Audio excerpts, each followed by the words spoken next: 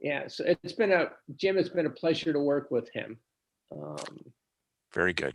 And so check out the vivarium if you get a chance.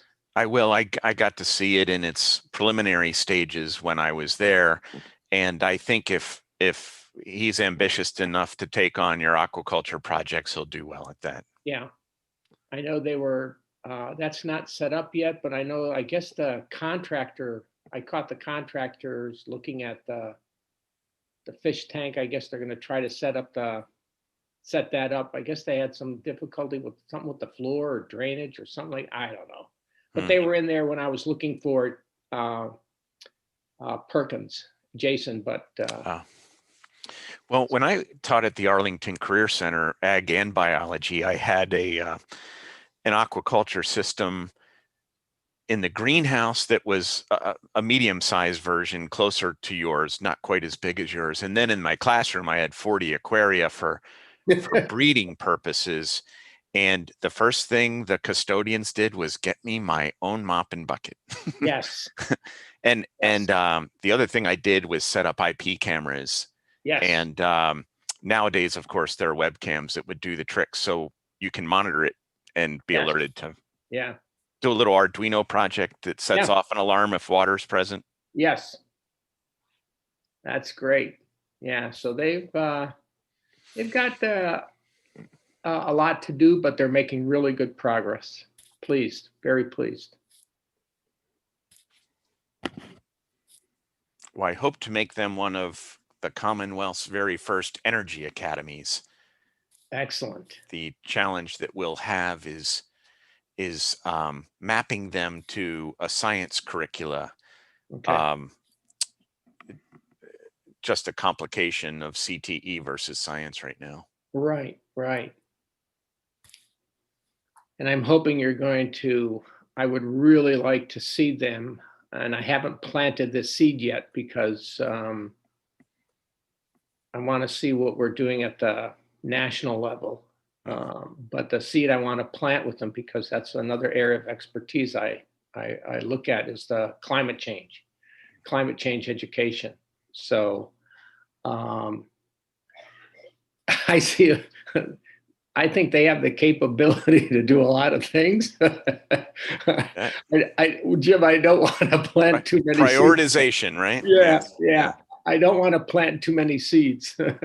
Yeah. Well, and it could be some differentiated responsibility if Carrie wanted to, take one path, Ray another, and Steve another, and yes, they could develop that expertise too, and really establish the teamwork necessary for the students to see. That's correct. Pull that off. Yeah. See, if they want to, they can really be a model for not only the Commonwealth, but for others. Agree. But it's their decision. So I know Alexandria and Goochland are implementing energy academies, but wouldn't it be great if this was the energy programs, the new 8 high school energy sustainability and efficiency courses were part of the Sustainability Academy? Yeah. And because Virginia's the only one in the country that has the high school courses established. Okay. And it could really be a great model. Yes. Yeah. Super. Way to go, Jim. That's great. Well, yeah, I'm just taking advantage of the people in that building. You're just planting seeds like I do. Yeah. Well, I actually, Washington Gas is now sponsoring me to help implement that energy academy. Nice. Good. Well, I know that's. I'm sorry, Kurt, go ahead. And Peter, if we could, since we're starting in just a few minutes, and we've got attendees arriving, I believe. Excellent. I want to make sure that we're not making it seem like this isn't season, that it's a private meeting. A private meeting, sure. Yeah.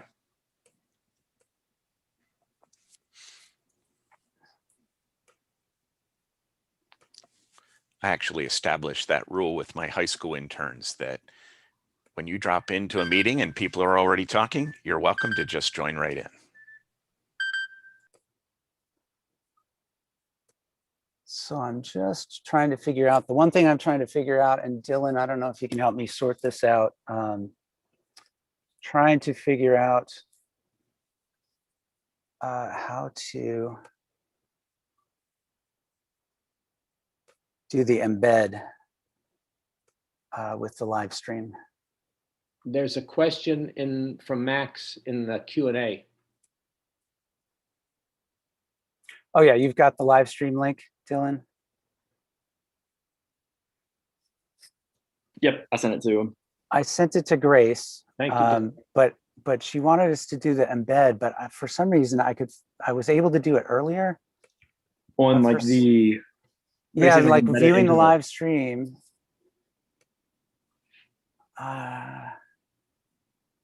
Kurt, when I clicked on the link, I can see the YouTube channel and I can see you in the corner.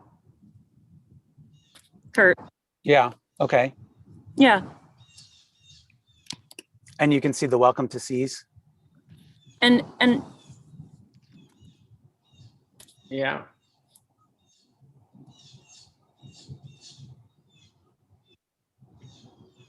Kurt, Yes.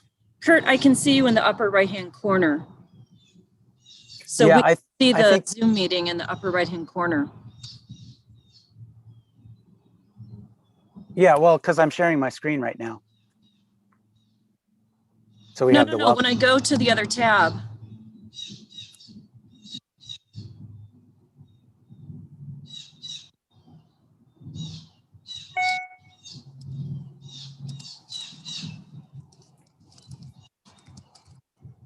Should we be on the YouTube or? We are on the YouTube. Good morning, Ella. Okay. Morning. And I see Natalia is joining us as well. Hello. Good morning, Natalia. Morning. We're going to get started in just a couple minutes. We're sorting out a couple things here.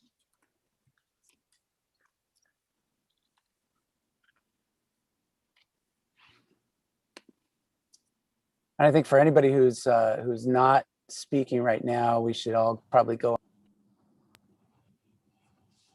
I'm going to see if I can sort out anything on the live stream. I'm going to share my screen again. Oh, Elizabeth, sorry, you were saying about the in the corner on YouTube. Yes, when I clicked on the link, it took me to a tab. I could see the YouTube video and I can see you in the upper right-hand corner, but there's a lag. So Yeah, it's a 20-second lag. yeah. The YouTube stream yeah. is a 20-second But lag. it's there. It's there. So Yeah, I okay. think that's what we're talking about. Just wanted to make sure you knew. Yeah, no, the thing is the embedded link for Grace to put on the C's Live site. That's what I'm working on.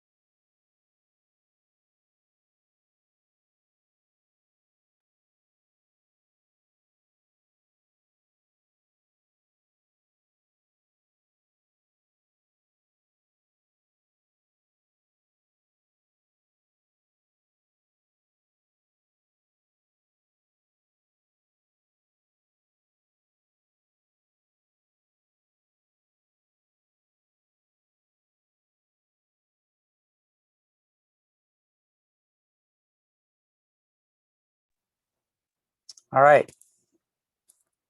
I'm going to get started if we're ready.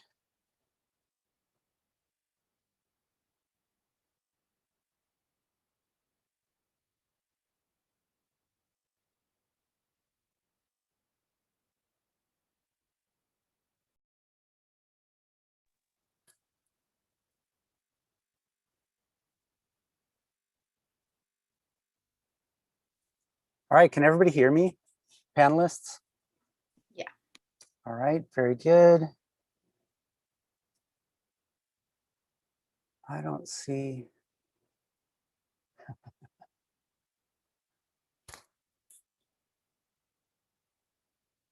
All right, well, we'll try to get this to work a little better. Good morning, everyone, and welcome to the Student Environmental Action Showcase. Happy Earth Day. My name is Kurt Moser, and I'm the co-chair of the SEAS event and with NoVA Outside. And on behalf of NoVA Outside and the SEAS team, I want to welcome you to this year's Student Environmental Action Showcase. For those of you that are attending via Zoom, I hope you'll let us know where you're attending from in the chat. Before we get underway with our program, I'd just like to acknowledge the sponsors we have for today's event. I'd first like to acknowledge Earth Force, and which is the organizer of the Caring for Our Watersheds contest.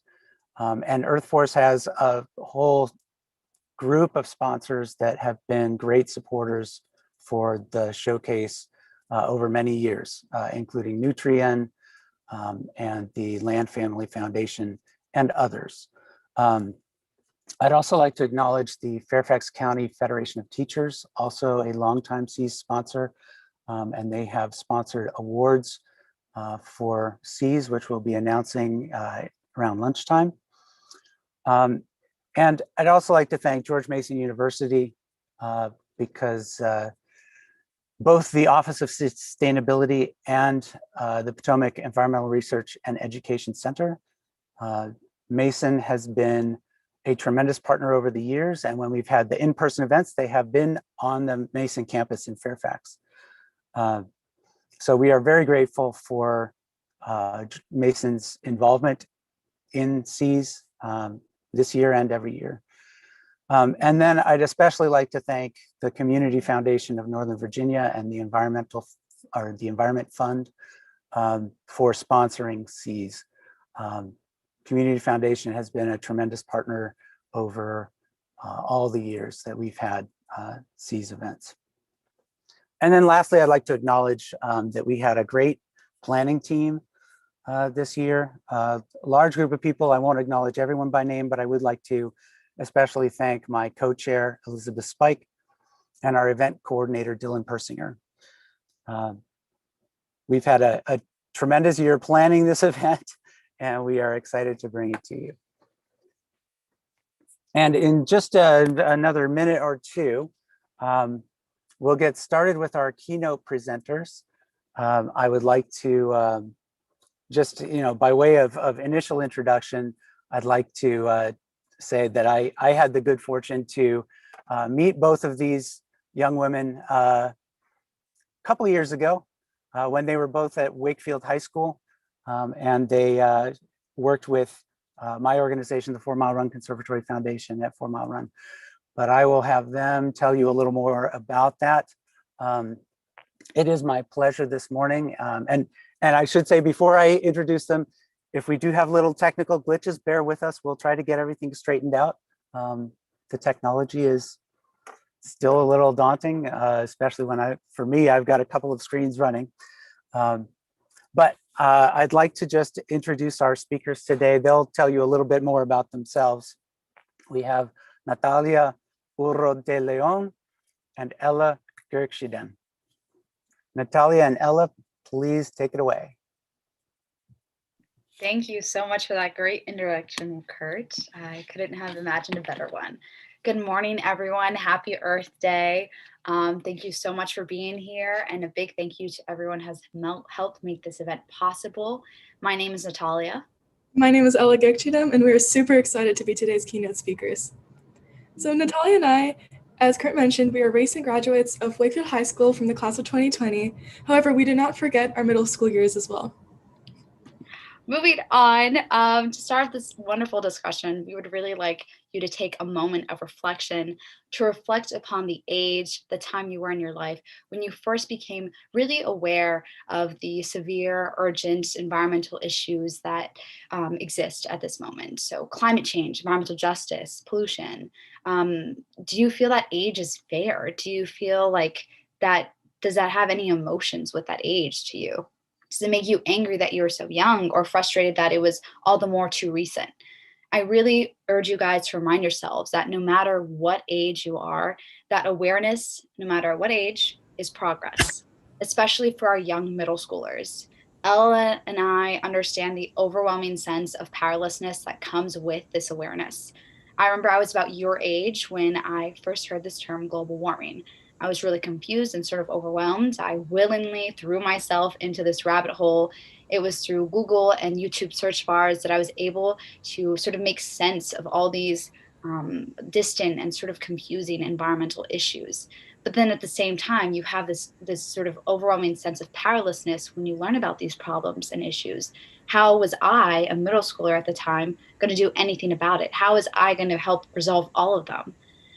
Then, with that sense of powerlessness and fear, it was and is frustrating, sort of seeing adults and leaders sort of struggle and tiptoe around such issues that will literally determine the quality of our inherited planet, especially since we're the next generation. It's so easy to let such negative thoughts overwhelm you. It's so easy to feel powerless. But resolving such challenges really does demand your energy, effort, and above all, initiative.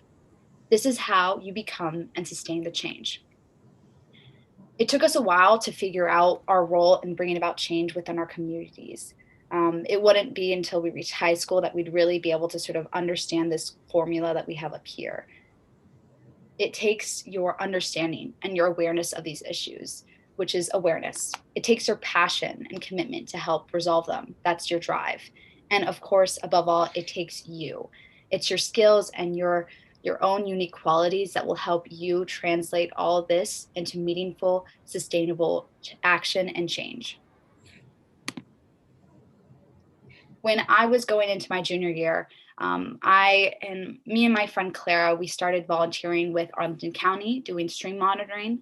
And it was through this really cool program that we were able to firsthand see the aquatic life of Arlington County, see the pollution as well. And that was one of the most disturbing and uncomfortable experiences, having to confront the reality and the severity of this problem, even in my own community. It was thankfully through other fellow volunteers that we were able to get connected with Kurt Moser, the president of 4 Mile Run Conservatory Foundation, and turn this awareness and drive into something beautiful. And that was, of course, these kayak stream cleanups. And this is where my qualities and my skills were able to translate into not only advocacy and awareness about these issues, but into engagement with my fellow classmates at Wakefield and the greater community. It was through my journalism class that I took my senior year. I was really able to hone in on my video editing skills and create these awesome videos for my classmates, really just to bring focus and attention to environmental issues that were concerning me. And I know that were on their minds as well. So recycling, fast fashion, how to combat it through thrifting, Ecos in Action, our work on the stream, of course. And we also did a bottle cap mural, which I spearheaded my senior year as one of my projects as president of that club. And we were able to create this beautiful mural that you see on the bottom right-hand side. All the bottle caps that you see, it was over like 200. We had collected them from all the stream cleanups we did and a campus cleanup. So it was really cool to be able to showcase the work, but also the issue at hand that we were trying to address and mitigate. So like I said, we were able to turn this program into something beautiful, from small groups of friends into a greater group, and ever so increasing group of volunteers who are really excited to get on the stream and help improve and restore the quality of our local waterway, 4 Mile Run, to its majesty. So as you can see, we're all out there for a land-based cleanup in like January. It was pretty cold, but I was so happy to see so many students and friends of mine out on the stream helping us bring about this change that I know we all were eager to participate in. So just remember that as soon as you take that first step, there are people who are willing to help you get to the next one and are willing to take that next step with you.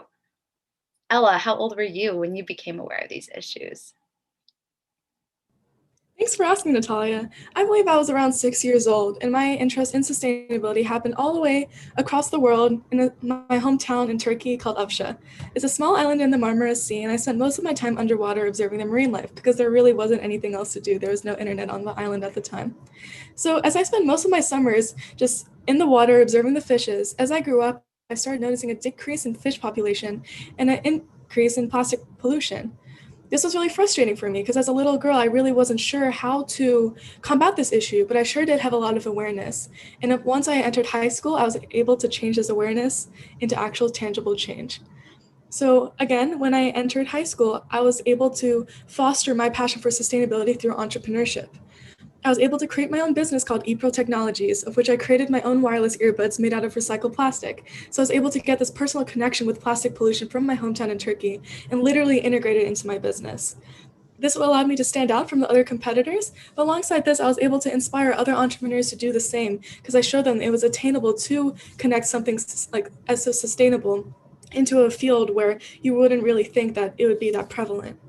And as I kept advancing, I was able to encourage other students in Arlington to do the same and also encourage other entrepreneurs across the nation and teach them how to integrate sustainability into their venture without hurting their profits and also making sure it's the same experiences as beforehand.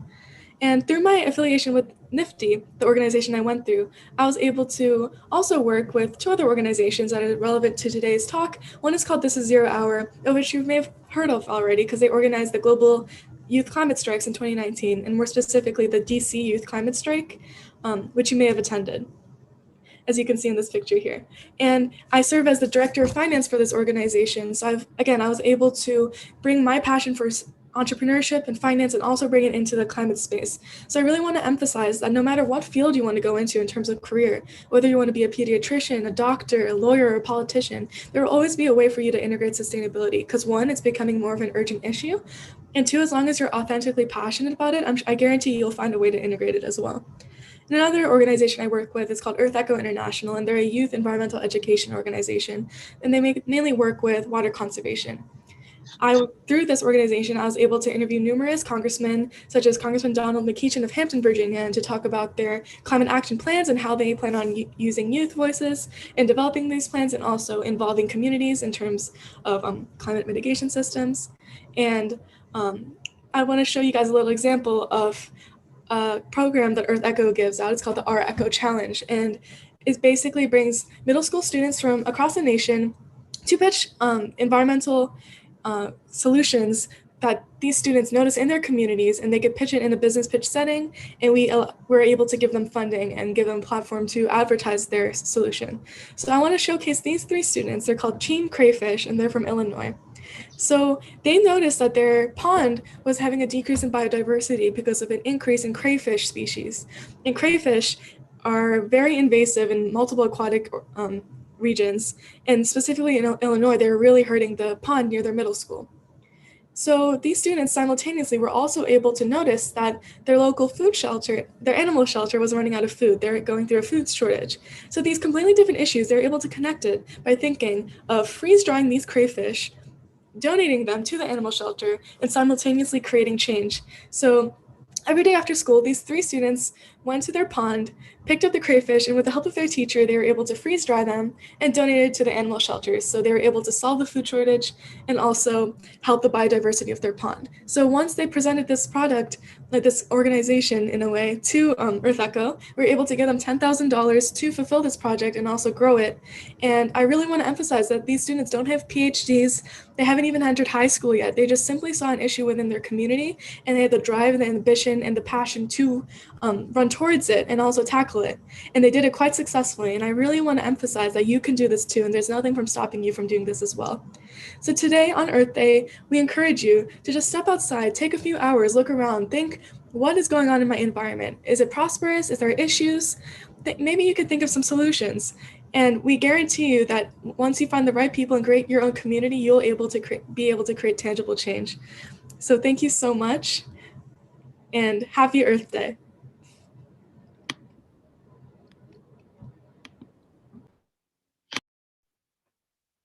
Thank you, Natalia. Thank you, Ella. You guys are amazing, and we sure appreciate your being here today. Just so everybody knows, we are still figuring out a couple of details on the live stream. It is working, but we were trying to post it so that it would be on the C's Live site, and it is not there yet, but we're going to work on that. We've posted a couple times, we've posted the link to the YouTube live stream in the chat, and hopefully, Dylan, you could post that one again. So if you are intending to watch on the live stream, you'll be able to access it that way. I want to just cover a couple of things before we continue on with our program. We will be viewable on the NoVA Outside YouTube channel all day, and the live stream will be recorded and available afterward. And throughout the day, we encourage you to visit the C's.live site, which has links to the Eco Poetry Smash contest, links to the general showcase, and we will be, throughout the day, we'll be featuring some of the poetry submissions in short videos, and we will also be sharing some citizen science opportunities. And then we'll also have, all throughout the day, we'll have partners leading activity sessions. So hope you will tune in as much of the day as you can. And if you are unable to attend for the whole time today, please do check it out online.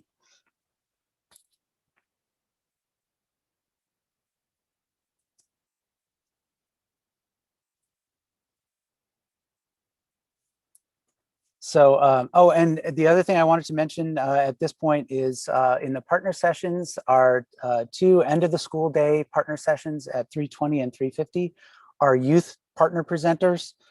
So we'll have the Virginia Youth Climate Coalition and the Electric Vehicle Association of Greater Washington, D.C. Those are students, and we definitely encourage you to attend those 2 sessions.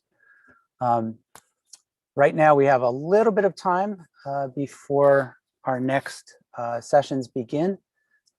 We will have the partner session coming up soon. I will start sharing my screen so that we have the information.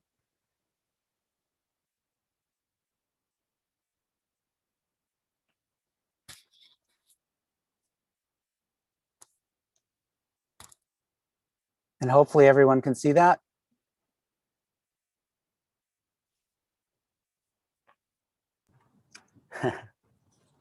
Yes, So- we can see your slides. So coming up at 10 o'clock is going to be Energy Action Fairfax.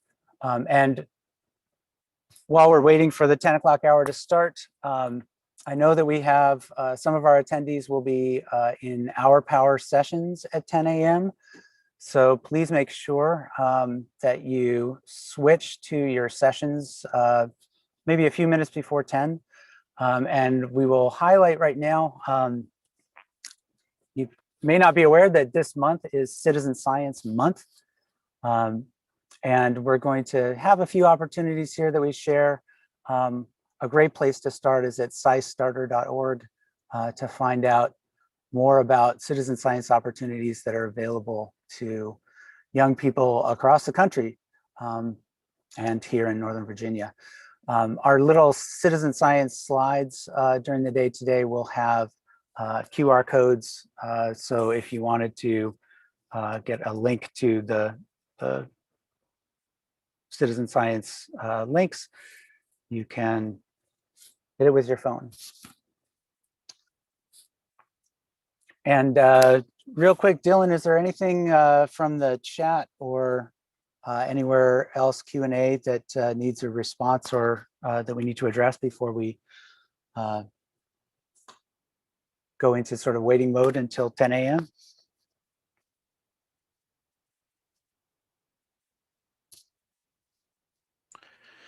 Hey, Kurt, while Dylan responds, I wonder if somebody could repost the link to the C's homepage where eventually people could find all these resources again.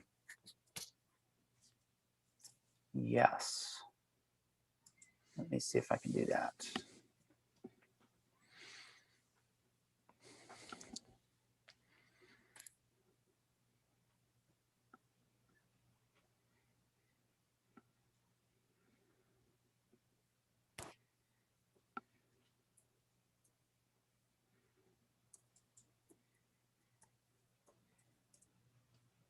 Ah.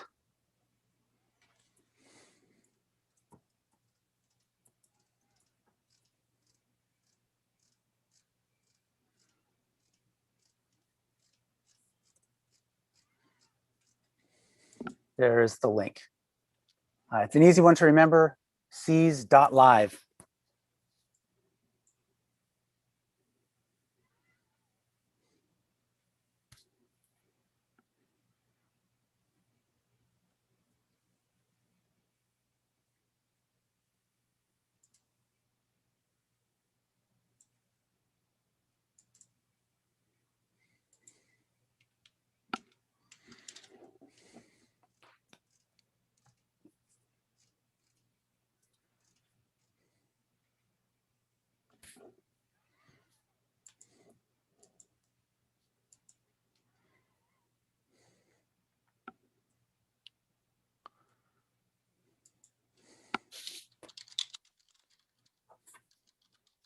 So folks that are on the Zoom session or on the live stream right now, starting at 10 a.m., we'll have Energy Action Fairfax, and they will be on this Zoom link. All of the partner sessions will be on this same Zoom link all day long.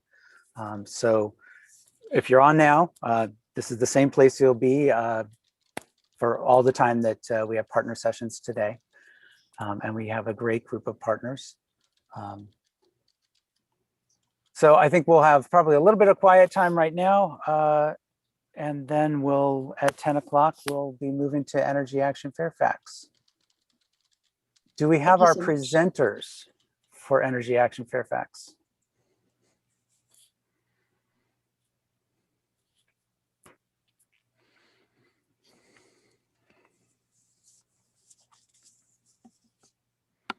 They may not be here yet.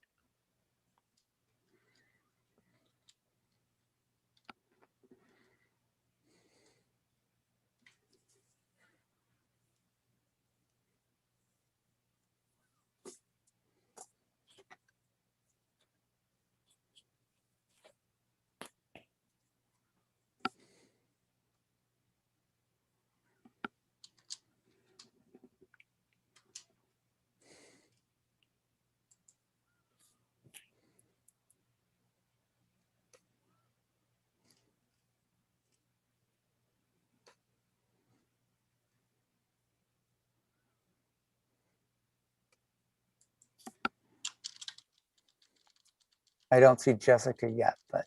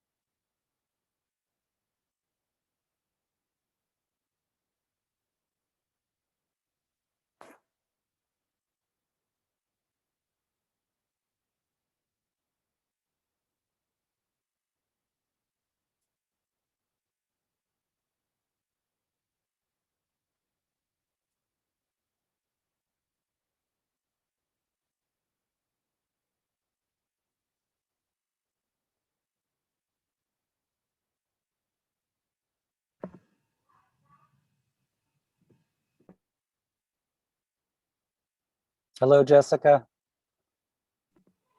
Hi. I see you're on. Yes. I'm glad to see you. I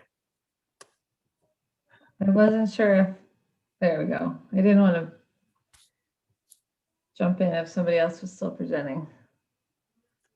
So nobody's presenting right now. We're sort of holding. We wrapped up the initial welcome and keynote, and we're just sort of waiting for 10 a.m. I would ask that you wait until 10, just because if people are planning to tune in, we don't want to have you start and then have them arrive.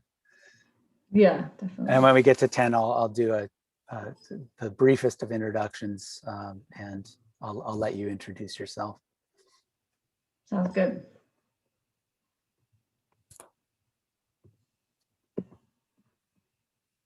And in the meantime, I'm going to be trying to sort out the YouTube issue that we're having. The live stream is working, but we're not able to link it on the website. So Oh, okay.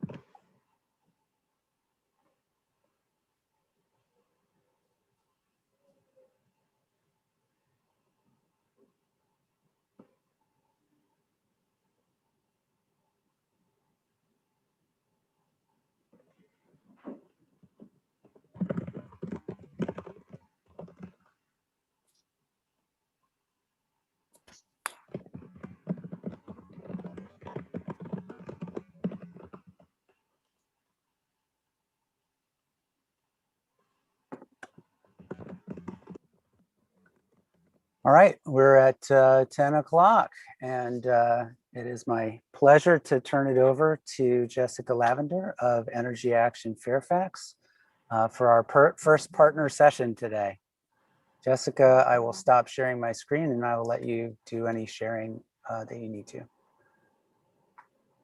Okay, great. Thank you. Well, good morning, everyone, and thank you for having me.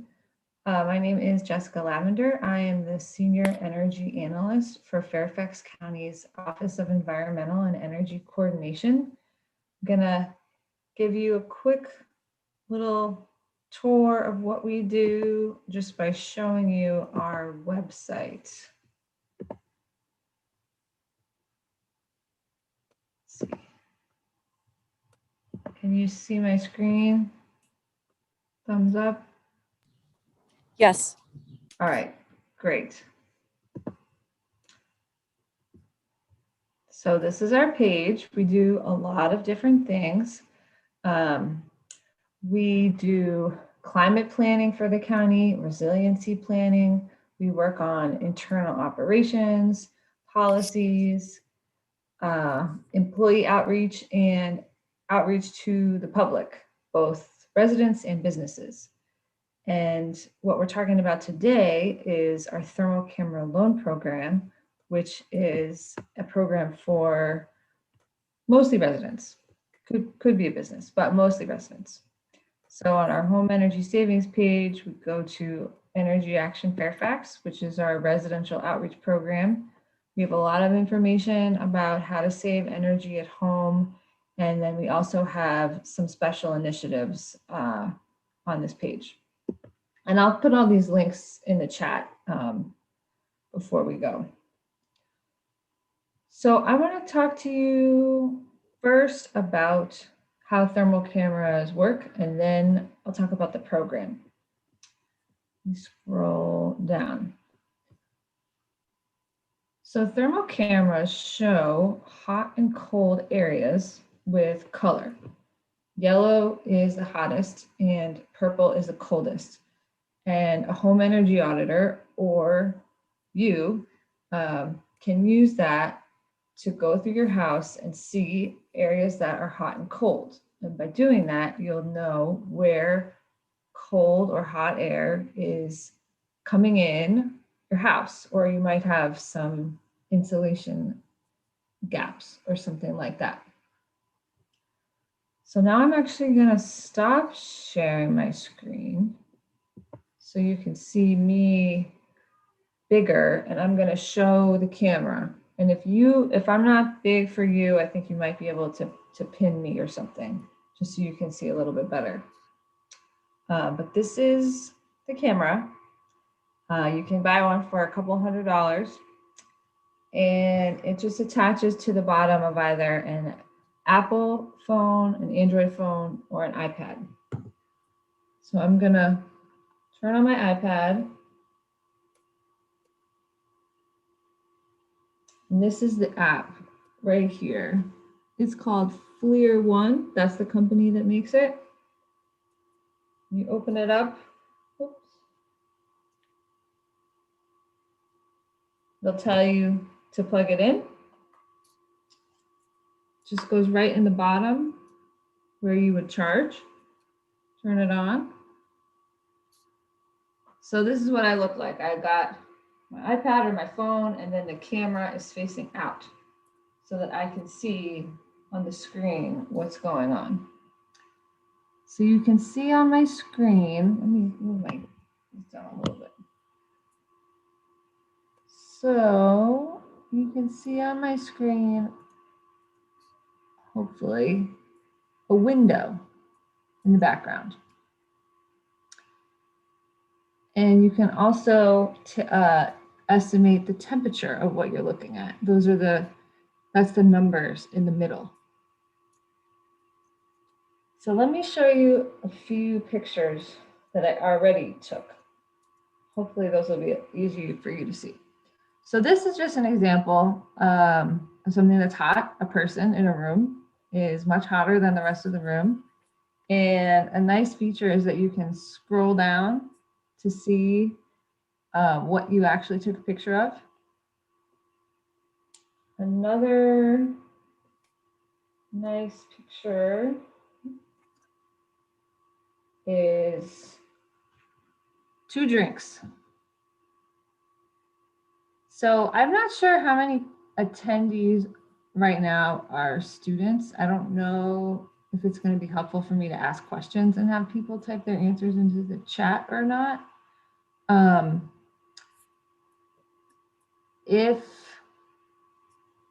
If you're interested in participating and answering questions, can you just type in the chat now, hey, ask me a question, and then I'll ask you questions.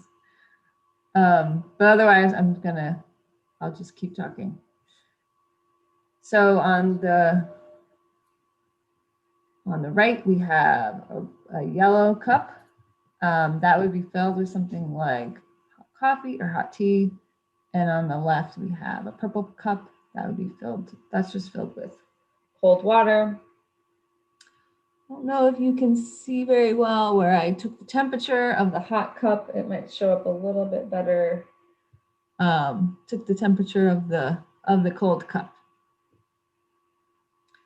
Another cool thing is that when you touch an object, your heat transfers to that object. So this is just me leaving my hand on the wall for about 10 seconds. And it's just a wall. So it's just a wall. But it knows my hand was there because there's a warm spot there. Another cool thing is you can see when appliances are on, because when they're using electricity, they usually get a little warm. So this is actually a speaker. That's the big yellow thing. And then the little yellow thing is where it is plugged into the wall.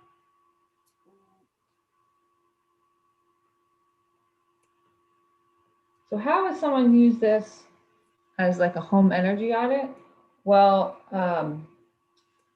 I went around my house. One place I found some purple coming in was underneath my door and through the window on the door. This was this morning. Fortunately, it was cold this morning. In order for the colors to really show well for you, you need at least a 20-degree temperature differential, preferably between the inside and the outside. So a couple days ago when it was like really nice out, 70 in the afternoon, that's not a good time to use the thermal camera for this. But this morning, it's cold, it's a good time to use it. Another place there's some air coming in is through my window. There's a little purple coming in through the bottom. And these are air leaks, also known as infiltration. That's one way to lose heating or cooling through your house. Another way is through insulation gaps.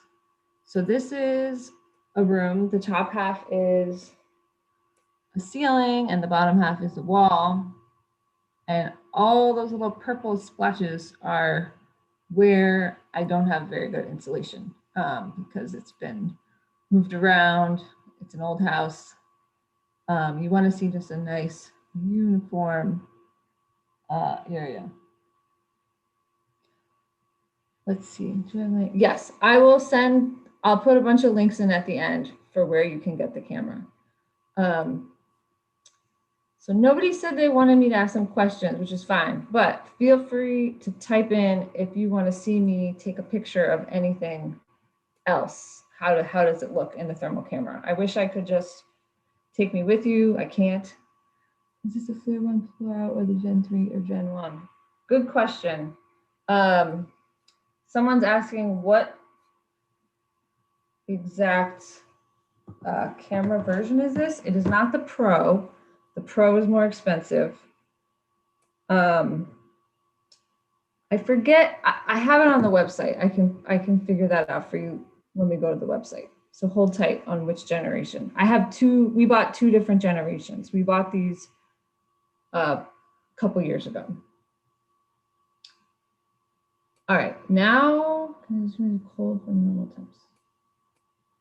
as long as there's a 20-degree temperature differential. So if normal temperature is 70 and cold is 50 or lower, then yeah, it could differentiate well between the two. All right, now we're gonna do a couple of questions. So what do you think is the typical annual home energy bill in the United States?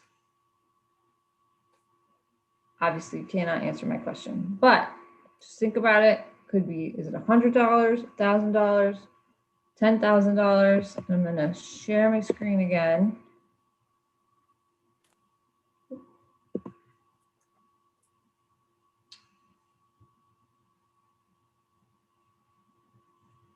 Okay, while you're thinking about that, I'm gonna show you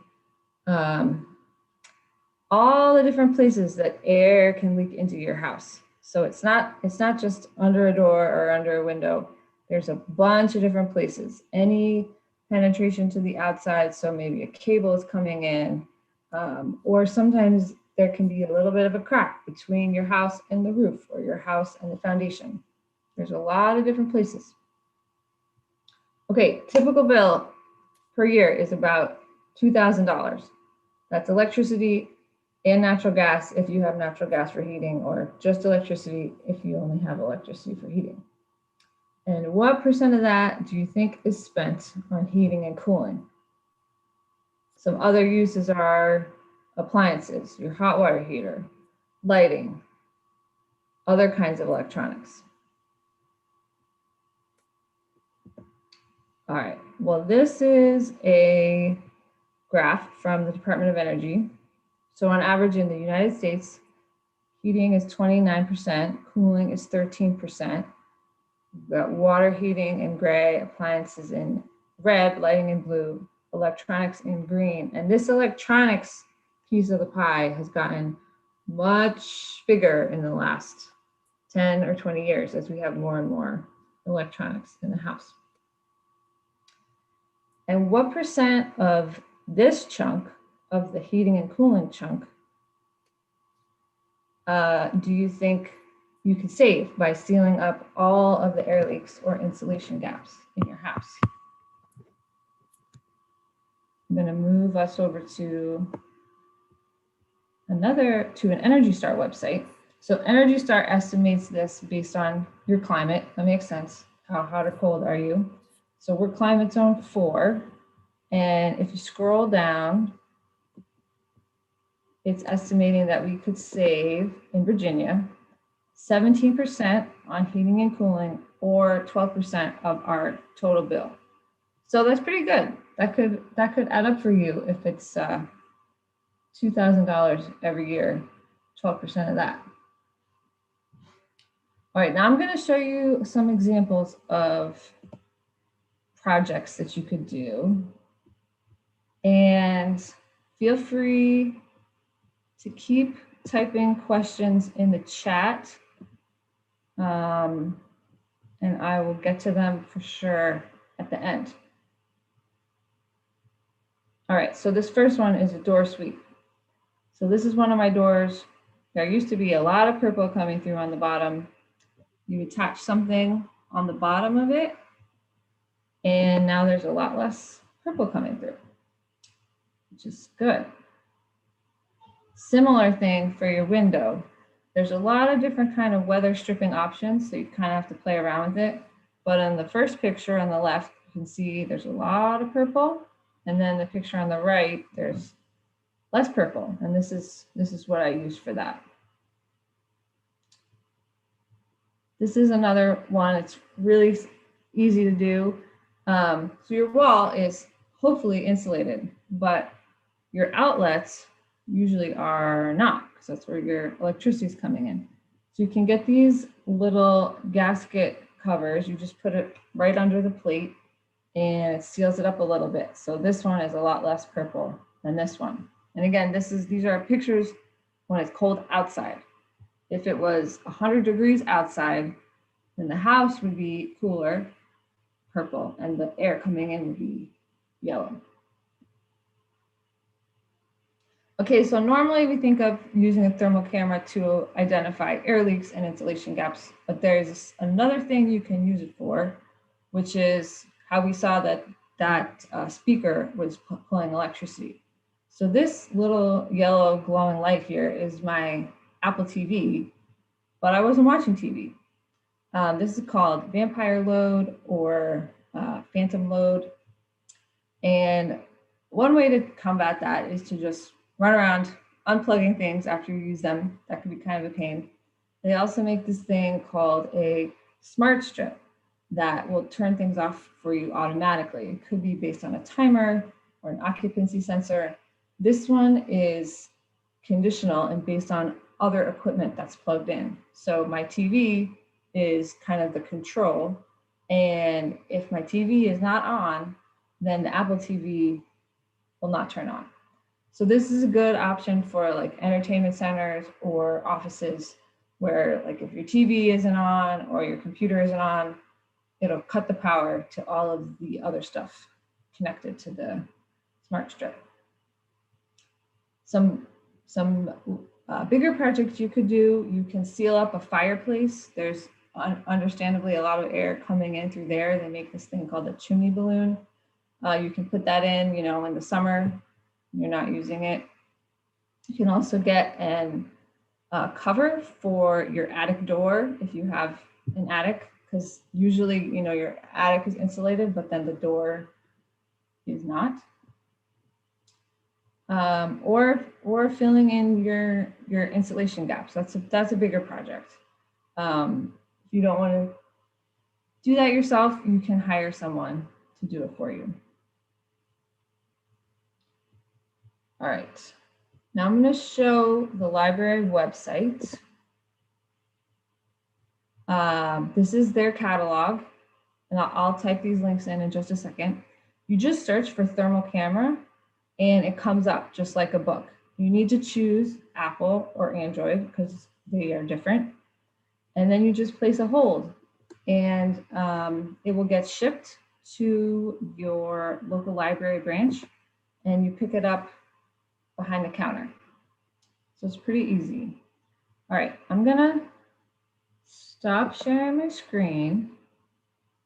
I'm gonna check the chat, and then I'm gonna type in the links. All right. Oops. Oh, good. I did get some answers. Let me just do, hold on a second.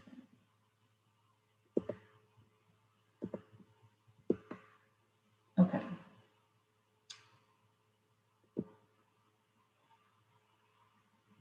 Yes, $2,500 was a good guess. All right. Let me get some links for you. This is our program page. And I'm also going to give you the library catalog. So those are in the chat. I'm also, you know, if anyone wants to reach out and has a question, I'm happy to give up my email address. Let me see if I can find the generation that we have.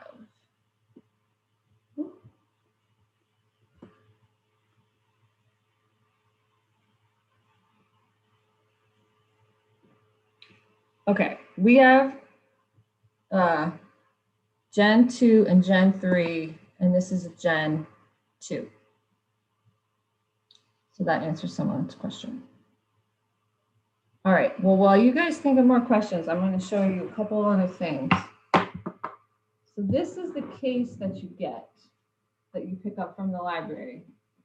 The camera is inside of it in some foam, and then you get some instructions on how to use the camera and a few project examples like we're on the website. There are also a lot of instructions and videos in the FLIR app itself.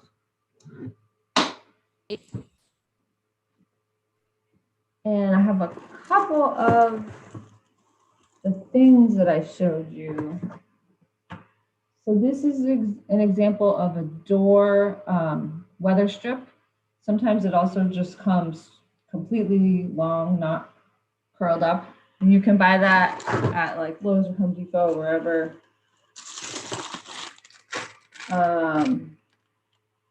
This is another one that you could put this one like under a window. And like I said, sometimes you just kind of have to buy a few things and test it out. It's all very inexpensive. These are the socket sealers. Pull one out.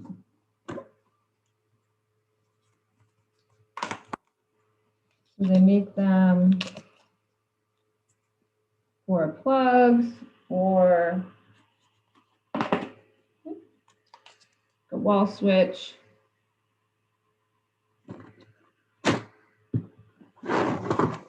This is the smart strip I was talking about. And what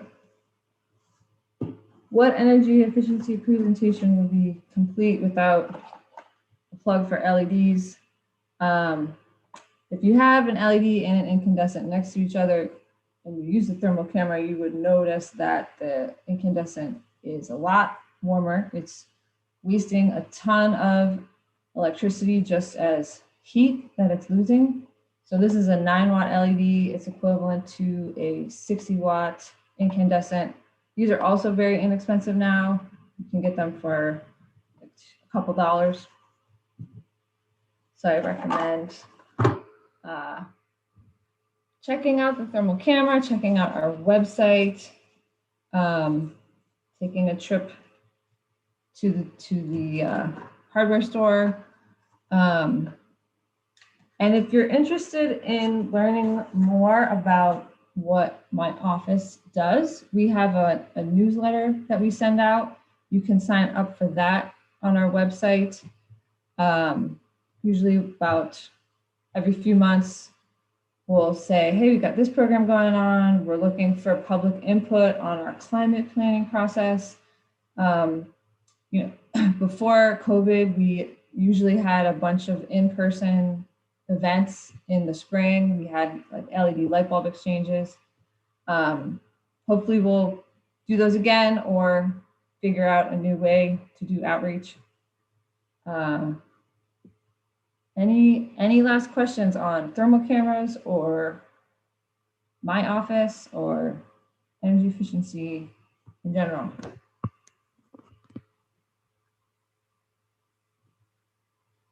Okay, well, I'm a little early. I don't know if Kurt, did you want to run the video? You are fine, Jessica. Okay.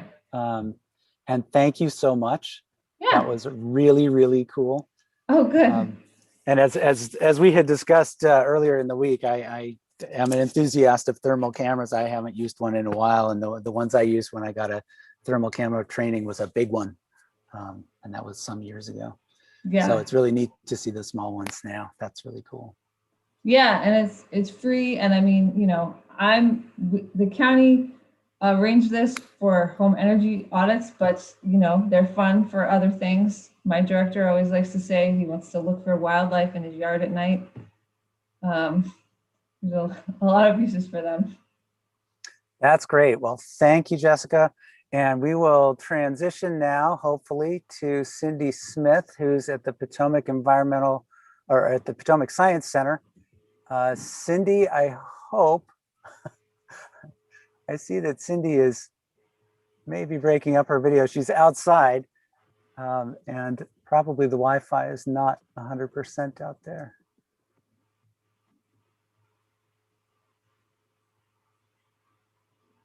I can just hang out for another minute or two in case another question comes in too. Yeah, sure. If there are any other questions, that would be great. I can see Cindy, but I can't hear Cindy. Can you hear me? I can hear you. Okay. Can you see me? Yes. Yep. All right. Hi, Dr. Cindy Smith, and I am live with you guys at Potomac Science Center. The Science Center is right behind me. And this is a George Mason University building.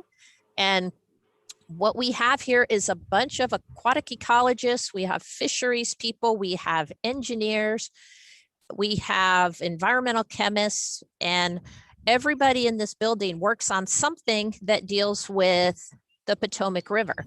And if you see behind me, this is the Occoquan River where our building is. And this is, I don't know if you can tell, it's low tide.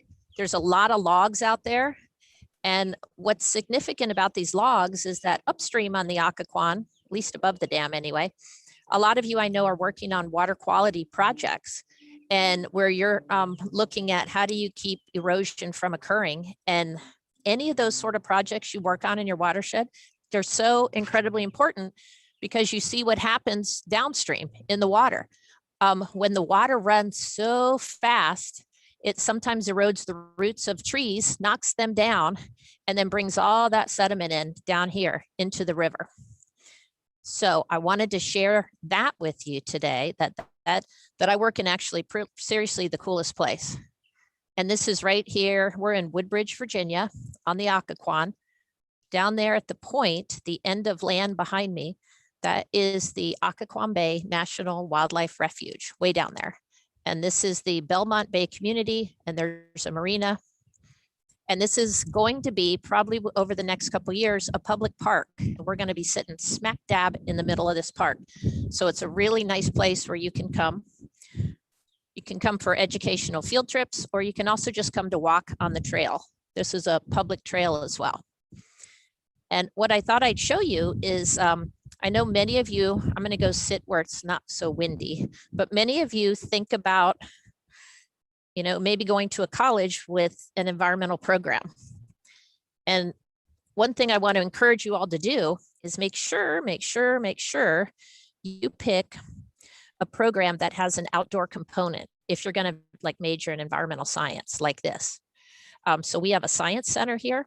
We also have a really neat facility out in Front Royal where the Smithsonian Mason School of Conservation, and we partner with the National Zoo out there, the Smithsonian Conservation Biology Institute, and it is a phenomenal place to go and learn for a semester.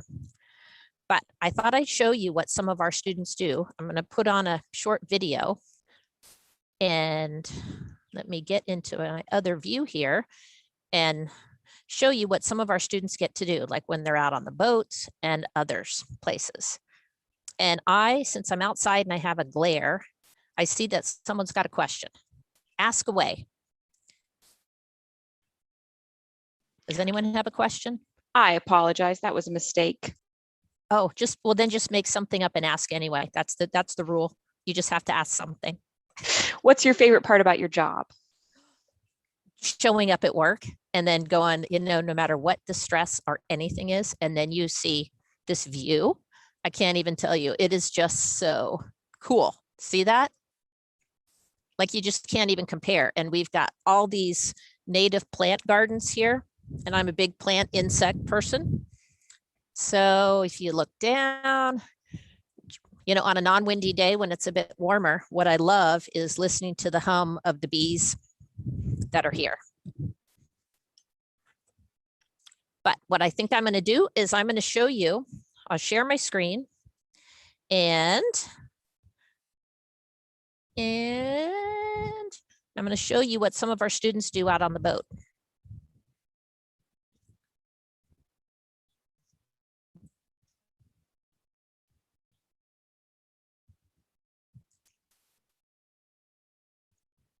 And this is how we monitor water quality data.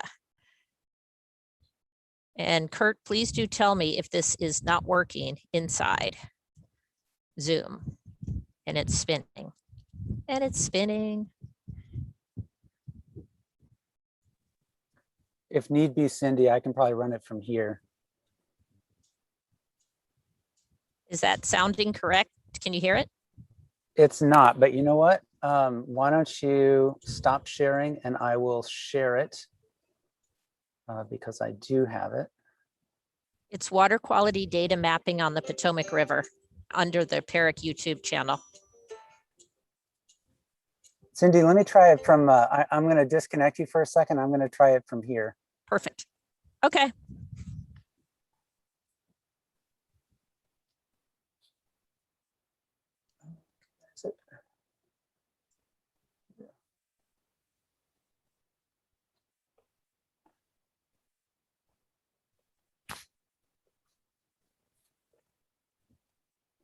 Ooh, this is even better down here.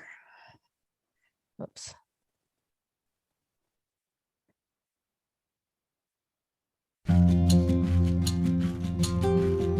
Is that working?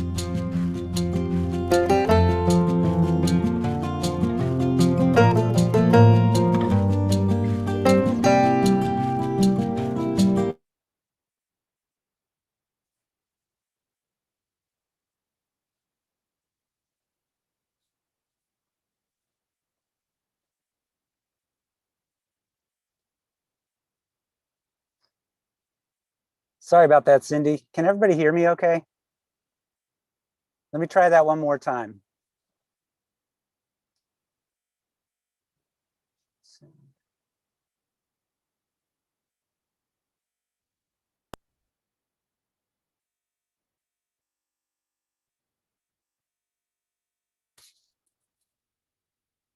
Can you see my screen? Okay.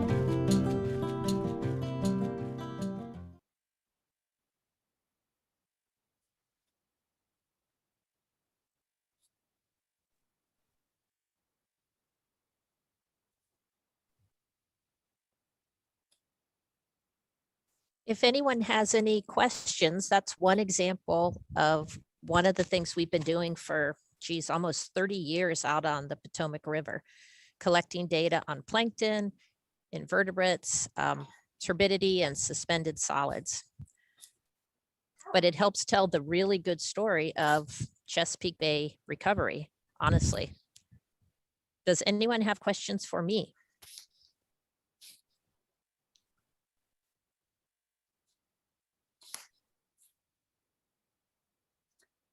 And Cindy, I know we'll be coming back to you a couple other times during the day today. So Okay. Unless there's any questions, I don't have the window open, so I'm not sure if there are any.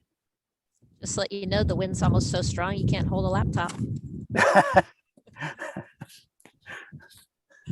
Well, right. I will, Cindy, I'll just, as long as we got just a couple minutes before our next session, I wanted to mention something that that you had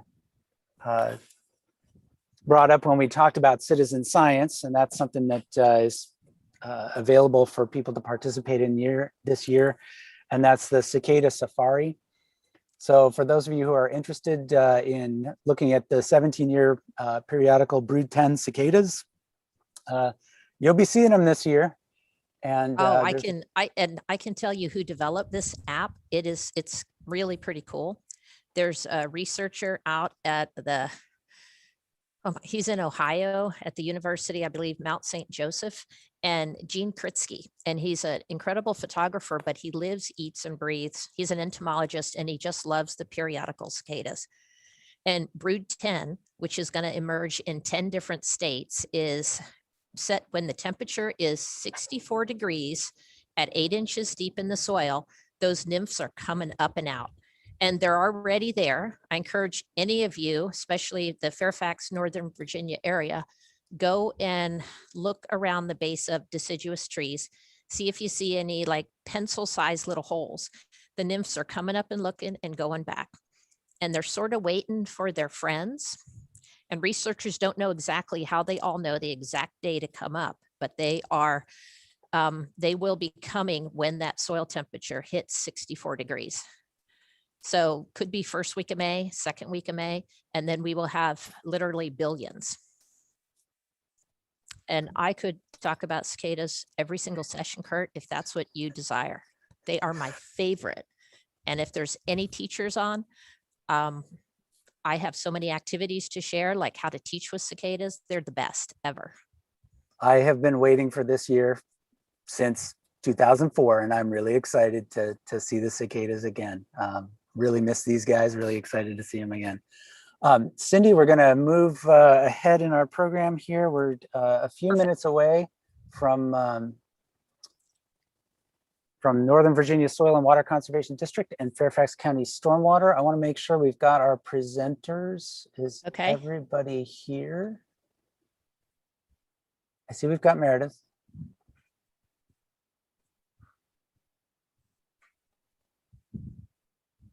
And make sure you're unmuted if you want to be unmuted, but let's hold off on starting until 10:40, which should be quite soon. Does everything seem to be working in the field? Hello? Can you hear us, Kurt? Yes.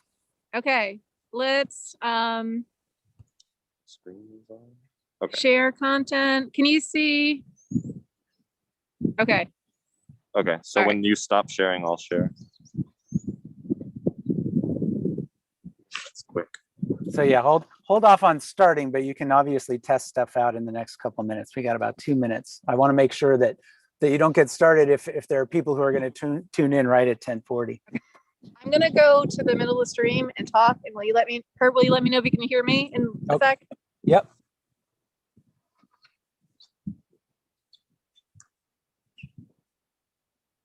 Can you hear me? Yes, we can hear you. Okay, good. Chris, you want to go to your side of the screen and see if they can hear you too? Can everyone hear me just fine? Yep. Good. Cool. All right. I think we're ready then. So that works. Looks to me like maybe another 30 seconds or so. I don't get my time. Doesn't come up on here. You may do. It's on the side page view. My clock doesn't pop up. Okay, I can just pull the screen down. So, and I'll stop sharing my screen in a second. I'm just leaving this up for when we get started, just so people know what we got. Appreciate it. All the millions of people watching this. No.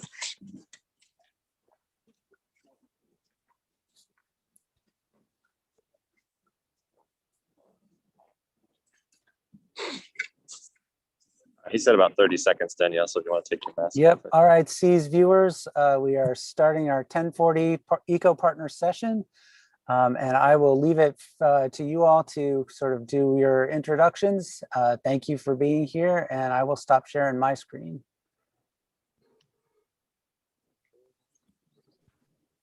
Oops. So I'll take a second while they're getting ready in the field to just introduce myself. My name is Meredith Keppel, and I am the spring intern at the Northern Virginia Soil and Water Conservation District. I'm so excited to be here with Fairfax Stormwater, kind of hosting a macroinvertebrate and stream monitoring session. So if you guys want to go ahead in the field and take it away, I'll be here to monitor the chat. If anyone has any questions, feel free to throw them in there at any time, and I'll do my best to answer them or to throw them to Danielle and Eric in the field. Yeah.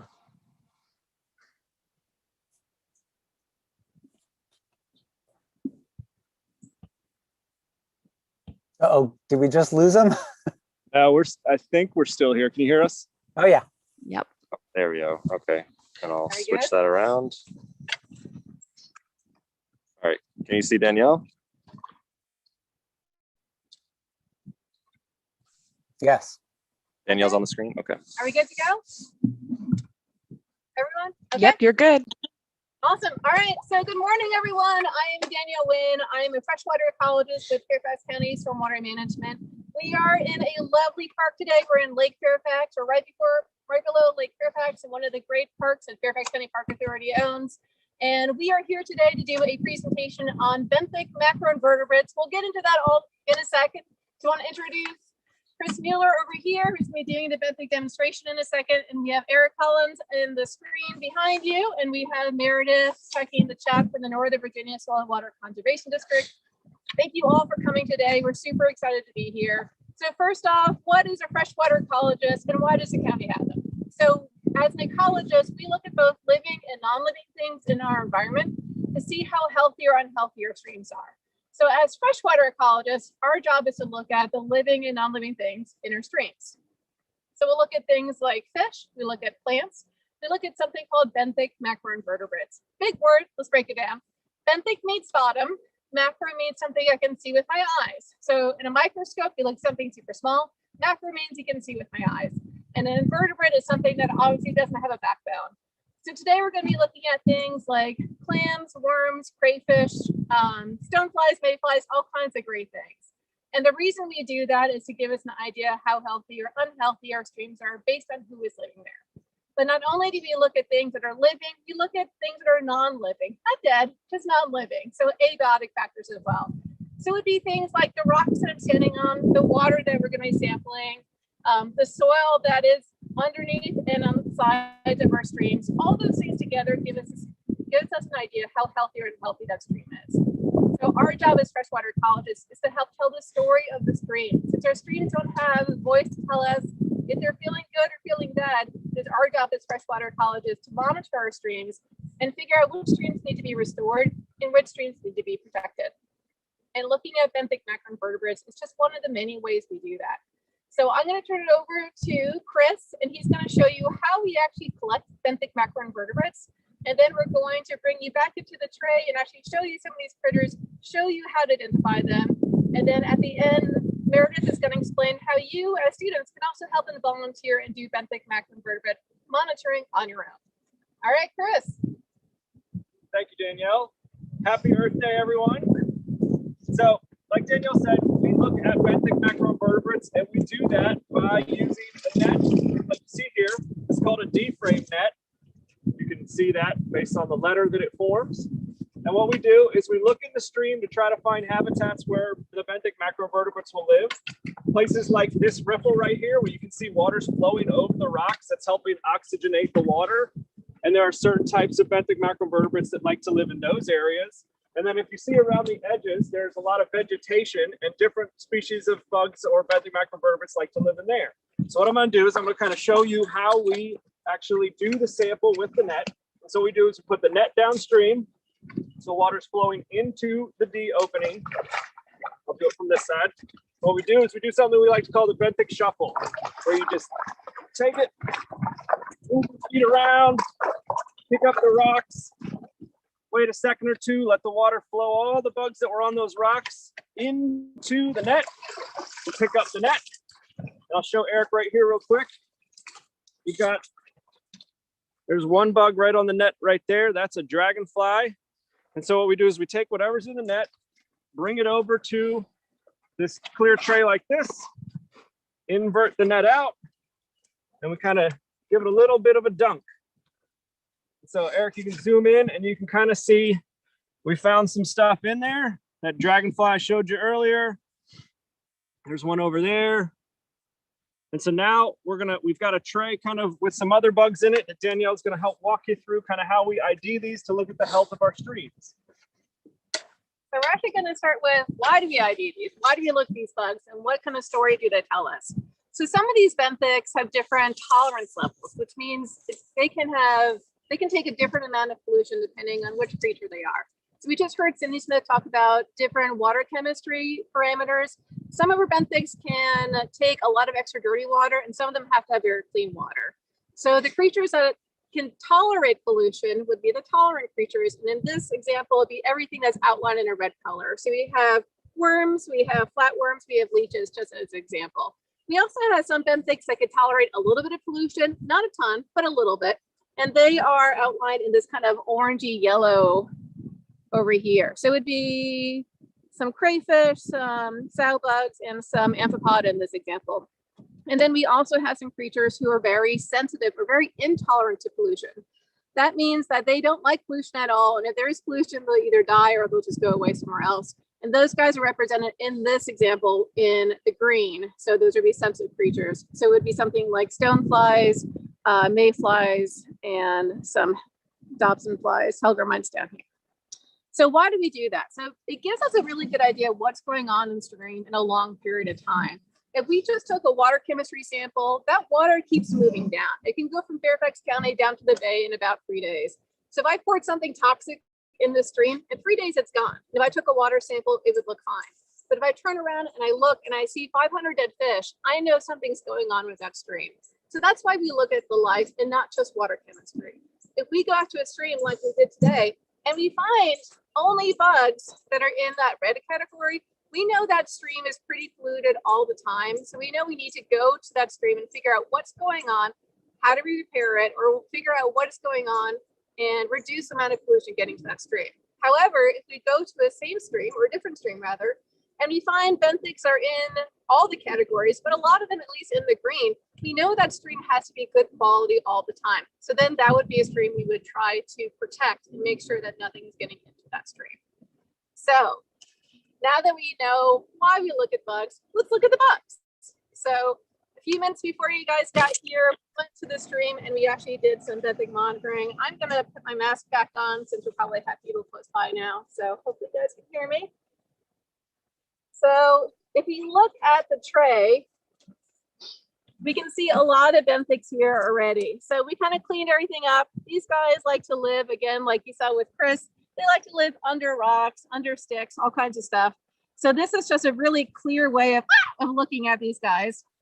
So you can see we have a lot of life in this stream. So this stream must be good quality because we're seeing a lot of benthics here and a lot of good quality benthics here. So we can have right here, we'll use my little pointer guy. So we see right here, this giant guy right here is a Helgermite. So you can see him right here, or a Dobson fly.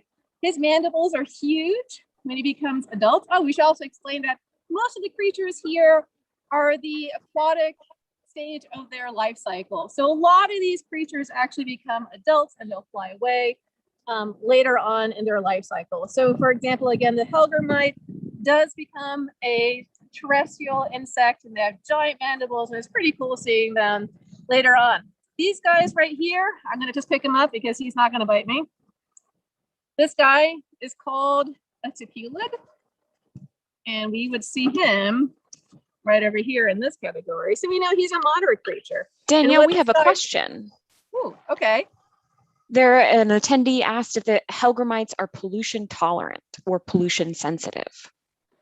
So if you look, that's a great question. Thank you for passing along, Meredith. So if you look over here, so this guy, again, is a Helgermite. So we know he is in the sensitive category. And what's really cool about seeing these guys is one, you know right away if you're finding them, it's got to be a pretty clean stream all the time or you're not going to find them. But if you look really closely, you can actually see, and I don't know if we can get to it, you can actually see his gills kind of moving. And then you can actually understand, again, these guys are breathing in that water. So we need to make sure that that water is clean as possible, or else we're not going to find these hellgrammites around. We also have these mayflies right here. Damselflies? The damselflies, okay. So these guys right here, I'm going to try to grab them. Again, I know these are aquatic, so we're going to try to keep them out of the water really quick. But these guys are called damselflies. So when they become their adult form, they'll look very similar to what a dragonfly looks like. But the way you can tell the difference between a dragonfly and a damselfly is when they land. If their wings are going up, it's a damselfly, and the wings remain out, it is a dragonfly. Chris, do you want to jump in here and do any kind of Sure. I do want to stress that if you find any of these hellgrammites out in the wild, that you be very careful with them, because like Danielle said, when they're in their nymph stage like this, their mandibles do pinch, and they are called toe biters for a reason. They do like to protect themselves by biting. We have So another question for you guys. So an attendee has asked, what happens if the water suddenly gets polluted? Will the sensitive animals get suffocated by pollution? Sensitive, they can be wiped out. It depends on the level of pollution. Like Danielle said, the tolerant ones can pretty much handle variations and changes. The moderate ones can handle a little bit less pollution, but the sensitive ones, depending on how long that pollution comes in, what time of year, if it's during the summer and you get a real hot kind of flux of water coming in, or say in the winter when it's cold and has a lot of salt in it, that can actually harm those sensitive benthics, and actually they can die off quickly if you get a large enough flux of pollution. So some of the other ones that we have in here, two good ones that kind of show you what you have, are these two types of snails. One's tolerant, one's sensitive. One's a lunged snail and one's a gilled snail. And so we've got a couple of them in here. So here's a version of a lunged snail. We like to call it the ram's horn snail because it kind of shaped like a ram's horn. It goes around in a little bit of a cone or a circle. And then we have lunged snails here. And so the way you tell a snail is you kind of turn it towards you, and you pick which side, you kind of see which side the opening's on, as you can see here, and you kind of match it up with the key. So if I were to place this on the key in the direction it's supposed to go, the water's kind of not helping me here, but you see that the opening is actually on the same side as the tolerant one. So we know there that these are tolerant species. And if we don't find any of these sensitive ones, we know that, all right, we've got to either find some more sensitive species to make sure that the water is clear, or we know that from only finding tolerant species that this water might not be as healthy as it could be. So how much time do we have left? Let's see. We have a few minutes. Let's talk about caddisflies real quick. And then we'll turn it over to Meredith. Yeah. Okay, yeah. Cool. So we're going to just talk about one more benthic, and then we're going to turn over to Meredith. So she's going to tell you all the great things of how you can volunteer also to do this on your own time. Where did they go? So we have creatures called caddisflies, and caddisflies are actually really, really cool little guys. So they look like this. Let's get a little water in there. Okay. So what you can see is their head is pretty hard, but the rest of their body is kind of squishy, right? So basically what it says is the rest of my body is kind of squishy. I'm like a chicken nugget. I am just waiting for a fish to come and eat me. So what they do is they actually make little houses, and they kind of put their chicken nugget backside into the house to help protect them. And you can actually see some of these houses when you turn over rocks, they kind of look like this. So they build these houses, they put their chicken nugget self in there. And it's also a great way for them to not move around. So by attaching their houses to the rocks, they're not going to be all swinging around when it gets to high flow. They're going to be basically staying on this rock. So it's a really cool way for the caddisflies to protect their kind of squishy self, and also make sure that they are not constantly moving around during any high flow. So that's some benthic macrovertebrates for you. We also look at fish for similar reasons, because our fish also help tell the story of the stream. We're not doing that today, but that's just another biotic feature that we would look at. So Meredith, there's no questions for us. We can go ahead and turn it over to you. Yeah, so thanks so much, guys, for showing us the field portion of this. And now we're going to talk a little bit more about what you can do. So I know we had a question about what's the best way for young students to help prevent pollution in our streams. And I think one of the greatest programs that we run as a district, one of my favorites at least, is the Storm Drain Labeling Project. And that is the kind of idea that only what we want is only water down the drain. We want to make sure that it's only rain down the drain. So we want to keep pet waste. We want to actually pick it up, wash our cars without harming the streets, not over fertilize, keeping our swimming pools properly managed, and then cleaning up around our area, keep picking up trash and pollutants. And part of our other program that we do that kind of monitors doing this macro invertebrate monitoring is our public workshops. And so NVSWCD runs a program for our monitoring that happens about once or twice a month. And we do a really similar protocol to what Eric and Danielle and John were showing you. And so that's going to be about a 2.5 hour program that we run. And in order to sign up for those, to figure out our protocol and to participate in a public workshop, you can email me. I'll put my email in the chat. It is meredith.keppel at fairfaxcounty.gov. So real easy to remember. There you go. And just give me an email and we'll sign you up for our watershed calendar and give you the opportunity to work with us in our stream monitoring program, which we run with the Isaac Walton League. So that's our program. Is there anything else that you wanted to cover there, Danielle?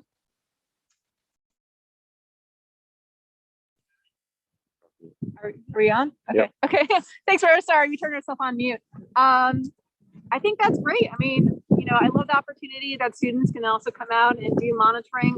They can become certified, so they can understand what they're doing, why they're doing it. And this is a great opportunity to get out in nature, get some experience, and also help benefit us by seeing or finding out where the streams need to be restored and where the streams need to be protected. So I think we have a few minutes before the end of our session. If you guys have any questions, please put them in the chat. Meredith is going to, again, be reading all your questions. Maybe questions about what we did today, maybe something we didn't touch on, maybe one of the bugs that you saw that you wanted us to focus on again. We're here for you. Danielle, I'm also going to share my screen real quick and just show a dichotomous key, if that's good with you, to just show you all what it could look like. So when we're out in the field, this is what we use. Whoops. So this is what we use, and we ask these questions of ourselves. Does it have a shell? Does it have legs? Does it have, let me use our spotlight tool here. Does it have 3 pairs of legs, 10 pairs of legs or more? So when we were looking at that Dobson fly, we would, or Helgramite as it might be called, we saw that it had about 3 pairs of legs, which are on the front, and then some false legs on the bottom, and no obvious tail. So that falls right here on our Dobson fly. We also looked at a caddisfly, which we saw had 3 pairs of legs as well, no shell, and it did have an obvious tail. It is not actually, oh, here it is. No obvious tail right here. Net spinning caddisfly. And then our more pollution sensitive caddisfly right here. And we have a question. What if the animal you find is not on the chart? That's a really good question. Danielle, do you want to handle that one? Yeah, Fairfax County has only a handful of different benthic macroinvertebrates, and so through the 20+ years that we've been doing this, we found pretty much all of them. We do run into some that we haven't found in streams for a long time, so that's exciting. But for the most part, if we find something that we don't know, we've got very experienced kind of aquatic entomologists in our group that we kind of hand it off to, and they help key it out using a much larger key, and they can give us the answer that we're looking for. I'm sorry, Danielle, the wind's making it really hard to hear you, so I'm just going to go ahead and answer this one. Okay, so real quick, we also take our benthics to a lab, and we actually can use microscopes to help really identify down to the species. So So unlike what you may be doing in the field, which goes down to something like family, saying like, this is a dragonfly or this is a mayfly, we actually go all the way down and look at the species. So it'd be similar to, hey, this is a dog, versus what we have to tell the state when we report what we find is we found a black golden retriever or something like that, or a black lab. So we actually have to go a little bit farther down than what you'd be doing for volunteer. So that's why you should take everything back to the lab. We have really in-depth dichotomous keys. So something like Meredith showed, it goes a little bit more in depth than that and helps us figure out what species we're actually looking at. But really good question. And in the public workshops, we actually use our dichotomous keys that, like Danielle said, only really go down to the family. But then if occasionally we found water mites, we found a few other things that are not on those keys. And we use an app called Aquabugs, which can be really, really helpful to kind of show those things and what might not be in our typical stream. And that's something that you can download yourself and go out in your stream, see if you can use a net to find your own bugs and identify them using Aquabugs. Okay, so if there are no more questions, I want to give a shout out to please listen to the wastewater treatment program at 1240. So they're kind of one of our sister agencies. So you see our stormwater right here, it's just part of the one water cycle. So please take a look at wastewater so you can see another part of that one water cycle at 1240. So with that, thank you guys. Happy Earth Day. Go out there, go hug a tree, enjoy the day. Happy Earth Day, students. And thank you, Danielle. Thank you, Eric. Thank you, Chris. Thank you, Meredith. Meredith, you look like you stayed warm. I hope everybody else gets, manages to warm up a little bit. It seems like it's pretty chilly out there. On us a little bit, Kurt, but we're staying warm. We're dedicated. It's fine. All right, good. Well, thank you. All right, bye guys. Thanks so much, all. I'm going to start sharing my screen again because I've got a few things to share before our next session.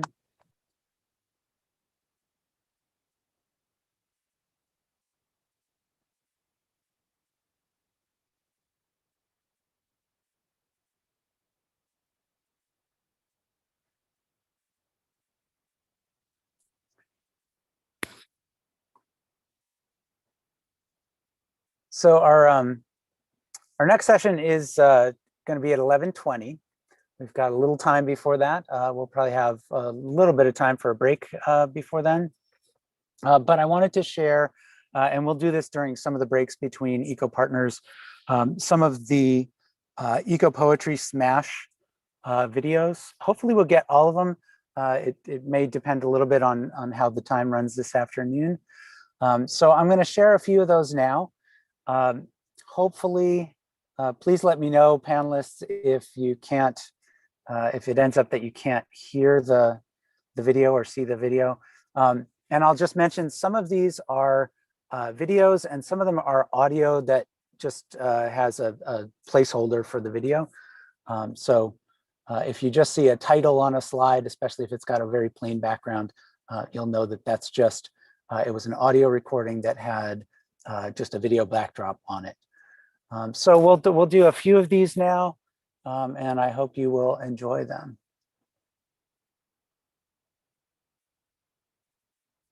And again, panelists, if sound's not working, please let me know.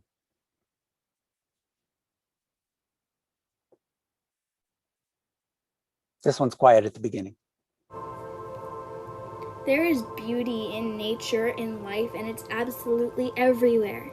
Even in things that might not be as beautiful as others. They might be polluted with chemicals, or maybe are covered with trash and garbage. But underneath all that waste is the beauty some look for their entire lives. We need nature to survive. The trees that tower above us, their tops pointing to the sky like rocket ships getting ready to take off. But these rockets provide the fresh air that helps everything breathe and survive. The water that runs through the earth, the blue planet's veins coursing through it, traveling the entire planet and seeing absolutely everything. But these veins bring the water that we need to drink to thrive. the plants that surround us, covering the coarse ground like a blanket that hugs you in the cold. But these blankets make medicine for the sick that many might not survive without. The fire that burns the cold to ashes that the wood dies with, in the shape of many, many tears that it knows could kill it. But these tears bring warmth on cold days and light in dark nights. There was a time when these resources were everywhere, even if that means disaster, destruction, despair. And then another one of nature's great creations comes along, called humans, and they take advantage of these vast and everlasting seeming gifts. But they are not everlasting. These resources are disappearing because humans use them all. And the ones that aren't being used up are having the beauty drained out of them, but it's still there. We just have to remember to turn on the faucet. Trees being cut down to make room for more species. Water not available to all, and the people who can get it might have to drink dirty or contaminated water. Plants cut and destroyed to make room for the newcomers, and the ones who called them home being pushed, shoved out. Fires raging because everything is so dry. They are angry that their friends are being pushed out of the way and taken granted for. We can change. If we change, the world will change too. But this time for the better. And with this change will come salvation.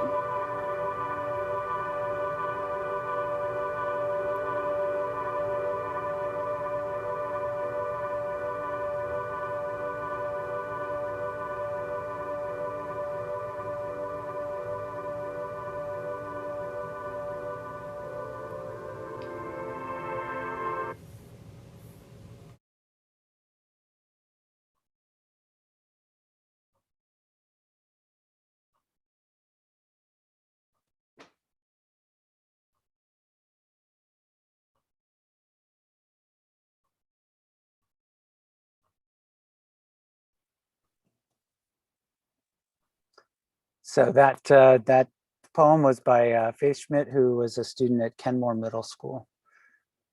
We'll move on to another one here. We've got until 11:20, and I've got a few of them. So here is Nature's Song.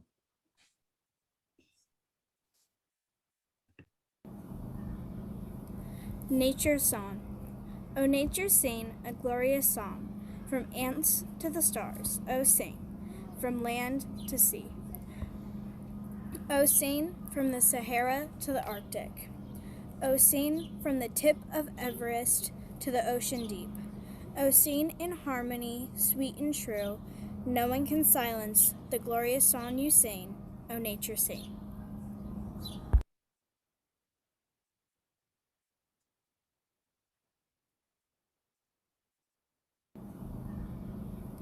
Nature's Song.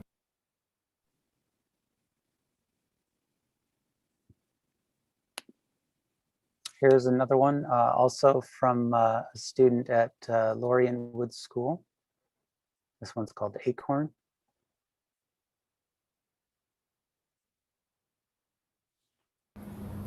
Acorn. A bundle of hidden magic, creeping out the corners, over the rough cap, round and round it goes, never fully hidden.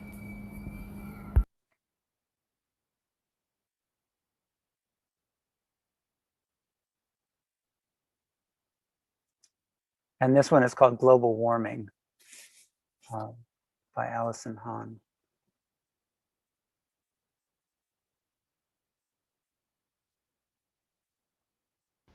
Global Warming by Allison Hahn. Global warming is devastating, I'm warning. The earth is warming, my faith is boring, it's like the sun ordering. We have the fault, we need to halt, the damage is done. Can we take this on, everyone? Icebergs are melting, polar bears are belting, we can fix this, you don't want to miss this. We'll plant more trees and we'll add more greens, carbon dioxide and greenhouse gases, we will not wait until it passes. Sunlight and solar radiation won't stop, our atmosphere might drop. Don't give up, we might be able to bring the world back up. You can help out by trying not to pout, drive less, don't make a trash mess. Plastic bye-bye, pollution sigh, clean up around your community, we can come together as a unity.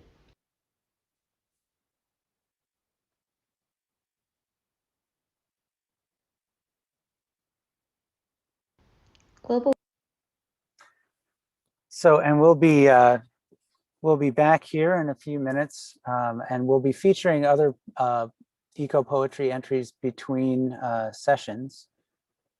But we did those 4 just now, and we will be announcing the Fairfax County Federation of Teachers Awards, which will include awards for eco poetry.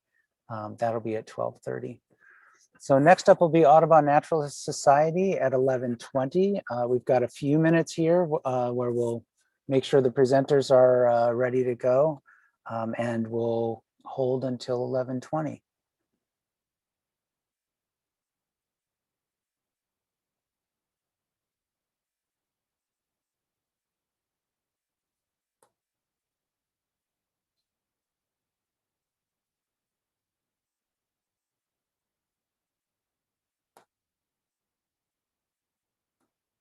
And let's see, do we have, I'll have to check here.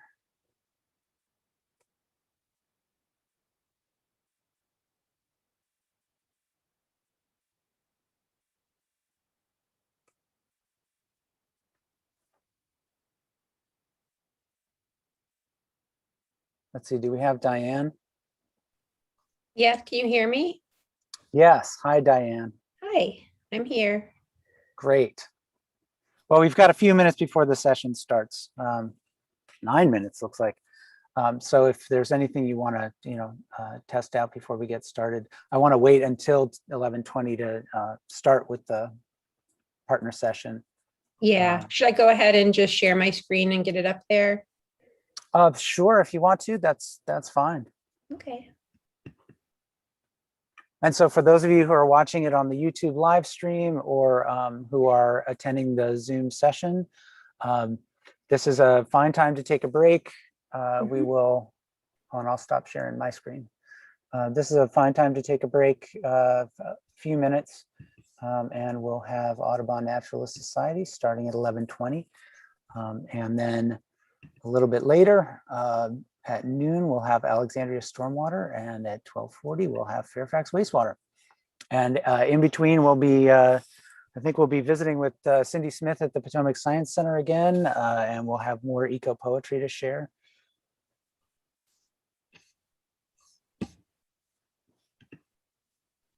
Okay.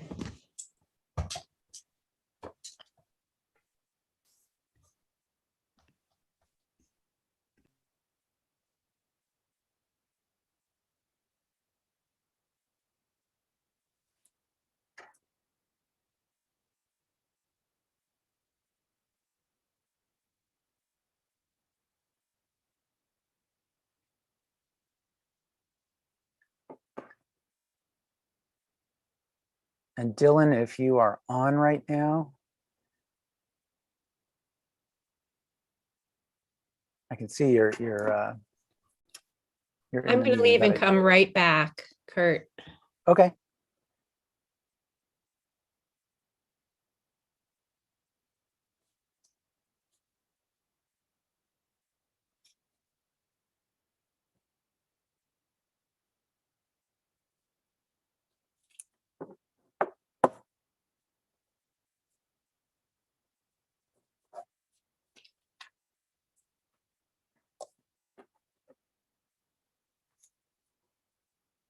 Dylan, are you on right now?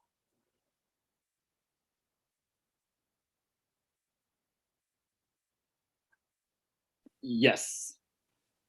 Oh, great. I just wanted to make sure that somebody's here. I'm gonna just take a quick break and I'll be right back. Awesome. Sounds great. I'm here. Okay.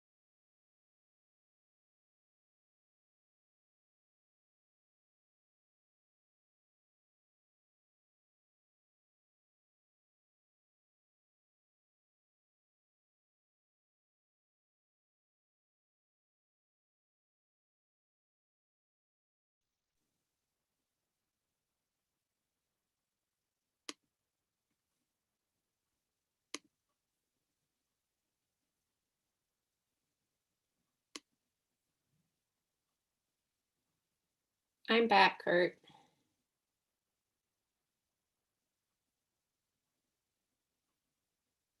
Welcome back. So Kurt went to a real quick break, and he'll be back in a Okay. second. Yeah, he'll be right back. It's okay.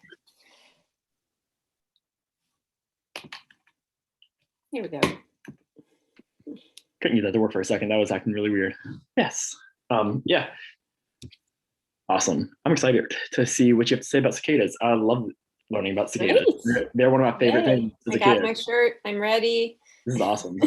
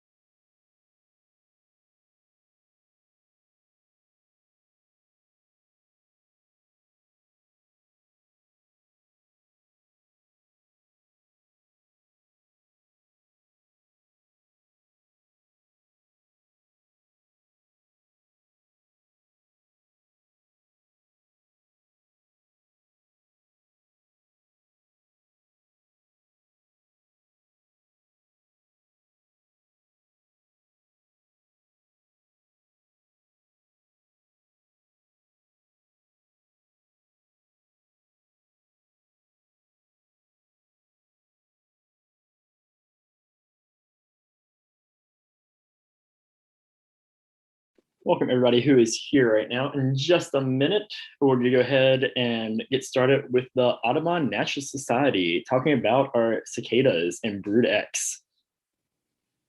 Very exciting to learn about this. Cicadas are, obviously around every year, but this year will be an especially large year because of brood X. And I just remember as a kid being able to go out and find the cicada shells hanging on trees and like screening porches and everything like that. And just a great memory being able to think of that. So hopefully we're going to learn more about our little cicadas and our little friends and what's happening with them this year, as it's a very special year for them. So if you'd like, you can go ahead and get started. Go for it. Thank you for being here today. Oh, you're muted. Hi, thank you so much for having me. Do you want to spotlight my video so everyone can see me, or am I just on the webinar? Yep, you'll be good because I'll mute myself and you'll be the only one there. Awesome. Well, hello everyone. Good morning. Thank you for having me. I'm happy to be here. My name is Diane Lill. I work for the Audubon Naturalist Society, and I'm excited to tell you about something really special that is about to happen in our area, because millions and millions of cicadas are about to make a dramatic appearance all around the DC metro area, throughout Northern Virginia, and I'm so excited about them. And I hope after this talk, you'll be excited too, and you will want to be a friend to cicadas. So let's start out by talking about what a cicada is. It's a type of insect, and as you might know, all insects have 3 body parts. So on the head of the cicada, there are 2 big eyes, 3 little eyes, a pair of antennae, and some specialized sucking mouth parts. The middle region is called the thorax, and that's where the legs are. And do you know how many legs all insects have? 6 legs, that's right.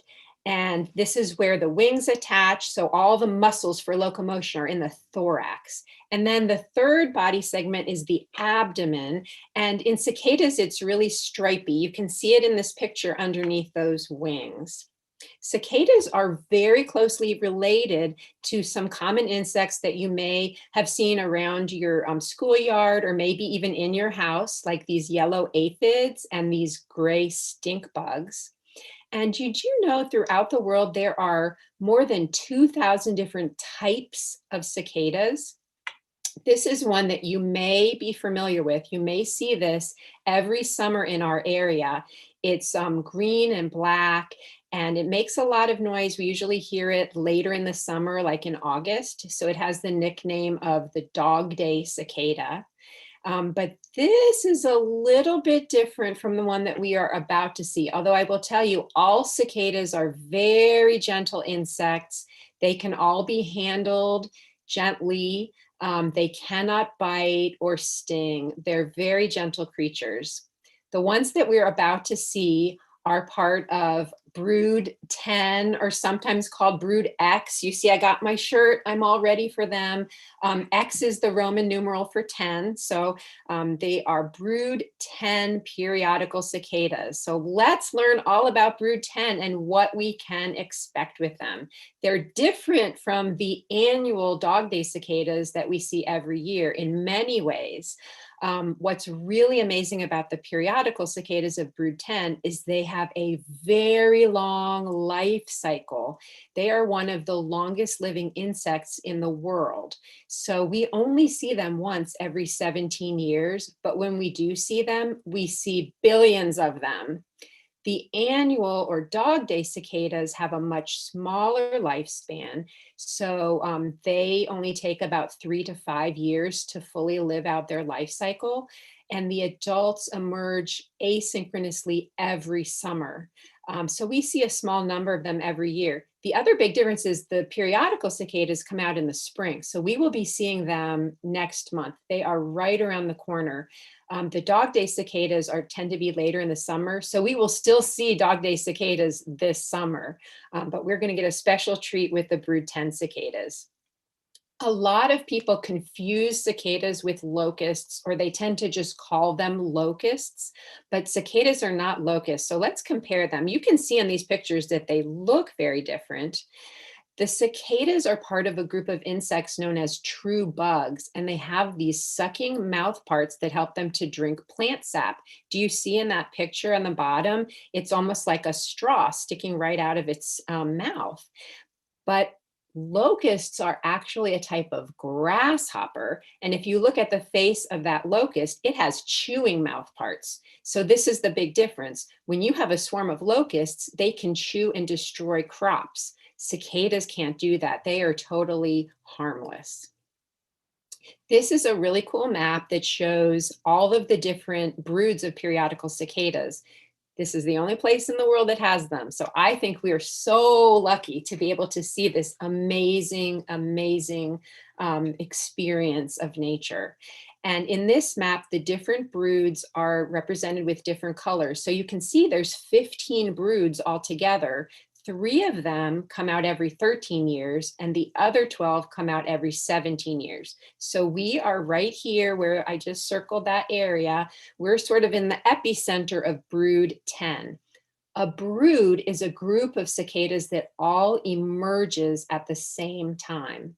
So if you look more closely at our, DC metro area, you can see that they will be all around Northern Virginia. This map shows counties in purple that are known to have had brood 10 in the past. Whether or not you see it right in your neighborhood, it depends. They're not evenly distributed. There are some neighborhoods and some locations that have tons of them and others that don't have a lot. It's kind of patchy. So the best way to know where to look is to ask an adult who remembers the last time that they emerged 17 years ago, because chances are they'll be in the same places. Now, based on what I've told you about how they drink plant sap from tree roots, where do you think we should look for brood 10 cicadas? If you're thinking forested areas, yeah, that's right, because they live on the roots of trees underground. They're not going to be in fields. They're definitely not going to be in paved areas like parking lots. They're not going to be in agricultural fields.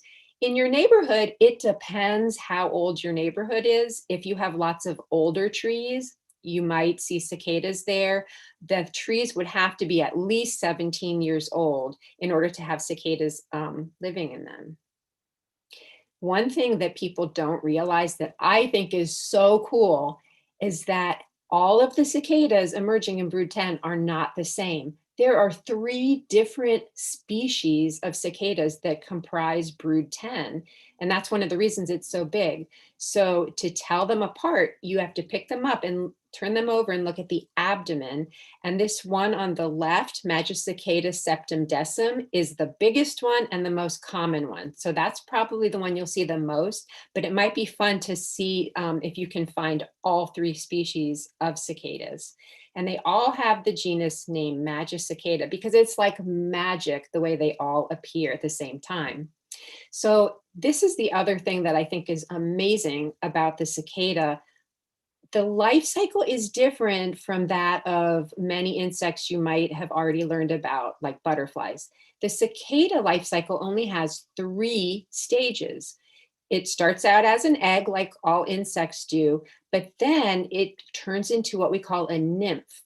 And the nymph grows and grows and grows. It sheds its skin each time it grows, does that 4 times underground.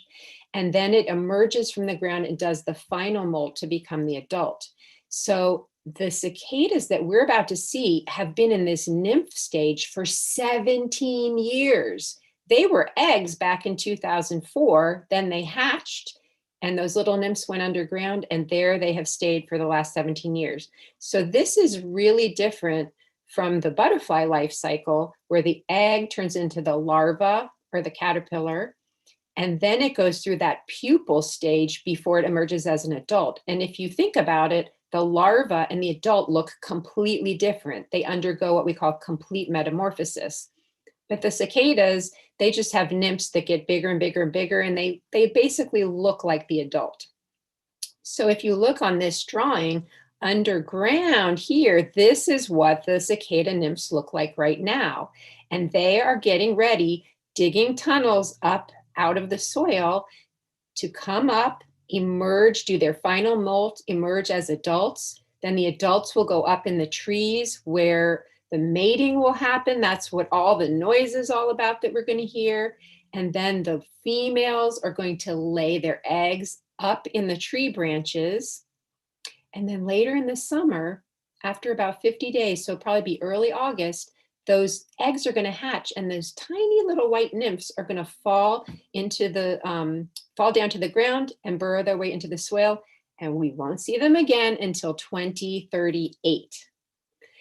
One of the things that is so amazing about cicadas is their mouth parts. So underground right now, they are tapped into the tree roots. They're sucking on the tree roots. Now I have this handy dandy reusable straw. I carry it around with me in my purse because when I go to restaurants, I don't want to have to use plastic straws. I can just use this and wash it and reuse it. But if I was a cicada, I would have this like attached to my mouth. It's like they have a built-in straw and it's strong. It can poke into the tree roots and suck up those plant juices. If you were to dig up a cicada right now, or maybe like turn over a flagstone or a rock, you might see them looking exactly like this right now. This is their final nymph stage. You can see that sucking mouth part really well. You can see their little wing pads. And in the fall before they emerge, their eyes turn red. Before that, they're white, but their eyes should be red right now. And you might be seeing these holes. These are emergence holes. Sometimes they have a little bit of a mud turret or chimney around them. And this is a sign that we see a good month before they actually emerge. They dig these holes and they get ready. They are about 8 to 12 inches underground. So think about a full pencil length. So they have to be really strong to dig their way out. And when they do emerge, it's going to happen on a warm spring night. The soil temperature will be 64 degrees Fahrenheit. It usually happens after a nice rain. When the soil is nice and soft, they emerge at night. They come out of their holes and then they just go vertical. They go up the nearest tree, fence, grass, whatever they can. And that's where they will go undergo the final molting into the adult. So they split open right in their thorax region. And because insects wear their skeletons on the outside of their body, in order to grow bigger, they need to shed their exoskeleton.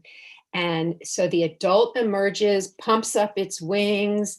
It's white and soft when it first emerges. So it has to hide out in the trees until it hardens up and gets the darker coloring. And left behind are those shells. So the last time, this is just a cicada shell in a tree, the nymphal shell or the exoskeleton. So the last time when the cicadas were out, I collected a bunch of these exoskeletons. They're really fun to collect. Look how small they are. They're so cute. And this is just the shell that was left from the nymph that emerged, but it's totally intact. So when you look at these up close, and I looked with my digital microscope and I blew this up really big, I can see the slit on the thorax where the adult came out, but everything else is totally intact. You can see the stripy abdomen, you can count all the legs. If you turn it on its side, you can see those strong front legs that are specialized for digging out of the soil. And you can see the little wing pad here, all the stripes on the abdomen. You could count the legs. So I encourage you to look for these cicada shells and study them and learn all your parts of the insect. Now, once they emerge, they're going to be very, very loud. You will not miss it if the cicadas are around. It's one of the loudest noises in nature. And that's the sound of the males that are calling to attract the females. And each of those different species in brood 10 has a different call that it makes. So they do make those calls by vibrating these structures called tymbals. And the tymbals can vibrate so fast, it's like a membrane that can vibrate 400 times a second. So that's what the males do to attract the females. Another fun fact, you can tell the difference between male and female cicadas by turning them over, because the females have this very pointy structure at the end of the abdomen. That's called the ovipositor, and that's what the females need to lay their eggs in the tree branches. The males have more of a rounded abdomen. Now, I wanted to show you real quick because I think this is such an amazing video, and hopefully you can hear it. This is the tymbal vibrating.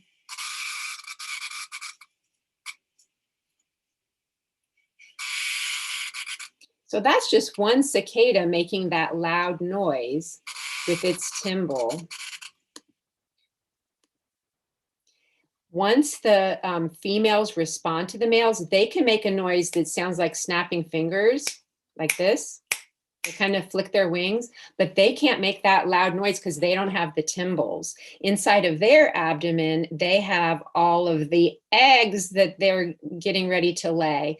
And so this picture up here is a beautiful painting where you can see the female putting her ovipositor into the twigs. She's looking for branches that are about the diameter of a pencil. So not a big branch, but a small one. And she can lay up to 500 eggs. One female lays hundreds of eggs, but she does it by making these little slits with her strong ovipositor. It's like a saw. And you can see on this drawing, here's one egg mass, here's another one, here's another one. So she has these little nests of eggs and she keeps going along laying eggs. This is what they look like in the branch. And then later on in the summer, when all the cicadas, adult cicadas are dead and we have forgotten about them, guess what? The babies are going to hatch out of those eggs. And those little first instar nymphs are tiny, white. They look like little tiny ants almost. They drop from the trees and burrow underground. And you might see what we call flagging in the trees, which are some of the branches that die from breaking when the females are laying their eggs, but that's not harmful for the trees. For mature trees, it's actually a healthy kind of pruning that happens. So many different animals are going to have a feast day with these cicadas. They will actually switch over from their normal food source and just totally go to town on these cicadas because the cicadas are pretty defenseless. I mean, they can't, bite, sting. So they're very, very juicy treats for all these different types of animals. And if you have a dog, your dog will probably like to eat the cicadas too. So you want to be careful your dog doesn't eat too many and get a tummy ache from that. Even people eat cicadas. There are lots of cookbooks for cicadas out there. And this picture, a friend of mine sent me, she made chocolate covered roasted cicadas the last time that they were out.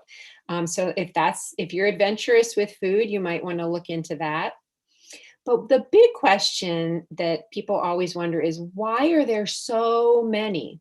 Now, remember, they can't bite, they can't sting, they don't have spines, they're not hairy, there's nothing making them taste bad to predators, they have no toxins, they're not poisonous.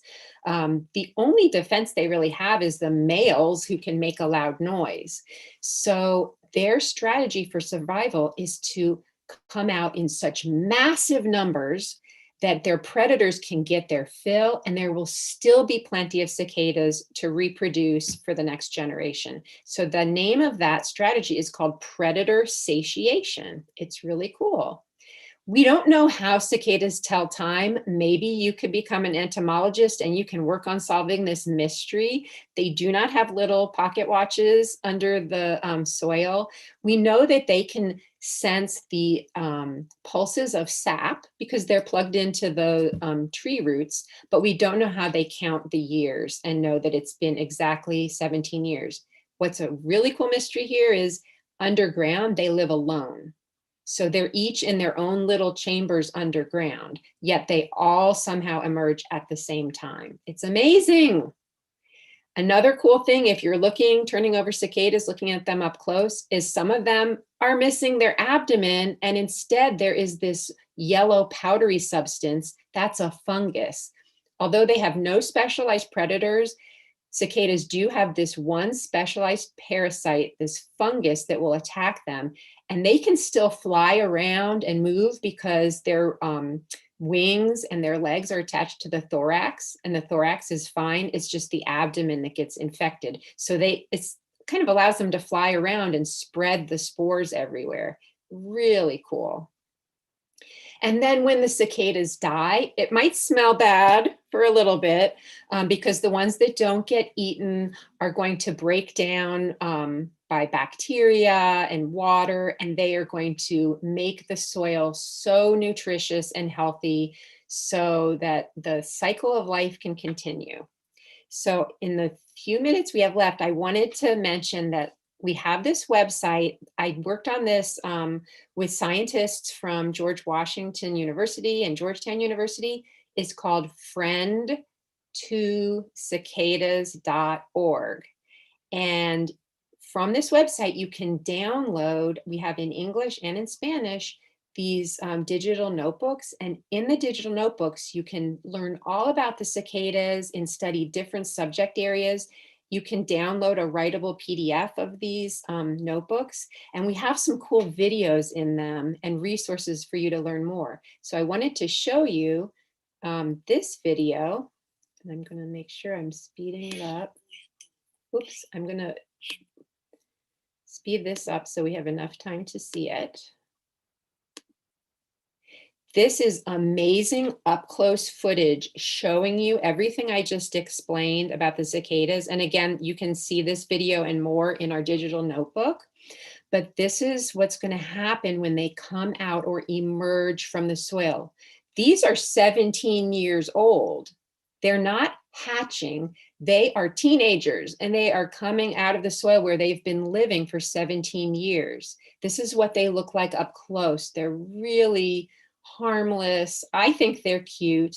They come out in such huge numbers, but it's going to happen at night. So if you wanted to see this happening, you would have to probably stay up really late to see this in action. For most people, they'll just kind of wake up at one morning and there will be lots of cicada noise because the adults will have emerged. So this is beautiful footage. It's going to show you what happens for that final molting when the adult emerges from the nymphal skin and it breaks open in that thorax region. Do you see that the white adult is coming out? And after it comes out like that, it has to do like this big sit up to get upright and pump its wings up. At this point, it's hiding out in the trees because it has to harden up its exoskeleton again. And that's what's happening here, is turning dark. They'll hang out in the trees for about 6 days, and then we will start seeing them flying around everywhere. You know, once they've rested and their shells have hardened, then they start courting. They make all that noise. It's very, very loud. The males are using their tymbals, vibrating them, and the females then will mate with the males. Now, you might see swarms of them like this, and they're kind of clumsy. They might bump into you, but they cannot hurt you. Remember, they can't bite or sting. They're kind of clumsy flyers, but they're just really cool animals. Some of them don't make it, and I know that these pictures are a little bit sad. Some have misshapen wings, but again, they are a feast for all of these different animals. So they're a really important part of the ecosystem here where we live. And we might notice populations of birds and other animals actually booming after they have this big cicada feast. So if you see cicadas with their abdomens together like that, that means that they're mating. And then the female makes these little slits with her ovipositor in the tree branches and deposits all of her eggs. Remember, I said she could deposit up to 500 eggs, just one female cicada.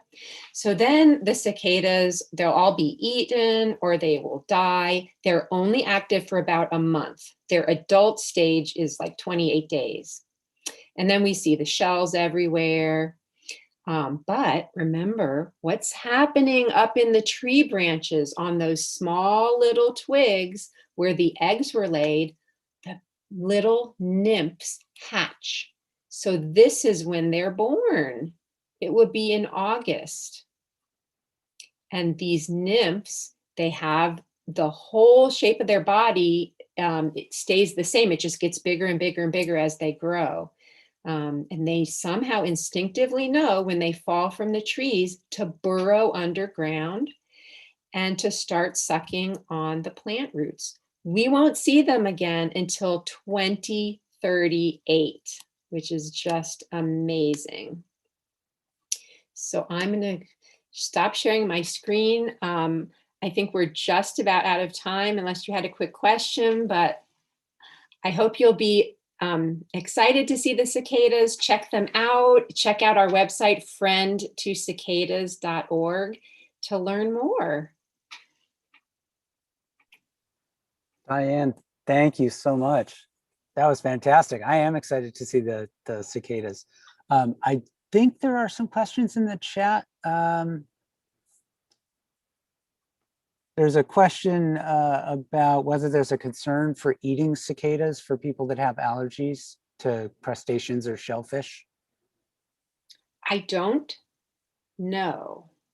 That's a good question. I don't think so, because they're not related to crustaceans or shellfish.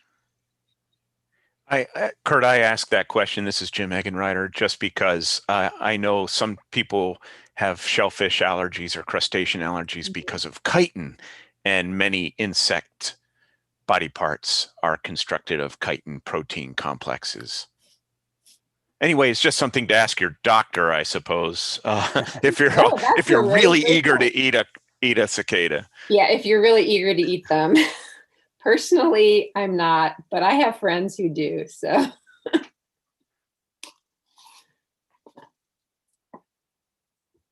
Well, that is fantastic. Thank you so much, Diane. That was really, really interesting, and the videos were fantastic.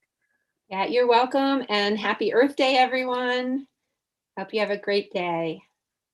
Thank you, you too. And I will go back to sharing my screen for a moment.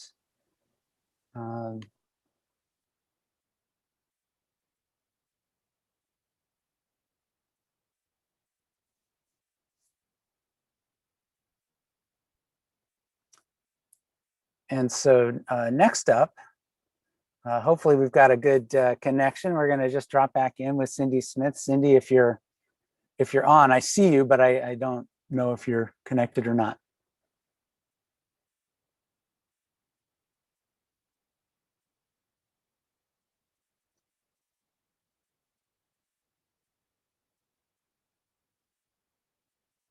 Cindy, you're muted. How about now? Good. Let me get my headphones back on.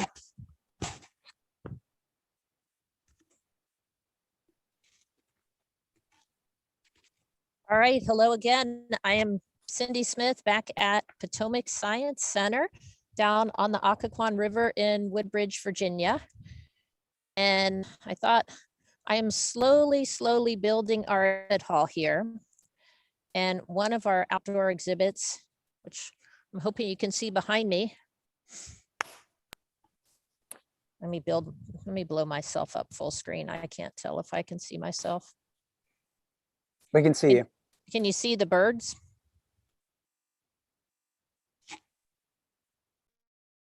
Sorry, I got too many hands trying to carry it. Anyway, I don't know if you can see the birdhouse, yes? Purple martin house. All right, so this is the first year we've ever had purple martins, and I've been trying to figure out, they've been visiting, they've been looking, the scouts have come. Purple martins almost don't exist without human help east of the Mississippi River. They live in cavities and they live in colonies, and they do indeed want to live with each other. So getting inhabitants in the first year is kind of amazing. So I've been watching them.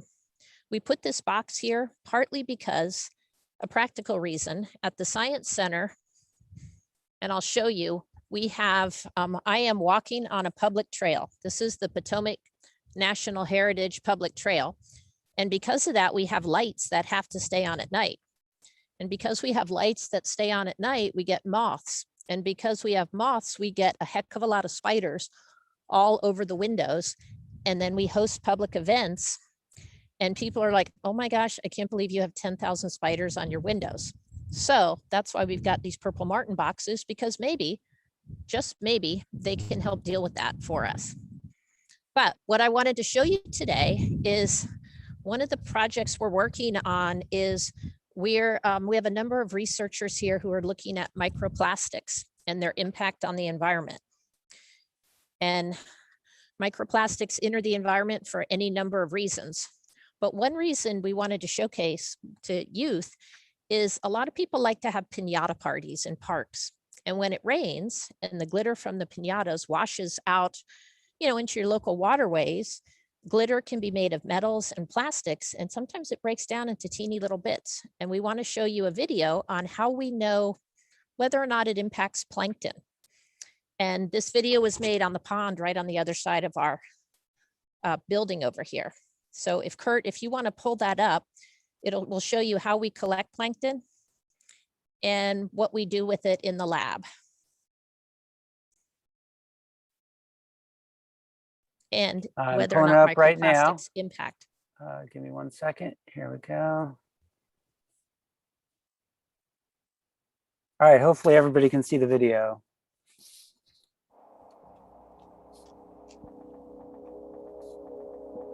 I see, I don't hear. Hi, we're here at George Mason University's Potomac Science Center, where myself and many of my colleagues are working on a marine debris prevention project. And one of the things that we're focused on is how do microplastics pass up the food chain? I mean, for example, if a bottle rolls out of a car, like perhaps this hand sanitizer I found on the ground, it bounces along the asphalt and it gets scratched, little bits of plastics fall off. And when it rains, they can wash into a retention pond, such as what you see here. This retention pond is put here, mandated by state erosion and sediment control law. Anytime you have an area that has a lot of hard, impervious surface, like asphalt, like roofs, like driveways that rain doesn't go through, retention ponds are put nearby, so when it rains, the stormwater flows off of that into the pond. It is retained there before it goes over the spillway into the next body of water. And what we find in our retention pond is it gets a lot of plastic bottles and floating debris from the nearby neighborhood. Now, does it impact wildlife? We know we've got a bunch of turtle species here, like at least 4 species of turtle. We've got great blue herons, green herons, barn swallows nest under this pond dock. And what we're looking at today is how do these little bits of microplastic impact possibly the smaller organisms like plankton. There's a lot of plankton out here during all times of the year, but we don't know, do they eat it? Does it stick to them? I don't know. But what we're gonna do today is we're gonna collect some plankton with a plankton net. This is Chelsea Gray, and she works on basking shark. She's a graduate student at George Mason in the Environmental Science and Policy Department. And she works on basking sharks, which are some of the coolest sharks ever because they do what? They eat plankton. Yeah, and not people, and not meat. So it's real interesting. She's gonna demonstrate how we collect plankton. Yeah, so this is a 44 micron net. If you look up close, you can see that it's a really, really fine mesh, and that's what's going to catch those microscopic zooplankton for us. In the net, we have a flow meter. We're not going to be using the flow meter today, but if we were towing it on a boat, the flow meter spins and tells you how much water passes through the net. And then at the very base of the net, we have the cod end, and that's what's going to collect all the zooplankton kind of at the bottom, and that's how we're going to be able to dump them into our collection jar. So when we're sampling in the pond, we just carefully lower the net in, and the cod end is kind of heavy, so it's gonna weight it down, and this is what we call a vertical tow. So we lower it down, and we pull the net up, and then we're gonna do that a couple of times so that we're catching lots of different zooplankton. And the reason we're doing a vertical tow is that zooplankton are found all throughout the water column. Especially at this time of day, they're going to be a little bit deeper in the water column. They do what we call diel vertical migration. So they swim up the water column at night, and then during the day, they go back down. And that's because a lot of their predators are visual hunters. So during the day, they want to be kind of where it's a little bit darker, where they can't be seen as well. So when we lift it up, we want to shake out some of that water.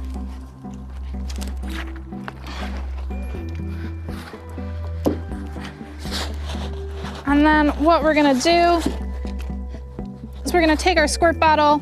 We're just gonna kind of rinse some of those zooplankton down into the cod end.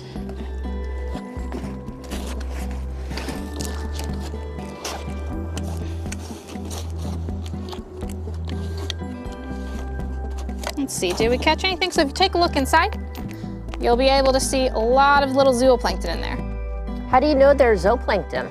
Well, I won't be sure until I look under the microscope, but having looked at a lot of zooplankton caught in a zooplankton net and then having verified under the microscope, I can just sort of tell that definitely there's some zooplankton in there. Plus, if you look real close and you hold it very steady, you can see that they're moving around. So in this case, it's actually a little bit easier to see their shadows than it is to see the actual zooplankton themselves because they're kind of clear, but you can see their shadows as they zip around in the water. And how did the zooplankton get into this pond if this pond was basically just built as a retention pond and also used when this used to be a golf course? How did the plankton get here? Well, you know, as they say in Jurassic Park, life finds a way. You know, there's a couple of different ways that zooplankton could get in, a multitude of ways really, but zooplankton, they hatch from eggs. So their eggs can travel, since they're microscopic, right? Their eggs are very small. Their eggs could easily travel through any kind of water that's leaking in from the occoquan right over there.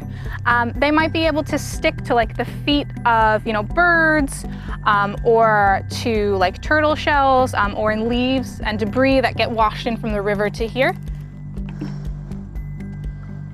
So we pour the zooplankton in the jar, and then see they stick to the edge. So we've got to rinse them off. Now, do we know if any zooplankton, is it known whether or not they eat microplastics? You know, it's not super clear, but there's some data that indicates that they very well might be consuming microplastics. And if they are not consuming microplastics, there's been in-lab experiments where microplastics have stuck to the hard shell of zooplankton. So zooplankton have what we call a carapace. It's almost like a crab shell, just very, very microscopic, and plastics can stick to it and impede their ability to swim. When it comes to really fine microplastics, because a lot of zooplankton are non-discriminant feeders, so what that means is they just sort of collect, they sort of push microalgae and phytoplankton into them. They can't really distinguish between microplastics and algae, and it does look like they do consume them on the occasion. But as Dr. Smith already said, I research basking sharks. A big concern about microplastics and zooplankton is that microplastics and zooplankton are often about the same size. So a basking shark, which is a filter feeder, you know, it takes its big giant mouth, swims through the water, collects a ton of zooplankton. It can't distinguish between zooplankton or microplastics. So it'll consume both of those during one feeding session. Do you think any of the turtles or the small fish in this pond eat microplastics? Yeah, absolutely. You know, there's a lot of evidence that birds will consume plastics, either microplastics or what we call macroplastics, so larger plastics. Definitely turtles could mistake, you know, pieces of plastic for fish, for, you know, small bits of food. Birds definitely do the same.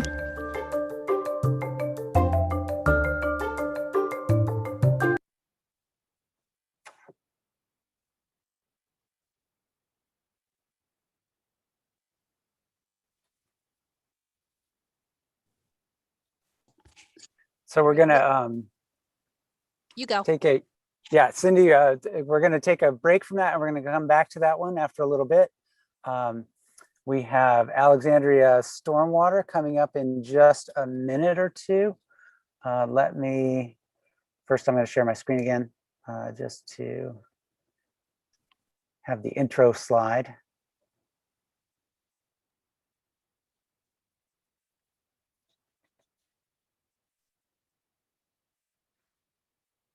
Oh, and before the intro slide, one thing to just mention, and Gavin, I see you. Hopefully you're connected. Hey, Kurt. So we'll wait until noon to get you started. But in the meantime, I just want to point out to folks who are on the live stream or attending on the Zoom, another great citizen science project is called the Great Sunflower Project, which is for observing pollinators. And this is one that you can do, either grow your own sunflowers and observe pollinators on your own sunflowers, or you can observe them on any flowers anywhere. If it's something that interests you, check out the Great Sunflower Project. It's been going since, I think it's been going since 2008, maybe. It's been going for a while. And it covers, I know it covers the whole country. I'm not even sure it may cover beyond North America. In any case, definitely check it out. And I will, in a moment, I'm going to turn it over to Gavin and Jessica, I think, or I forget. Gavin, is Jessica on with us, or is it just you? Me, Keller, public outreach coordinator.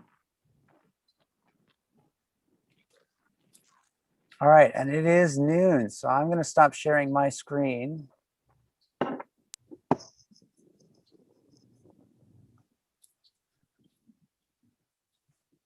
And Gavin, are you all set? I'm all set. Can you guys hear me? Yep, take it away. Perfect, perfect. Good afternoon, guys, and happy Earth Day.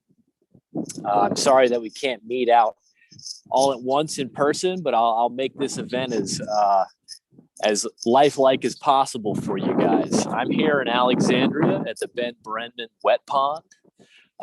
This is a stormwater management facility.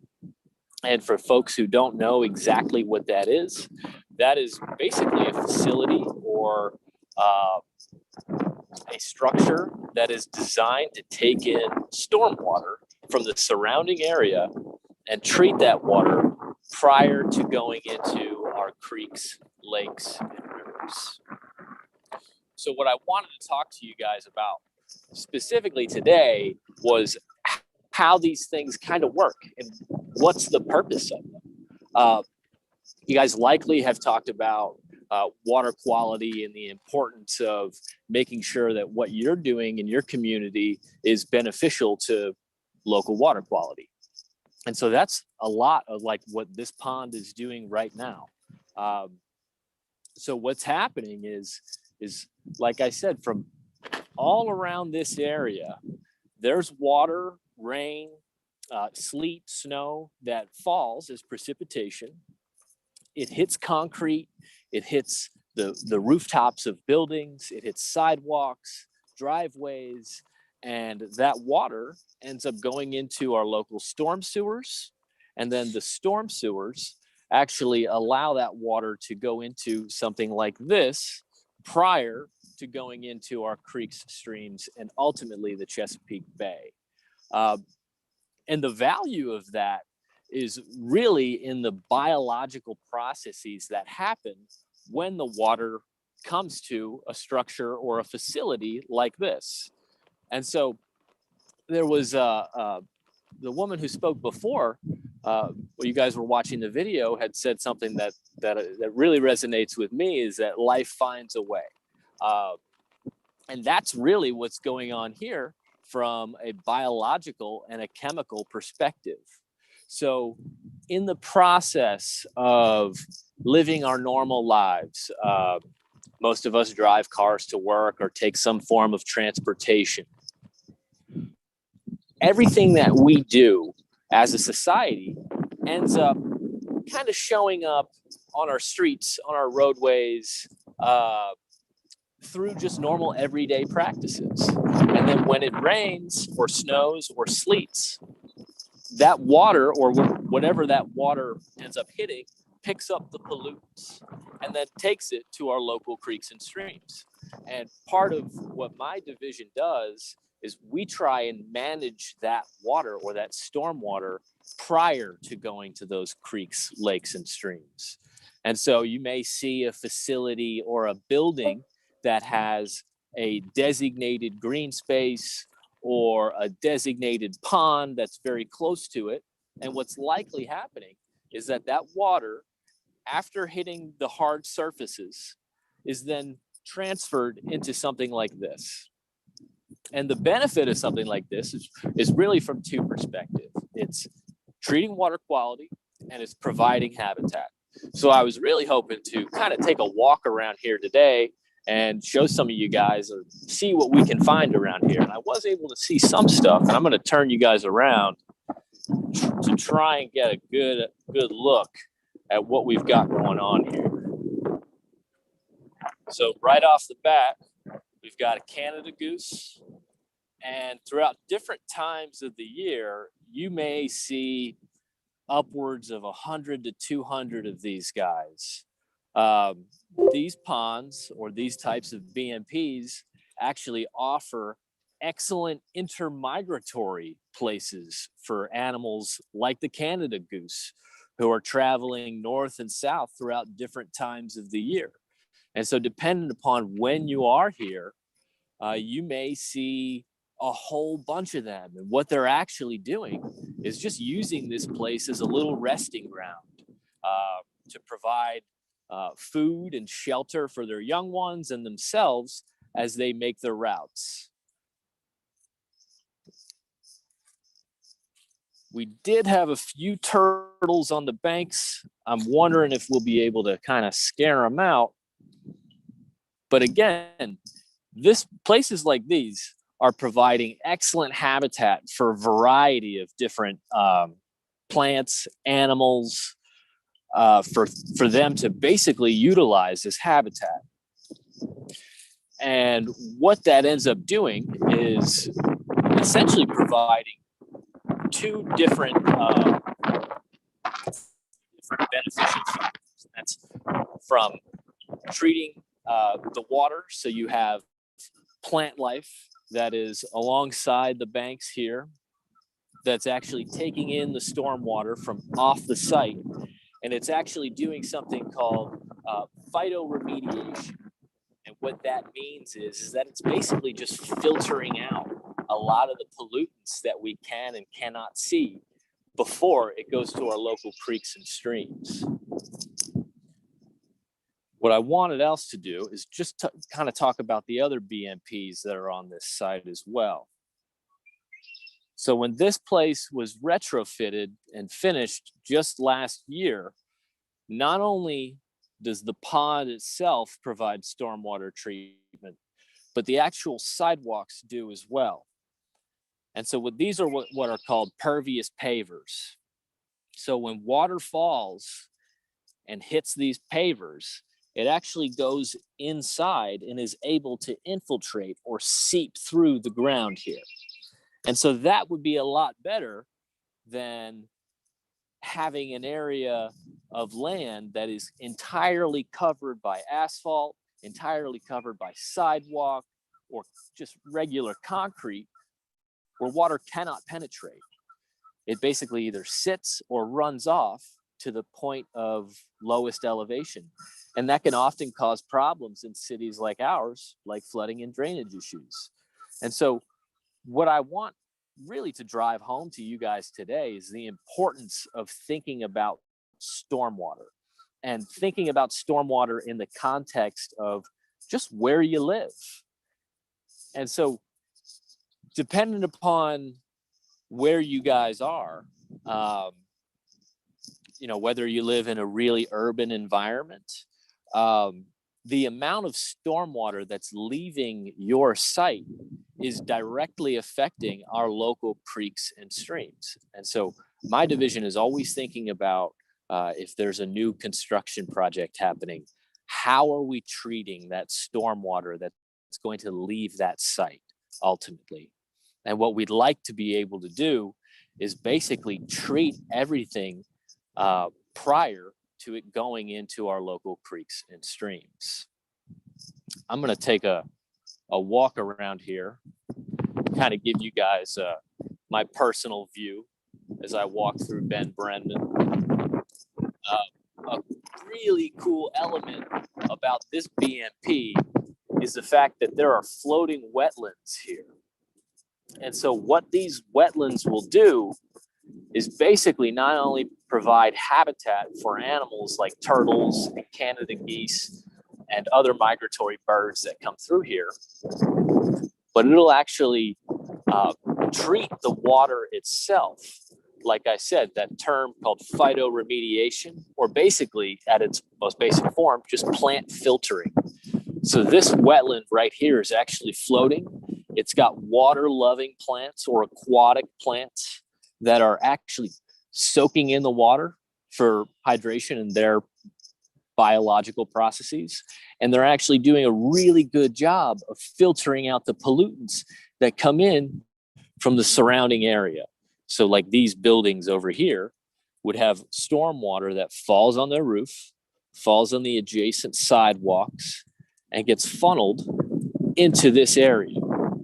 And so this area is providing habitat, it's providing water quality treatment, and it's really providing a nice aesthetic place for people to walk and enjoy themselves.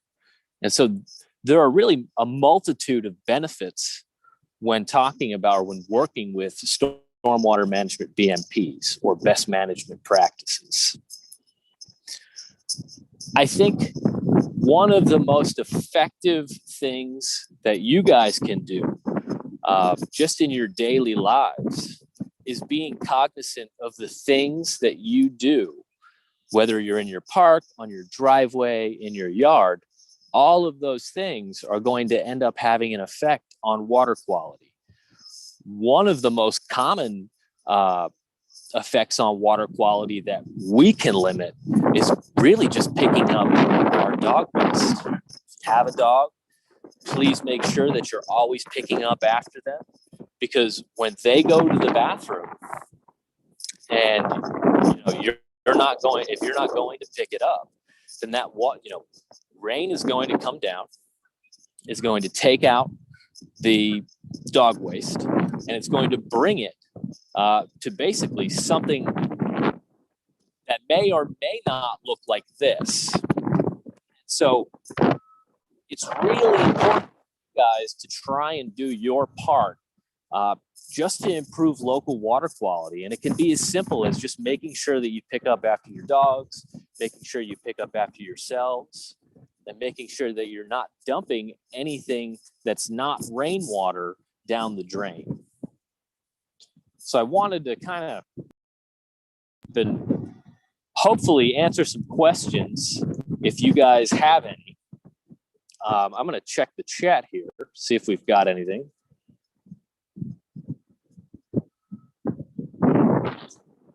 Do have a question. Do rain gardens effectively remove debris and pollutants, and it seems to filter the water greatly? I have one in the backyard creek, and it seems to filter the water greatly. Rain gardens do effectively remove pollutants and debris. I mean, those are one of the approved practices that the city has to actually receive credits or to get a reduction in the money that a resident may have to pay into what is called our local stormwater fees. So to answer that as quickly as possible, yes, it is a really effective best management practice that is commonly used in single family residences or backyards. So yes, that is a great BMP, and it's a really cool method of treating pollutants. Yes. I'm going to turn around here and see if we can find anything else that's going on. Another thing that I wanted to talk to you guys about was the element of design here at the pond. So there are really 4 different classifications of vegetation or plant life here. And it can kind of be broken down as easily as this. 1, you've got shade trees, you've got ornamental trees, you've got shrubs, and you've got aquatic vegetation. All 4 of those types of vegetation play a pretty important element in the makeup of this site. So you've got shade trees for birds that come in and want to make nests and provide habitat for their young. You've got aquatic vegetation that's providing more habitat for birds and their young, turtles. You've got the ornamental trees, which play an important part in just the aesthetics of the landscape. And then you have the shrubs, which play an important part in reducing runoff to the actual BMP itself. And so in the little warmer times, these places offer really nice opportunities for birds and bees to basically just do their thing as pollinators. A lot of flowering plants down here that offer opportunity for these pollinators to kind of just do their thing, be prey items for the bigger birds that come through. And it's really just a great example of the multitude of benefits that you can get when you're thinking about stormwater management and just doing these practices.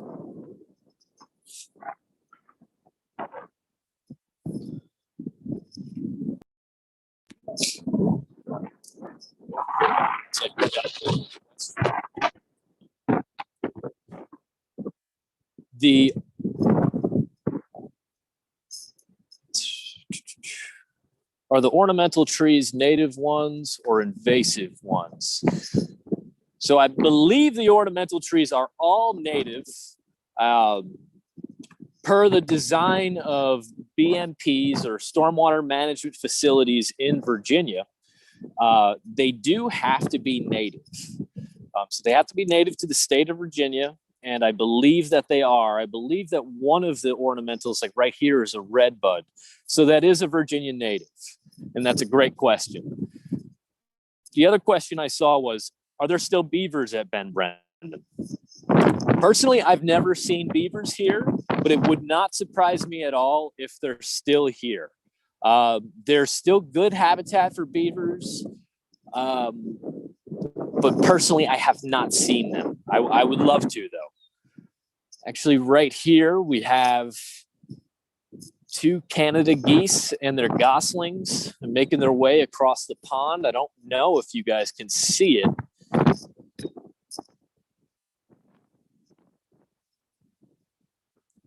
But again, a great example in this area providing excellent habitat for species that are pretty diverse. I mean, you really have, you've got anything from channel catfish to red-eared slider turtles to Canada geese to kingfishers. These ponds that are really just designed to take in stormwater from adjacent sites, they do a great job of providing habitat for these types of animals. And then in turn, this provides an excellent place for you guys to come with your families and enjoy a really cool site, kind of in the middle of a city.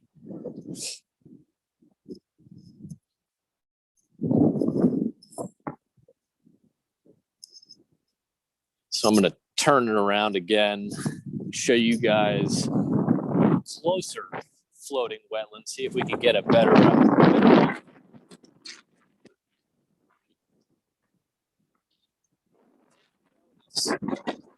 at the shallower end of this. What this is called is an aquatic bench. And so what this is providing, again, is an opportunity for water to come through, get filtered out, whatever pollutants are in here get filtered out by the plant life. It offers fantastic habitat for reptiles such as red-eared sliders, snapping turtles, and common water snakes.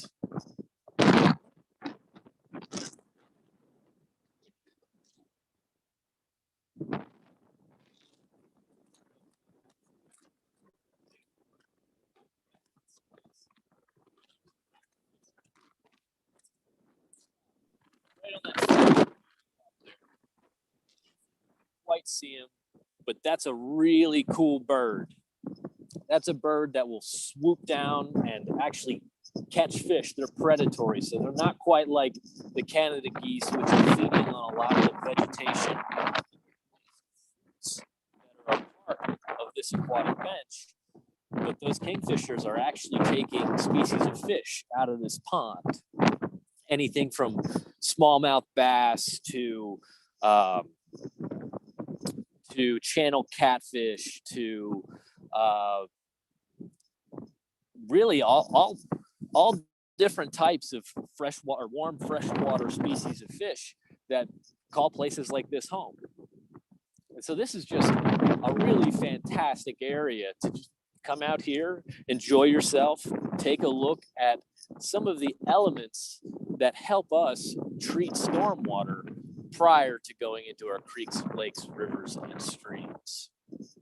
And if you guys have any more questions, I'd definitely be happy to answer. Another thing that I really wanted to talk to you guys about is kind of how I got interested in this stuff.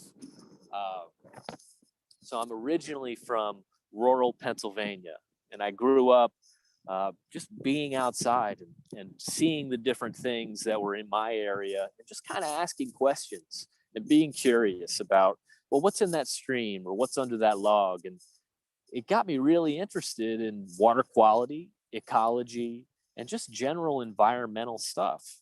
And that was when I was at an age that are probably at the same age that a lot of you guys are too. I just really like to emphasize, really get out into your local parks or your local forested areas, or really anywhere that you can explore and start asking yourself some questions about what types of plants are out here, what types of animals exist here. Is this beneficial habitat for something that you may be interested in? It's really like, I really want to emphasize to you guys how important it is just to be a part of your local environment and to just go out and see and ask yourself questions. It was a huge basis of how I basically grew up.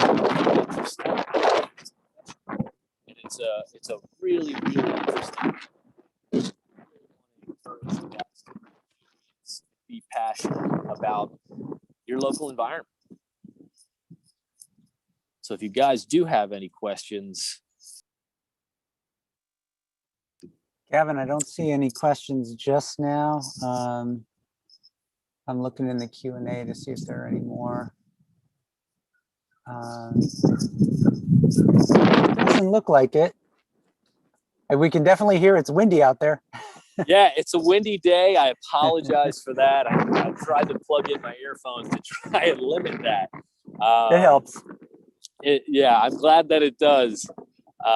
But yeah, ideally it would have been a warm day and we would have been able to have all you guys out here in person, or at least in some capacity, and kind of just walk around the property or around the site and show you guys really everything cool there is to see here. Well, we definitely appreciate the fact that you gave us the tour virtually. And, of course. Yeah, so that was terrific. Thank you so much, Gavin. Of course. I appreciate it. And well, I will, unless there's, like I say, I don't see any more questions. So I'm going to share my screen again, and we'll share a couple of the eco poems before the next session. Actually, we have the Eco Poetry Awards, and so we'll cover a couple of those poems before doing the awards. Gavin, thank you so much. Thank you, guys. Thank you, Kurt. Happy Earth Day, everybody. And if you ever have questions, please feel free to either reach out through Kurt or reach out directly to me. I'd be happy to follow up with Kurt with my contact information. If you guys ever have questions or want to come out and see one of these cool sites, I'd be happy to show you. Awesome. Happy Earth Day. All right, guys. Happy Earth Day. Thank you.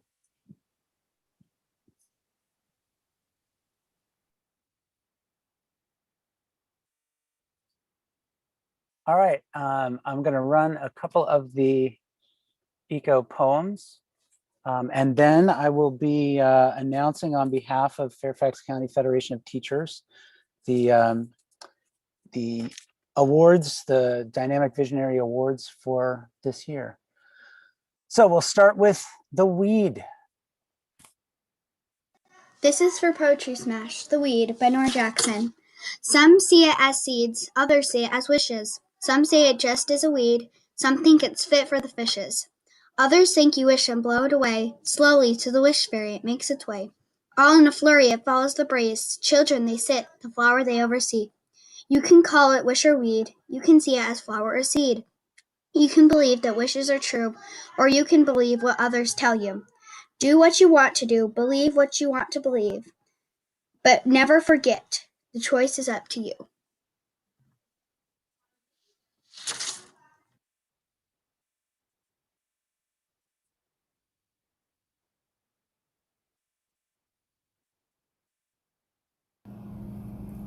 What is a forest?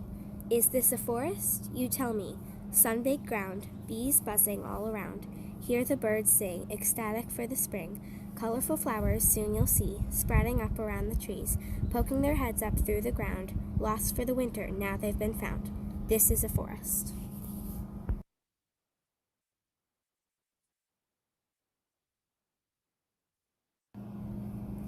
What is a forest?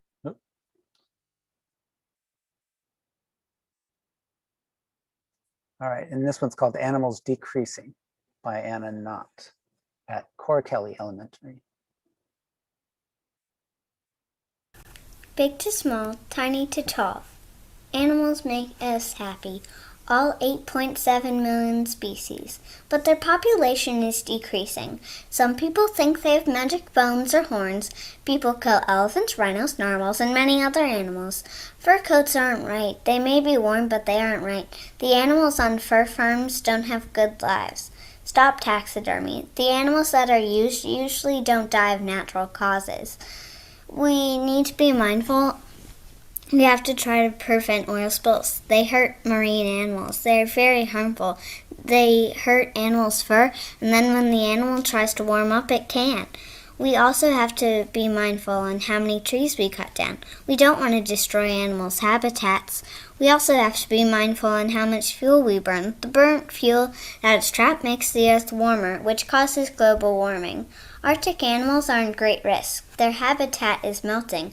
We need to be mindful also on how much meat we eat. I'm not saying we have to be vegetarians or vegans, but we should at least make an effort to eat the least meat as we can. It can help us so much. We also need to try to recycle as much as we can.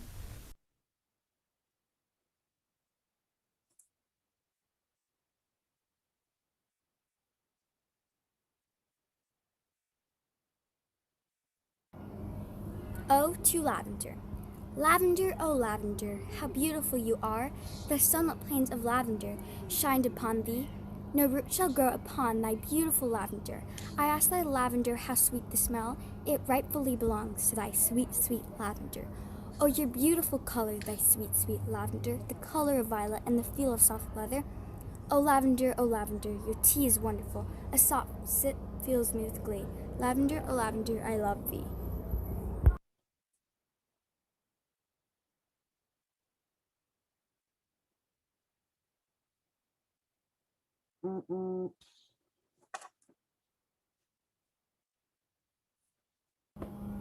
Storm. A glorious, shining morning, sun shows in every plant, but having brilliant weather is something we take for granted. When the wind picks up speed, like a wild race car, you have a sudden urge that a squall can't be far. The sky darkens, and the rain starts pouring, with crackling lightning and thunder roaring. Raging on as a violent tempest, nature's forces acting reckless. This terrible tantrum runs noon and night, robbing the sun of its wonderful light. Then suddenly, as the clouds start drifting, you see that this horrible mess has started lifting. The birds chirp their upbeat song as if nothing was there all along. You stand right there in the storm's way. The atmosphere begins receiving that horrible gray. A perfect day, gone to waste. The heavens leave a rainbow, a shimmering aftertaste.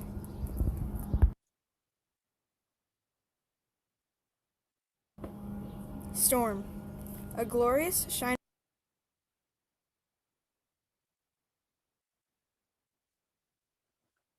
This one's called Plastic Bags by Carmen Leary.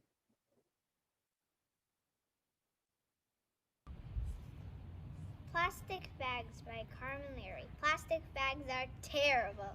Sea animals will eat them. Nom nom nom.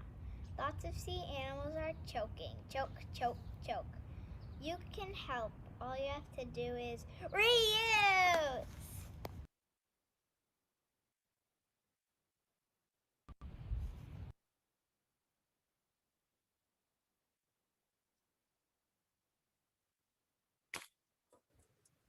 Climate change, the latest disease.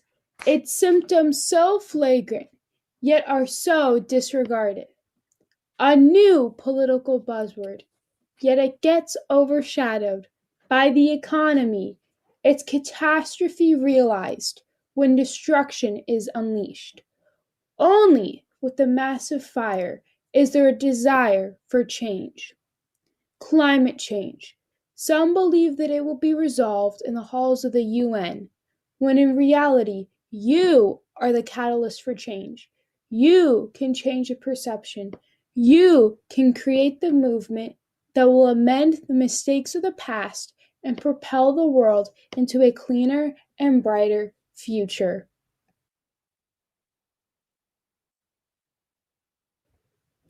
Climate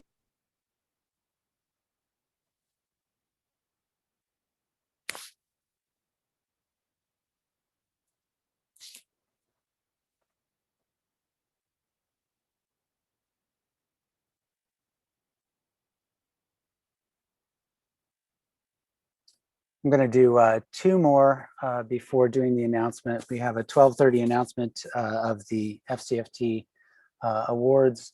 We'll also have some more poetry coming up a little bit later between sessions. The lost habitat. The plastic in the ocean was suffocating my shell. It came to a point where I asked, am I alive? I can't tell. Barely unable to breathe, I tried to swim until my lungs began to tire, and there I lay in complete shock as my body felt like it was on fire.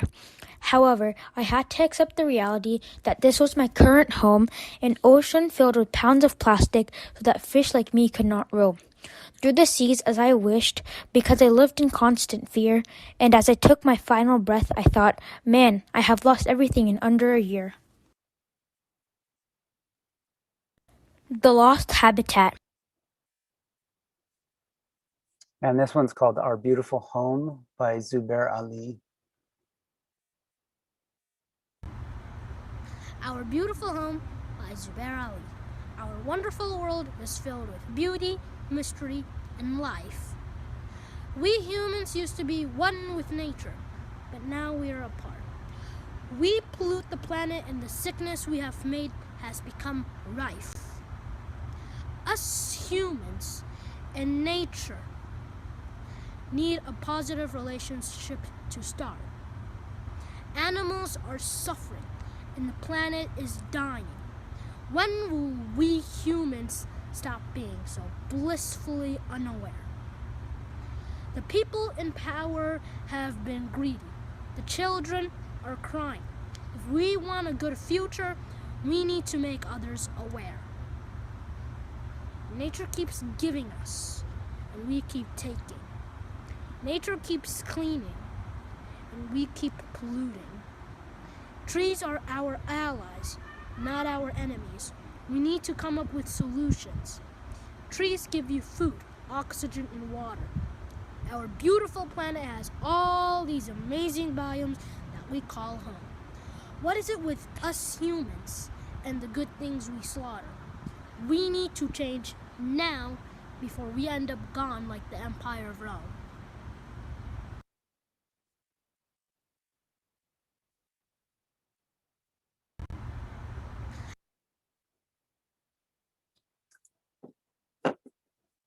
So I'm a couple minutes behind schedule, but I think that's okay. I want to announce the Dynamic Visionary Awards. These are awards for both the General Showcase, which is on display at the seas.live website, and also for the Eco Poetry Smash. We'll start with the General Showcase. I will just bring up a slide that shows who the winners are, and I want to say right off the bat, for the General Showcase, the first place award winners will be receiving $150, second place $75, and for the elementary school category, Lake Ann Eco School was the first award. Providence School Eco Panthers was second. For middle school, first was Emma Lloyd, homeschool student. Second was the Robinson Middle School Green Team. And for the high school group, the first was the T.C. Williams Watershed Warriors. And I want to, as I'm saying these, I want to emphasize that Fairfax County Federation of Teachers has been a longtime supporter of SEAS, and they have done an award for, I don't remember how many years now, but it's been for a number of years. So this is a way of recognizing student contributions and efforts. And for the Eco Poetry Smash Awards, we have quite a few. For the Eco Poetry Smash Awards, the first awardees receive a $75 prize. The second place awardees receive a $50 prize. And the third place awardees receive a $25 prize. And I'll just read down them very quickly. Some of these we've already seen today, and others are still coming up in later sessions. First place was Ada Rolfs with the poem Trash. Second to Carmen Leary with Plastic Bags. Third with Nora Jackson, The Weed. Honorable mentions to Anna Knott and Sophie Farias. With middle school, the first was for Zubair Ali, Our Beautiful Home. Second was Faith Schmidt, Beauty in Nature. Third, Sanjeev Subramaniam, The Lost Habitat. And in the high school group, first was Alyssa Rizzo with Climate Change, The Latest Disease. Second to Allison Hahn with Global Warming. And third to Jasmine Skleroux with Passing. I want to certainly thank the Fairfax County Federation of Teachers for sponsoring these awards. And we will be following up with all of the awardees to coordinate their certificates and checks. Thank you, FCFT, for sponsoring these awards. And thank you to everyone who, especially in this COVID year, contributed poetry, contributed showcase exhibits, and really showed that student work to improve our environment continues even when the circumstances are quite challenging. So our upcoming presentation will be Fairfax Wastewater, and I will stop the share briefly here to make sure that our presenters are all here.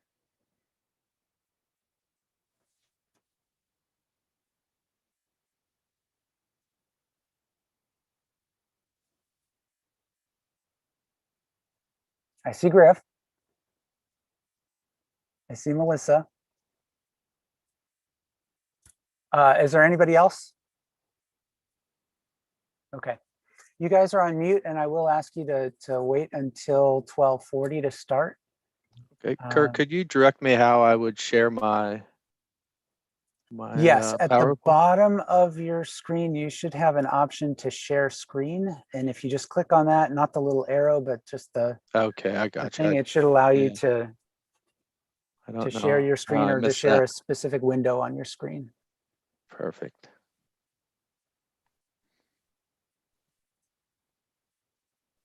Yep, and I see your screen.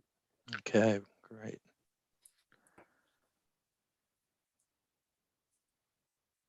So like I say, we'll just hold for a couple of minutes in case there's people coming, right before the session. I don't want to have it get started and have people arrive on time and then feel like they're catching up.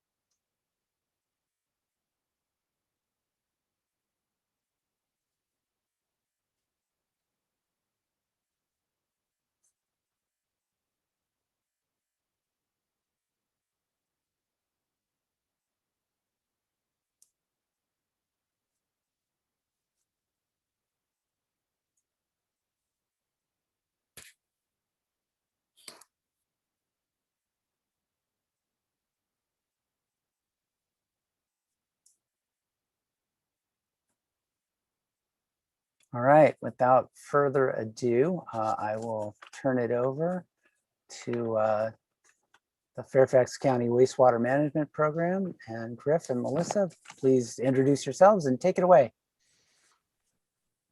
Hello, we are very excited to be here and have you guys join us today. We're going to be doing a new activity. Griff and I work with Fairfax County Wastewater Management. I'm Melissa. Hi, everyone. Happy Earth Day. I am Griff. So we're going to be doing an activity looking at how healthy are our pipes. And we're going to do that by looking at a robotic camera that we use in the sewer pipes. So before we start talking too much about the camera itself, we want to take a step back and make sure we understand, well, what is this sewer water or wastewater that we're talking about? Okay, so what is wastewater? Wastewater is water that you use in your home and it goes down the drains and toilets. Wastewater is part of a bigger water cycle. We call it the urban water cycle or the one water cycle, like you see here on the screen. It includes stormwater, wastewater, and drinking water. All three of these things are different, but they join together and they make it so we can use and reuse our water, recycling it over and over again. We do that because there's only 1% of water on Earth that is fresh, accessible water that can be used in this process and this cycle for us to be able to use for drinking water. So all of this water plays a critical role in our lives.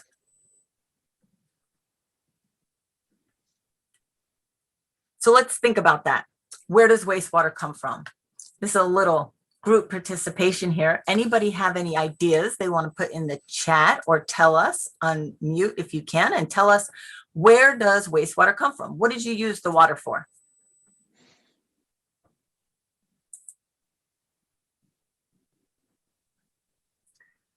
I know a lot of people used their water this morning. There you go. So we got toilets. That's the big one. That's the one most people think about for wastewater.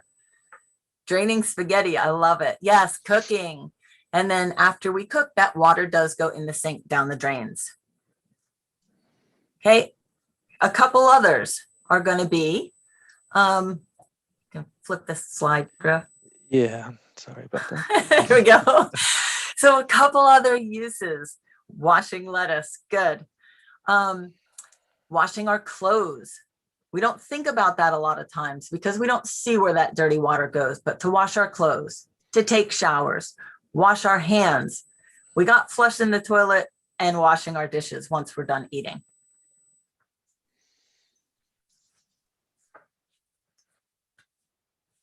So after we use this water, it goes down the drain or we flush it. And then what? It enters our wastewater system or our sewer system. And this is where we're going to start looking at how that process works.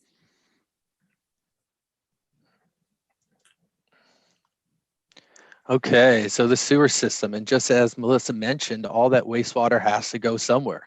So often once it goes down the drain or we flush our toilet, we tend not to think about it. One of the important things with the sewer system is that all these pipes are located underground.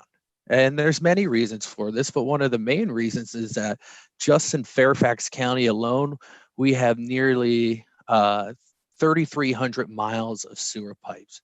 So that's enough sewer if you laid them end to end to go from the East Coast to the West Coast. So, the best way to utilize these pipes and keep them out of our everyday life is to put them underground. Now, when we talk about our sewer pipes, these sewer pipes are helping transport wastewater from our homes to a wastewater treatment plant to get clean. That is the purpose. It's to convey wastewater from one place to the other. These sewer pipes rely on gravity to transport the wastewater. Now, gravity, sometimes will not be effective anymore. And this is when our sewer pipes come to a low point within the sewer system. So if you look on the right, we have places that are called pump stations. And these pump stations just help lift the wastewater to a higher ground so gravity can take back over. It's almost like going down a water slide. Once you get to the bottom, you have to climb the stairs back to the top to go down again. And that's similar to what these pump stations are doing. So the best thing for our sewer systems is that we have a healthy sewer system, similar to the human body. You know, as humans, we want our system to be running optimally. We want a healthy system. So what are some things that we do as humans to keep our body healthy? You can share in the chat or join in on the mic.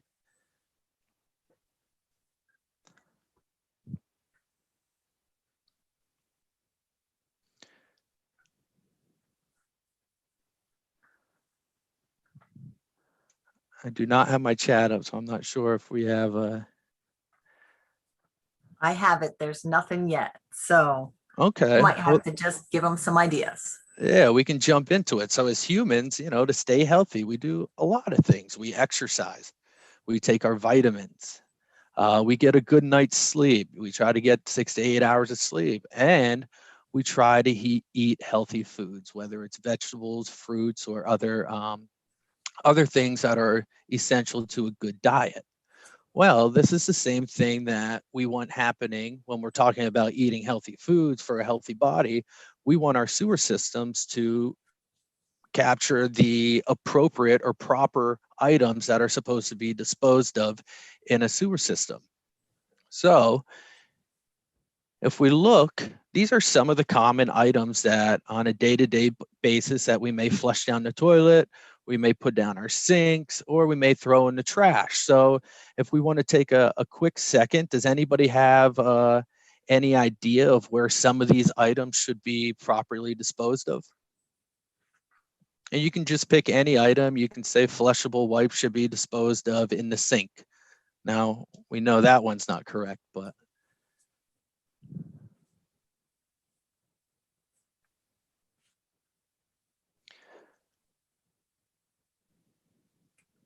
So in the chat, it says flushable wipes all go in the trash. Well, there we go. Somebody has been paying attention, and that is correct. And if we move forward to the next slide, we're going to actually separate where all these items should be properly disposed of. So if you look on the left, the toilet is made for toilet paper, human waste, and obviously the water. Our sink, you know, soap and water. Not too much more than that, because the rest of the stuff on the screen should end up within the trash. Our paper towels, our flushable wipes, food scraps, and fats, oils, and grease. And we'll touch a little more on these items as we move forward. Okay, now for the fun stuff, right? So we know what the sewer system is. We know how wastewater moves through that system. Let's see how we're going to figure out the health of these pipes.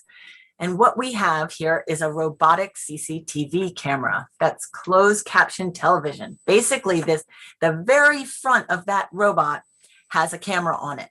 And that camera head can turn 360 degrees around, making it so you can see all parts of that sewer pipe without missing anything that could be going wrong. Okay.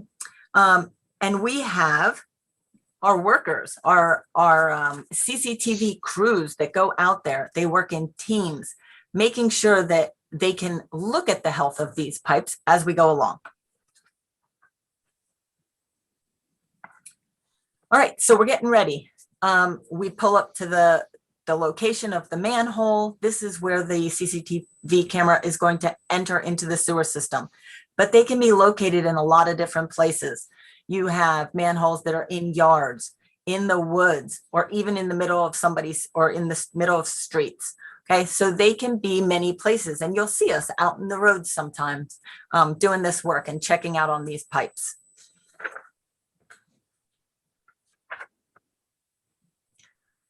So you're going to see how we get started here. So here's one of our CCTV workers giving us a look at the work that they do to take care of our pipes. They remove that manhole cover. So underneath the cover, you'll see that there's going to be a little catch pan type thing.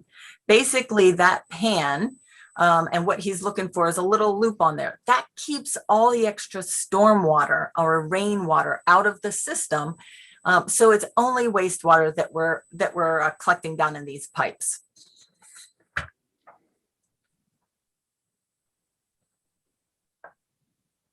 Once we have our pipe figured out, we know where we're going. These pipes are different types. They might be different types of materials, which means you might need different types of tires.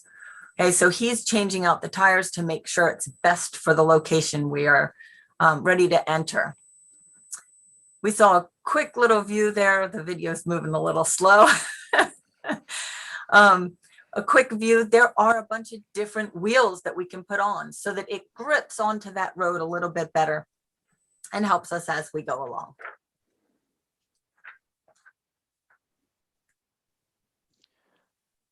It's hard getting the video play button to come up. There we go. All right, so he's finishing getting that together. We lower this robot into the manhole and we're ready to go. So you'll see he gets it all set up, sets the wire right on the little track so it can nicely move down into the pipe.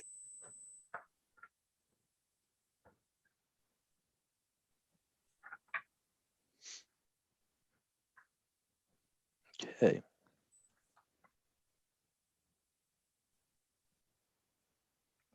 Okay, so now we have our CCTV camera into our sewer system. So the whole point of putting this device down there is to monitor the health of the sewer pipe, to make sure that the inside of these pipes are not clogged or broken, to effectively move wastewater from our homes to a treatment plant. So as we move through this video, we're going to see different portions of the process of monitoring the inside of the sewer pipe. The first thing we're going to see is actually the last time we'll see the CCTV video with our eyes before it enters the sewer pipe. As you can see, it had the right tires on because it got traction to enter. And now we're making our way through the sewer pipe. And a good thing to know about this pipe we're looking at is it's relatively a healthy pipe. We don't have debris on the sides. You can see the curves of the pipe, which means that everything's pretty clear. And that's a good thing. Another thing is the flow of the water. It's moving at a pretty steady pace. And that's a good thing because, we know gravity is working good. We know there's no blockages upstream. So the flow looks pretty good. As we come up, we're going to actually have our CCTV camera zoom in on a lateral pipe. Now, a lateral pipe is where the wastewater from your home is entering the county pipe, and every home has their own lateral pipe.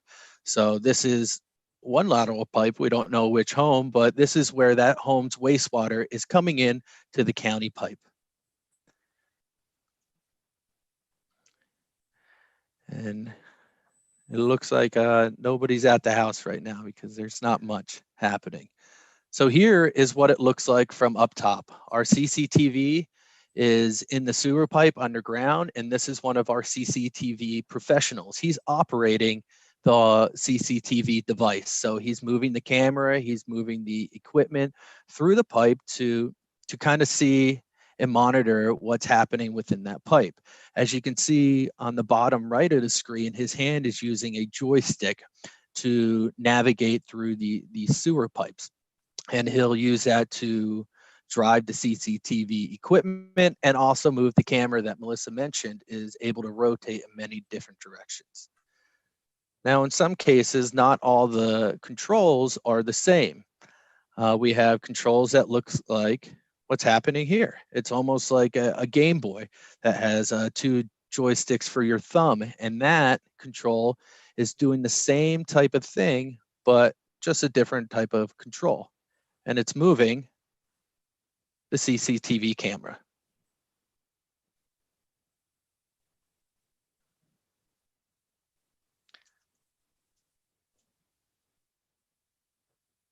Okay.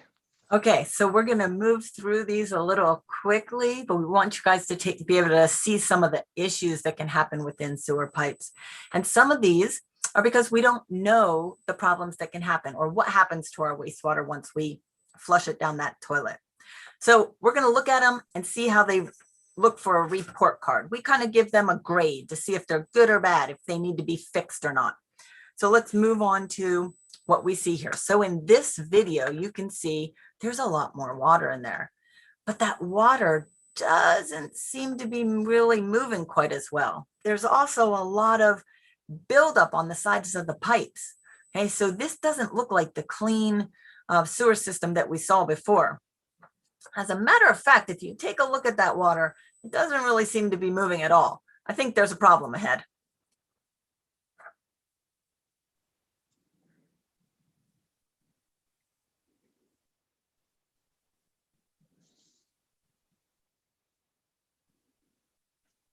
Can you, we got to get our video to catch up. Here we go. Okay. So now our first issue we can have is wipes. You can see the pile of wipes right in the center on the bottom of your screen there. Hey, these are flushable wipes as well as regular wipes. They don't break down and can cause that wastewater problem, so it can't get around it. Griff, you can just keep letting the video go because of time. So here's some of our workers. They're going through talking to us about how they clean up all these wipes. These guys are actually at the pump stations. They're mechanics. They're supposed to be maintaining the pumps like you see here, but they spend a lot of time cleaning up the trash that we put down our sewer systems. Trash that leads to backups into your homes and overflows into the environment. So make sure you keep that trash out of the system and put it in the trash can. All right, the next one. Fats, oils, and grease. These are the little spikes you see coming out of the side of these pipes. Okay, that's causing a lot of problems here. This turns into a solid, becomes really hard, and can cause big backups into homes and businesses again. So here's some more pictures. Same thing, causes backups in homes, overflows in the environment. Keep them out of your sewer pipes.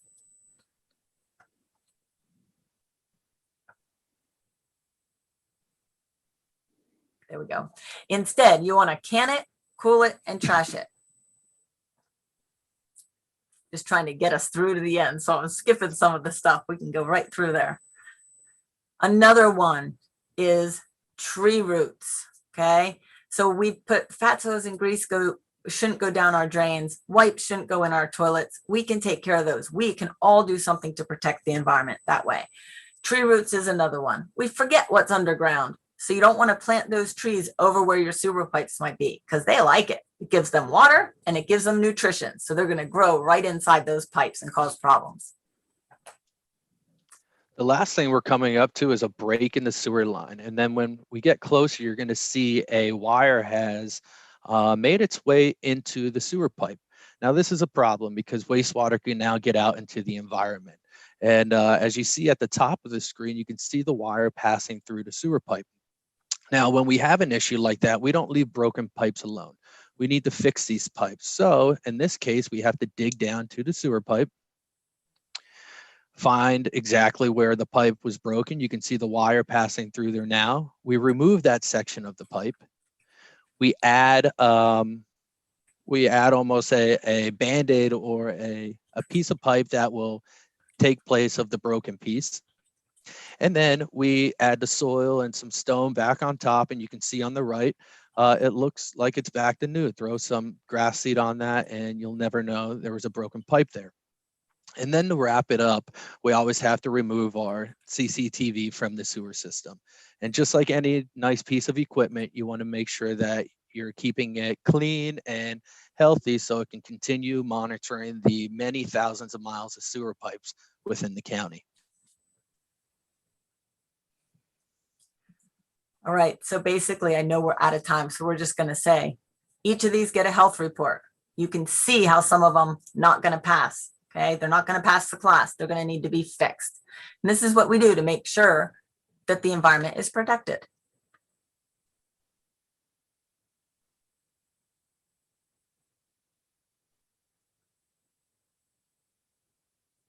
Is there any quick questions in the 1 minute that we have left?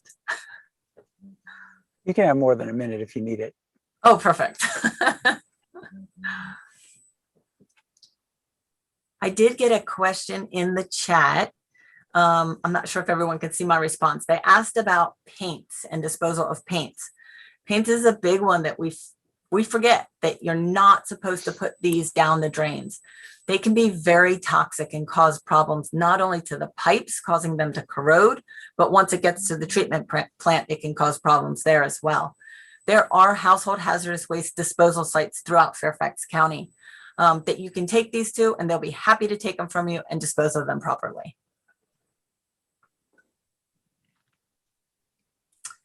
So to answer the next question, there is a question in the first part, the robot tethered or is it wireless? It is tethered. And that's for the reason of also helping us in case it gets stuck down there and runs into something and we can't get it out. It allows us to help crank it back out through that tether as well. I believe they can go about 200 to 300 feet in, and then they'll bring it back out again, and they'll start going down through another manhole before they before it gets too long into the sewer pipes. Do you all pull out microplastics at your facility? So it's a great question. So microplastics are a new thing, right? And we know that they're starting to enter into the wastewater system through a lot of things, especially through the washing machines. Clothes nowadays are not normally just cotton. So microplastics will come out of that clothing from those other materials and end up in our wastewater. It is very difficult to remove microplastics. We know that because they're so tiny. So we don't have an exact, we don't know exactly how much comes in and how much goes out. We do know that it removes the majority of the pollutants that come through our wastewater treatment plant. That's the only thing we can say about that one with accuracy.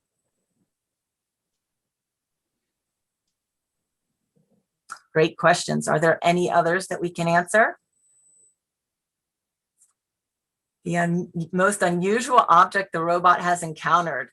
To the toothbrushes and toys. Yes, my son thinks it's very fun to put everything down the toilet, and I'm not really sure why.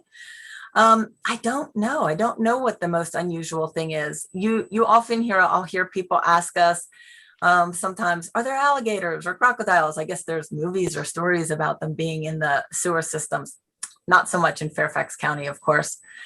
Florida's a different story, but it's not in their sewer systems. It's in their storm systems. So around here, I don't recall they've ever really seen in particular toys or stuff like that. They may have and just not mentioned it because maybe it's common since all of our kids like to try that.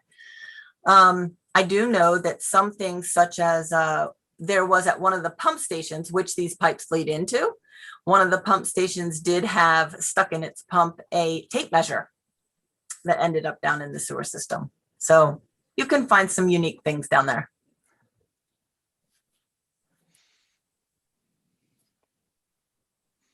That's awesome. Melissa, are there any other questions? I don't see any other questions Okay. coming through. Thank you, everybody, for joining. We appreciate it. Thank you, Griff. Thank you, Melissa. Thank Happy you. Earth Day to you both. Happy And Earth thank you Day. for being here at SEAS. And we're going to switch back to Cindy Smith at the Potomac Science Center, and we're going to cut to a video as soon as I can manage to share my screen. Cindy, how's it going over there? It's going great. It's a breezy, windy day out here on the Occoquan River. I'm sitting in one of our native plant beds, just watching the new I got 2 purple martins coming by, and hoping you can hear me in all this wind. But what Kurt's going to share is how we see impacts to plankton from glitter. That's the second part of the video. And I just have to step back here through my presentation slides.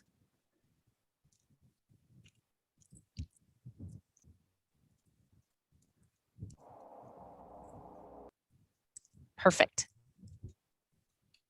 See if I can find that middle point somewhere here. Yep, there you go.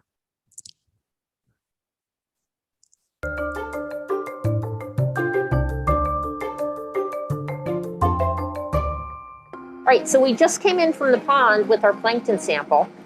And what we're going to do with that is we're going to put it under our microscope and add to it a little bit of glitter. Glitter is a common microplastic that is used all over the place in art projects. People throw it in the air for celebrations, but sadly, when it rains, it washes down on hard surfaces and it gets ground up and it enters our waterways. And we were wondering, does it impact our zooplankton? And Chelsea's going to look at the microscope underneath and see what indeed, if there is any impacts with the glitter.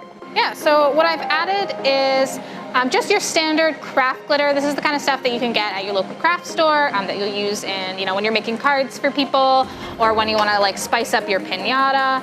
And this is, very fine plastic glitter. And glitter historically could have been made from glass. Sometimes it's made from metal, but now it's mostly made of very small bits of colored plastic. So I've added some already to our Petri dish here. And if you look into the microscope, you'll see that a lot of this glitter is pretty small, at least to our eyes, but it's about the same size or a little bit smaller than zooplankton. All right, so what's happening here is that the bits of plastic are sticking to the carapace of the zooplankton and really impeding their ability to swim. So there have been some in-lab experiments where they take different size bits of plastic and they stick them in a tank with zooplankton to see what happens. And what we found is that plankton get trapped by microplastics. And it's not necessarily like they're stuck to the plastic forever, but anything that impedes the ability of zooplankton to swim is kind of a big deal because zooplankton don't live very long. So we need them to be able to eat and eat and eat as much as they can so they become a nutritious meal for something further up the food chain like a fish or a shark. And you can see here, this zooplankton here is unable to swim. It's got a piece of plastic lodged to its back. It's impeding really its ability to evade predators. And then the plastic makes it more visually noticeable and appealing to a predator. So it's much more likely that a predator will find it and eat it. The zooplankton cannot escape the predator, and then the predator will eat the plankton with the piece of plastic as well. And that's a pretty big concern. But one thing that we know is that plastic out in the ocean and out in the wild, it doesn't stay, in its big size. It doesn't stay the size that it is, it breaks down. So environmental factors end up not decaying, but sort of breaking into finer bits. Any piece of plastic that's out in the water. Is that because the sun breaks it down? Yeah, so the sun breaks it down, abrasion from things like sand or salt, just drying out from the air. Plastic, a lot of times when it's left to its own devices, becomes very brittle and it breaks up in these small pieces. So we wanted to simulate a more realistic environment for these zooplankton. So what we did is we added some glitter to the mortar and pestle, and I'm gonna grind it up here. So it's in a finer powder, which is a little bit more realistic for glitter, that's been left in the water for a couple of months or a couple of years. And I'm just gonna go ahead and add it to our zooplankton. What you're gonna see is a lot of these zooplankton make a little current around them. They have these clear carapaces, which is like their hard shell. And inside of them, you can see their legs are moving. And what their legs are doing is pulling water into their mouths and all the way down their esophagus.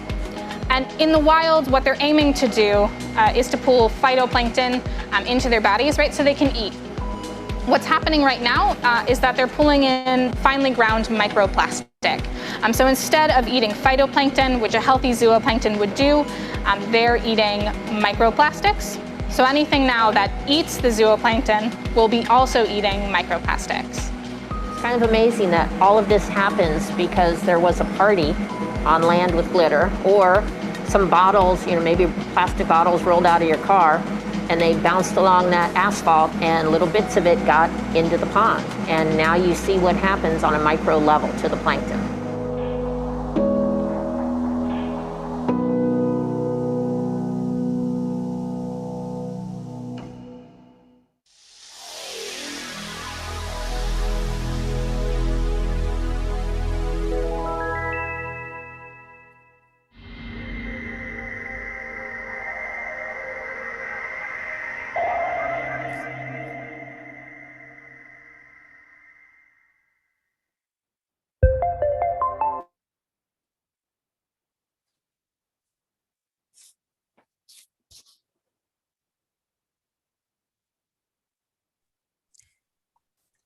If anybody has any questions, let me know. That video is one part of our project where we're working with 2 high schools to reduce the use of single-use disposable water bottles in Patriot and Freedom High School in Prince William County. And the students are designing a community-based social marketing program to basically get single-use water bottles out of the school and get all the kids pledging and committing to use refillable bottles.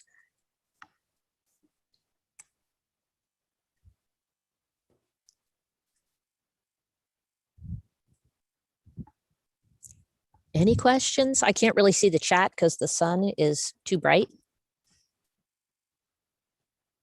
I can't tell. I'm looking, Cindy. Okay. I don't see anything in the chat. I'm looking in the Q&A.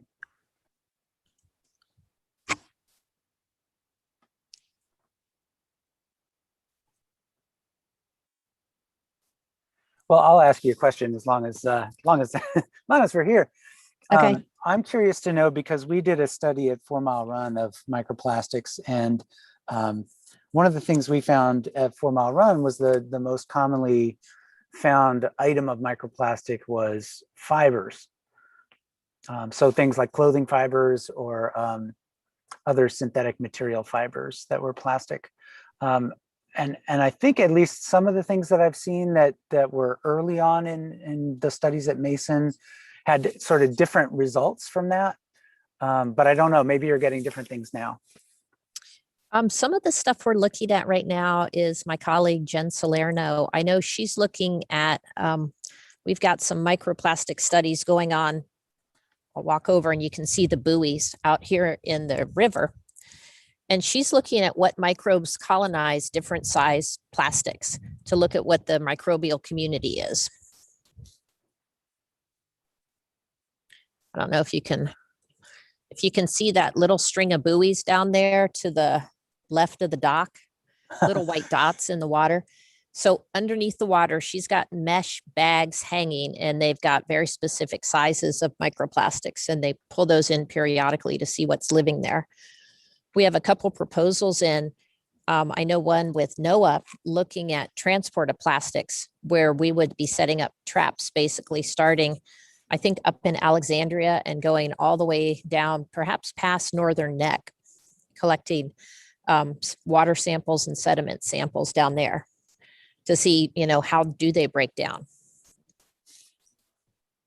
And I know we had a student, I think it was last year, that he just was looking in the stomachs of, for example, blue catfish, and he found quite a few bits of plastic in there. So we know that they're getting plastic, eating the plastic. And you would think in a river like the Potomac, at least where we live, where it gets a lot of sediment, that might be an easy thing to happen if the visibility is pretty low for a fish and you see something, a bigger bit of plastic moving. Other things my colleagues look at out here is we have a few, Greg Foster, Tom Huff, who are looking at pharmaceuticals downstream from wastewater treatment plants. And just all the different things that get out in the water. And what I think the next big ecological research is going to be is how do indeed those products, like ibuprofen, birth control pills, ADD meds, anything that you take that goes through your system that passes through a treatment plant and gets released, how does it impact aquatic life? There aren't many studies out there yet. We don't know, but that's something we will be working on. That's great. I know that the research that you guys are doing at PERIC is pretty amazing. And I've been lucky enough to be in touch with various folks that are doing research there. So it's just fantastic. It's a lot of fun.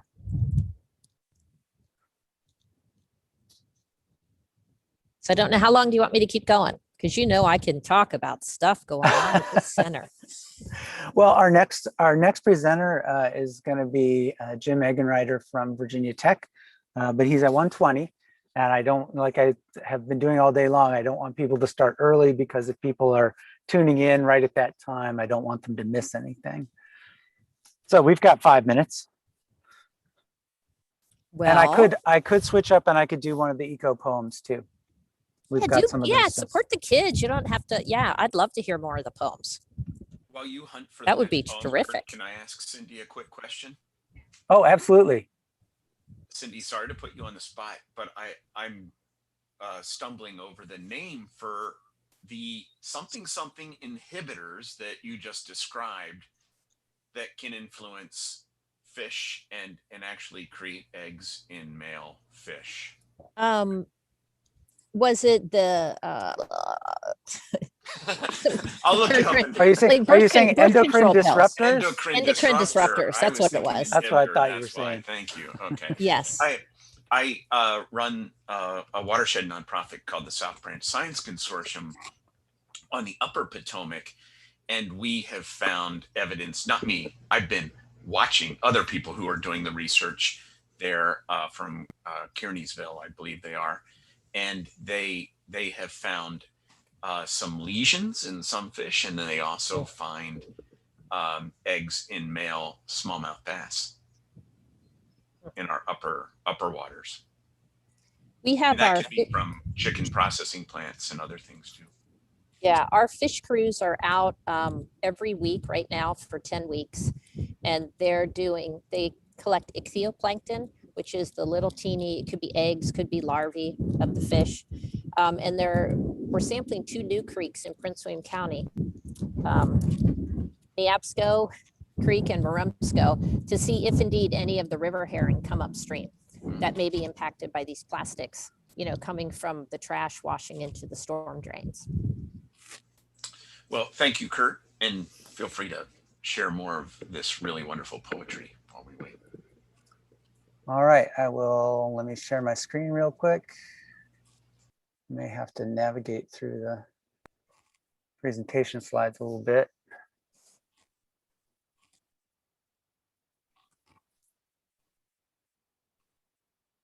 I'm a little bit out of order now. Okay, one thing just before I get to one of these, one of the poems, I wanted to share a citizen science opportunity that comes up at the end of this month. So the end of Citizen Science Month and the end of Earth Month, we have a chance to do a little bit of both. The City Nature Challenge is a global phenomenon. There's something like 400 metro areas in the world this year that are trying to take volunteer citizen scientists who use the iNaturalist app. It's a free app. And they go and make observations between it's right at the end of the month. I think it starts on the 29th. The 30th to May 3rd. It's on my slide. And there's 4 days during which people make observations. They help make identifications of what they're finding, and it contributes to a larger database set of observations of wildlife and plants and fungi and anything living. iNaturalist is a really great way to learn about the nature around you and also to help contribute to the knowledge that people have of our ecosystems. So I definitely, encourage anyone who's interested in anything living on our planet to check out the City Nature Challenge. You can use the QR code here, or you can Google it, or citynaturechallengedc.org. And then I will move on to one of our poems here, and then we'll get you started, Jim. So here is Trash by Ada Rolfs. Trash. Tired of waiting for something more to come, ready to leave this place that they call a dump. At one point they were useful in helping people live. Sadly, at that point, they had nothing more to give. Help us, save us, stop us from being made, so that these fine materials may see another day. And that definitely pertains to our microplastics issue.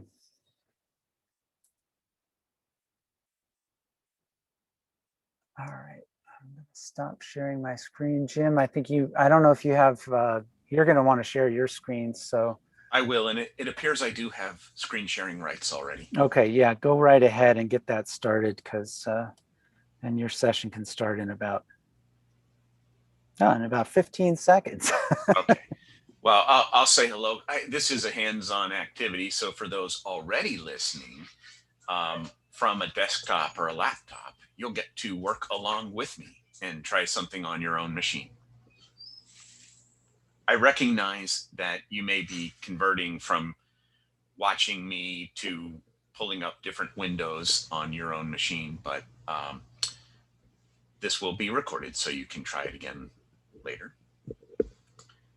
And if you're ready, I'll start right now. I think it's exactly 1:20, right? Yeah, go right ahead, Jim. Great. And just really quickly, this is Jim Egenreiter from Virginia Tech, and Jim, you can say more about the lab there. Oh, sure. So yes, I work in the Falls Church campus, which is a graduate campus of Virginia Tech. It's one of 7 and soon 8 campuses of Virginia Tech in Northern Virginia. And I actually work in 3 different colleges within Virginia Tech. The College of Liberal Arts and Human Sciences, where I'm on the education leadership faculty, but then I run a lab called the Think a Bit Lab, where actually most of the schools here today typically visit in a normal year, where we work on microelectronics. But then I'm also a professor in the College of Natural Resources, where I'm part of the Center for Leadership and Global Sustainability, and I teach biodiversity stewardship and watersheds system stewardship. And I'm actually going to combine a lot of those things all into one presentation.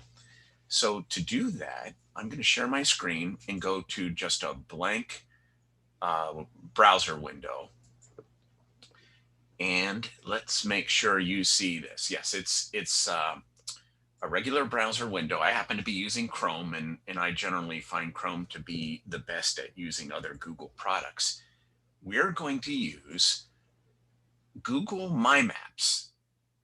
So you can simply Google My Maps, just like that, or you can just make it 2 separate words, however you wish. And when I do that, it gives me the option of going to Google Maps or Google My Maps. And when I click on that, you get this screen. Now, here's another secret. You can just go to Google Maps and then put a /D at the end, and it takes you to the same place. So I'm going to put that in the chat right now, if I can access my chat, and type that in for you. So it would be www.google.com/maps/D. And hopefully I typed that well. And if you click on that, it should take you to a page very similar to mine. You probably won't have this many maps up here because I make maps all the time. Google My Maps is different than Google Maps. It has a lot of the same functionality as Google Maps, but you can create your own maps, and you can also do techniques and strategies that would otherwise require much more expensive or complex geographic information systems software like ArcGIS, which is a tremendous tool. If you're already familiar with ArcGIS, terrific. But I promise you'll still enjoy knowing about this, because it is a great way to teach GIS to others and have people building maps within 20 minutes, just like you're going to do today. So when I get to this screen, I'm going to create a new map. And it gives me a blank template here, and you'll see it generally orients you to wherever you are in the world. We're in the United States. I can zoom way in here to the Washington, D.C. area and then start getting specific. One thing I can do is to simply use this draw a line tool and create a line or a shape or a driving route or a bicycling route or a walking route. and measure distance. So if you wanted to go to, say, a nature center and measure how long a particular hike would be, you can use this tool. You can also make a shape that measures not only distance but area. And that's what I'd like to do first here today. Before I do that, I'm going to take you to one of my favorite places to demonstrate my maps, and that's near Swanton, Maryland. It's in the uppermost part of the Potomac watershed. And I'll zoom out just so you can see where it is. This is Deep Creek Lake, which is actually part of the Youghiogheny, Monongahela, Ohio River, and Mississippi River drainage. Right over here is the Jennings Randolph Reservoir. Didn't mean to put a dot there. And if I zoom a little bit further out, you'll see the Savage River Reservoir. And these reservoirs are backup water for the Washington, D.C. area, Fairfax County, Arlington County, and others in the event of droughts. They release water in a controlled way. But here's why I want to bring you to this area. Let me get rid of this line drawing and go to this hand that allows me to move things around.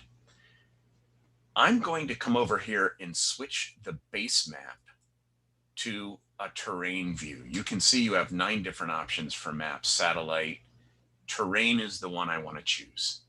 When I do that, you'll start to see the dramatic topographical features of this area. And I'm going to come up here. There's a road called Bittinger Road, and it's enumerated 495 like our Beltway, but it is different. And if you look at this area up here around the Savage River Reservoir, you'll see a couple of stretches of road where it's on the top of a ridge. And in many cases, this is the Eastern Continental Divide. What's really cool about this to me is, and I don't want you to do this, but if you're driving, say, south on this road and you threw a glass of water out the passenger side of your car, that water would eventually go to the Gulf of Mexico.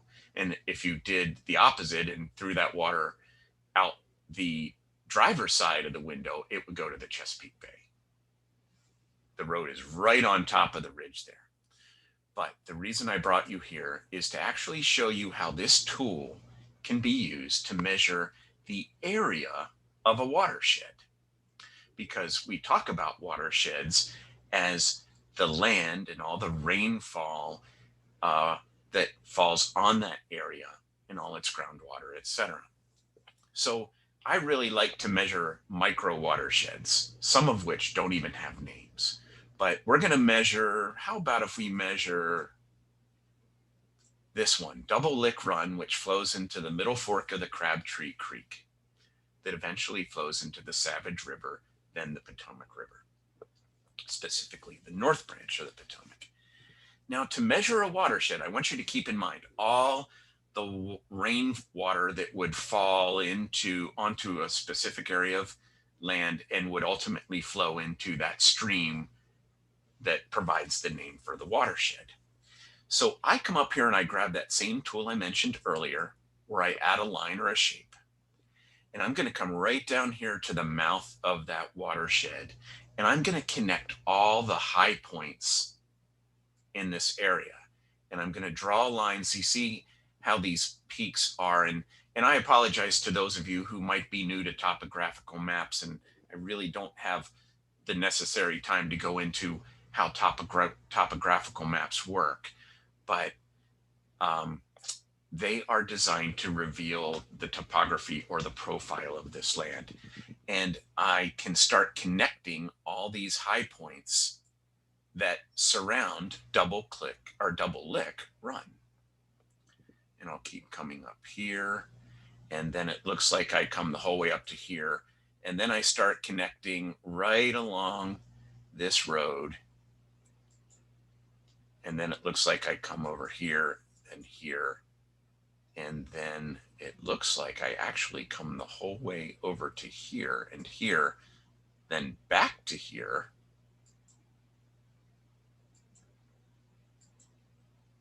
And I've now enclosed what's called a polygon, meaning, a multi-sided area or shape. And when I do that, it asks me to name this, and I'm going to name it Double Lick Watershed. And when I save it, watch what happens. It tells me the perimeter is 4.56 miles. And it also tells me it's 1.13 square miles. With that information and the knowledge of, say, a past rainfall event, I can predict how much water will appear in Double Lick Run and how much it adds to Middle Fork of the Crabtree Creek and ultimately the North Branch of the Potomac and the main stem of the Potomac. You can do this on a much larger scale too. Very nice tool to work with. I want to show you another really cool tool associated with this. And for that, I'm going to zoom way, way out. This also shows how our maps have bias built into them. I'm going to now make a shape around Greenland. And I'm going to do this quickly and roughly without a lot of precision.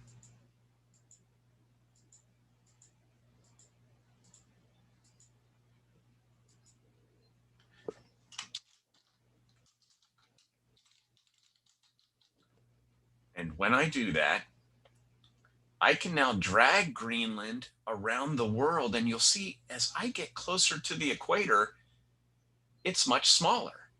That's because our maps are biased to the part of the world that we live in or humans have typically lived in, especially those who make the maps.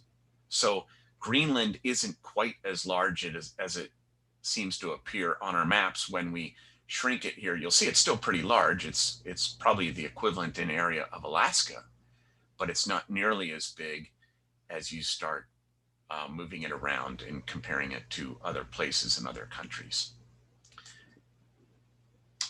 A big feature, however, that I wish to show you is how you can add geographic information systems layers.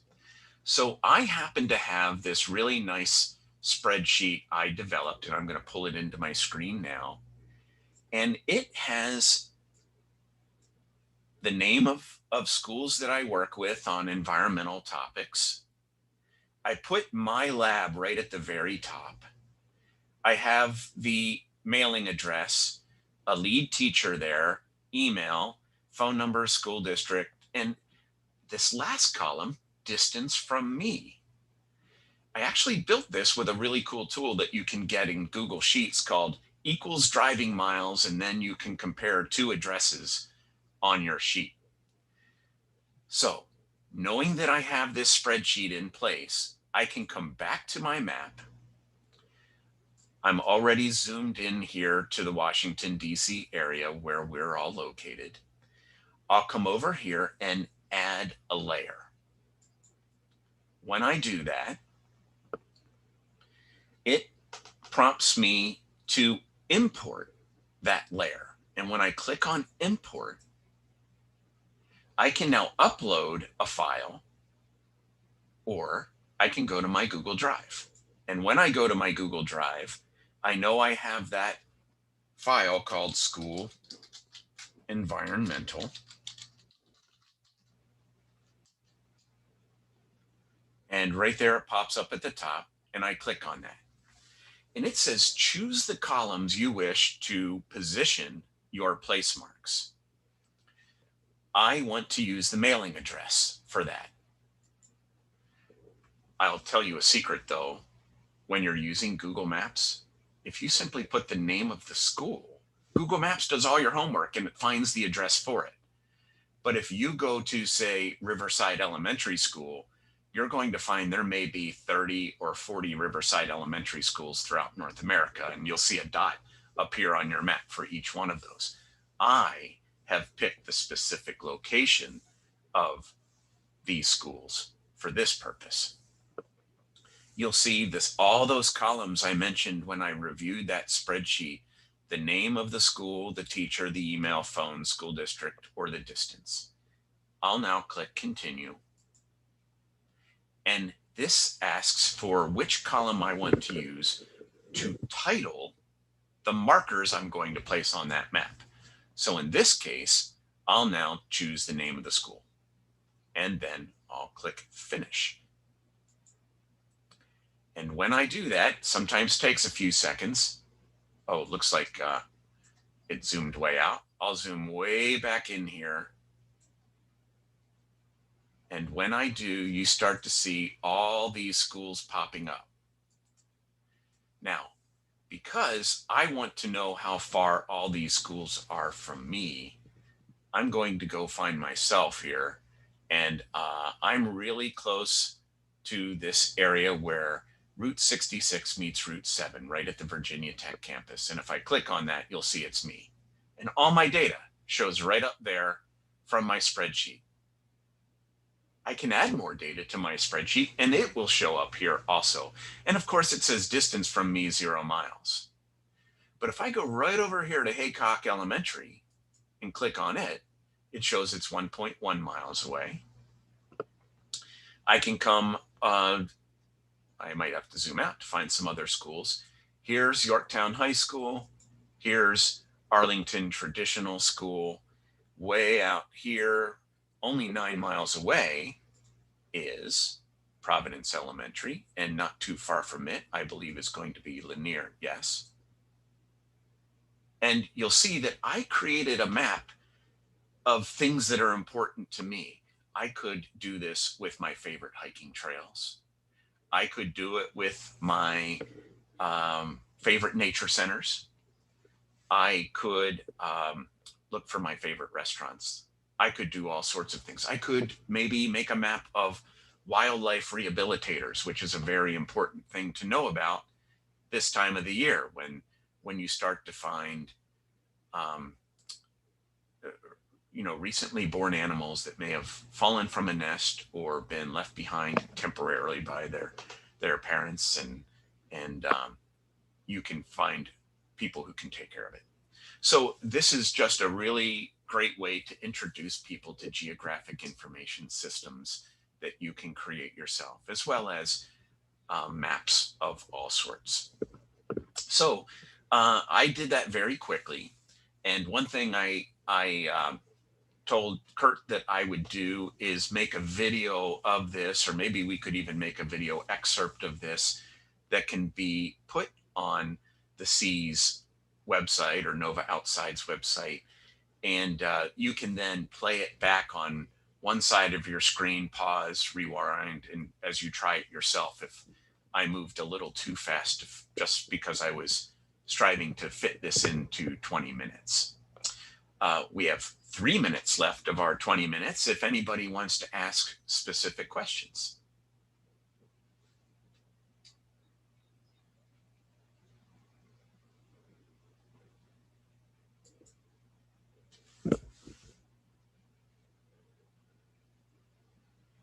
I will tell you that this is difficult to do on an iPad. You'll probably prefer using a laptop or a desktop that has a mouse, and even better, a USB mouse that you might connect, although you're all quite proficient using a laptop mouse, I'm sure. Jim, can you import images in the same layer as the address? Yes, you can. And that is a terrific thing. So I could go back and get an image of each of those schools. I actually built something for the Army once with this when one of my hobbies is building expedition vehicles. And I just happened to drive my expedition truck and stop at the coffee shop I go to every day on the way out of town. And 2 people I regularly see for coffee are both generals in the Army, and specifically to the Army Historical Society. And they asked about my truck, and I said, I like to find adventurous routes to go different places, and I don't like to get stuck there.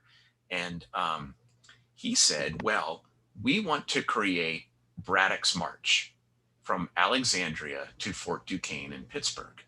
And I said, oh, well, I run a research farm on weekends and I travel much of that route every single weekend there and back.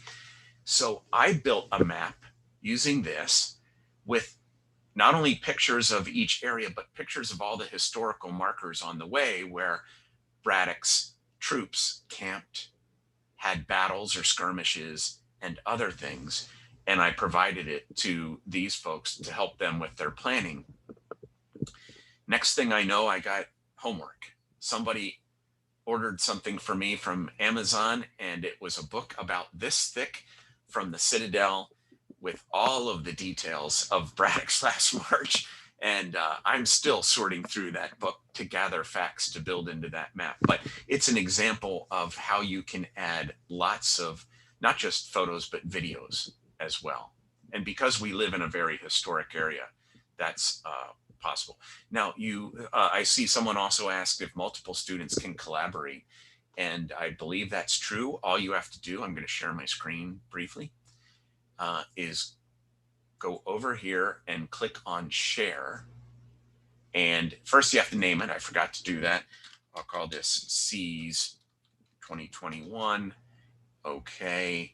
And then this gives me a chance to link it, but I think I can then simply share this into my Google Drive so that others can do it that way. And let me just see, I'll do an experiment with Kurt. And I can make him an editor. I can make him a viewer. It doesn't have all the features of other sharing where you can make somebody a commenter. And then I can choose to send a message to Kurt saying, hey, you're welcome to add ideas and features to this map.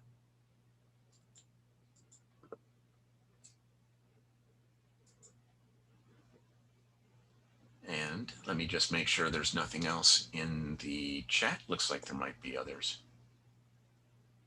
Thanks for sharing that to me, Jim.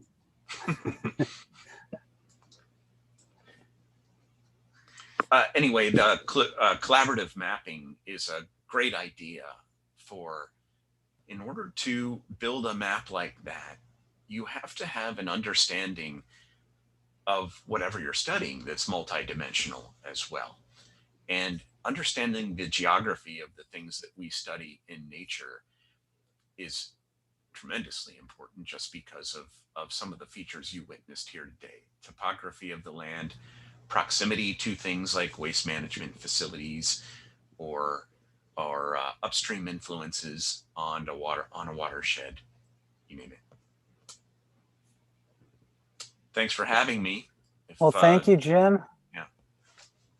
Yeah, that was terrific. You know, that's a really great tool to demonstrate. And although I know that we have people viewing on the live stream and we have a few people in the Zoom right now, it's great that it's going to be, it's going to be available as a recording for people who are tuning in after school, because I know we still have some students who are going to be tuning in after school. But this was great. Thank you so much, Jim. My pleasure. I'm very interested in anyone interested in connecting technology to our study of the natural world, whether it's building more sophisticated monitoring equipment, measuring equipment.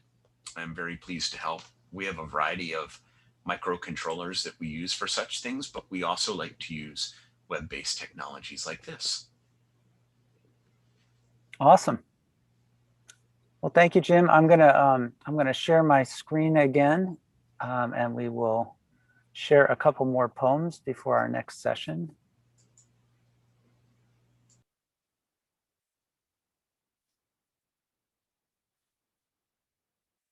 Make sure I'm at the right spot here.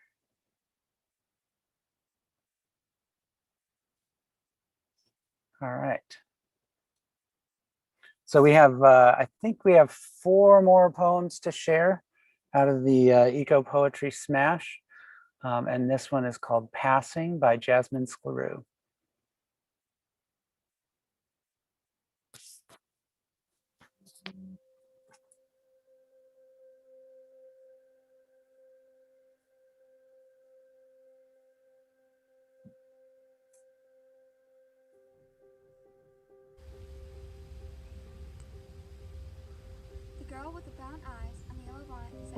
in rapture.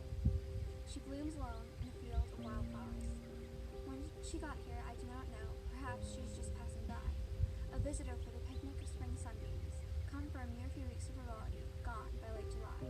A sparrow as her carriage, the wind in her curls, the valley spread before her, the clouds nature's pearls. The sun yet to be hot on her rigid back, her fingers follow the setting moon. Her fingers tremble with anticipation, the months will be treading soon. The girl with the brown eyes and the yellow bonnet sits, licking her last tears. She blooms alone in a field of broken dreams.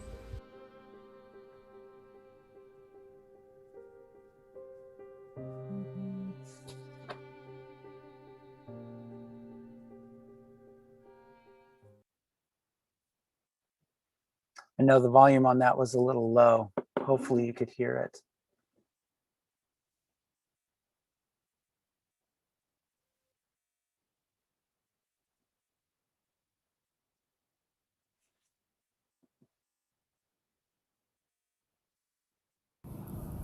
Falling down a waterfall. Shouldn't it wait? Couldn't it be calm? All hope of survival fades as the glistening crystal blue waters rush through the lush valley. The roar as it comes barreling down the mountain. One step, and you are falling. The once beautiful sunlit waters are now a shock. And as time slows, you can hear your breath. Your heartbeat slows, then quickens. Your stomach flutters, a feeling that won't disappear. You're falling fast. You're falling down a waterfall.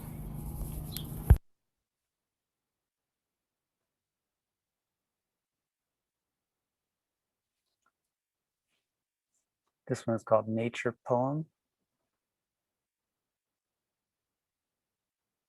Hi, my name is Sai Rungi, and this is my poem, Nature. Vast glaciers, thriving penguins, a frozen tundra, a polar bear and her cubs, herds of moose and frosting grass, dense forests and rummaging squirrels, red canyons and shining cacti, soggy swamps and dangerous alligators, soaked rainforests and glistening macaws, the salmon in the river and the sharks in the sea, many different ecosystems, various species of creatures, a beautiful earth and wonderful nature.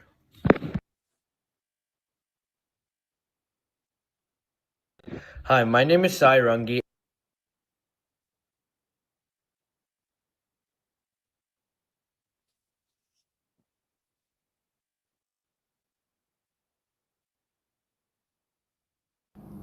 Water cycle.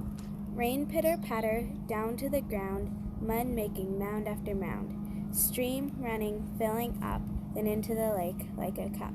Rushing, pushing, swaying side to side, ocean salt, even wide. Now rain forever and ever over again.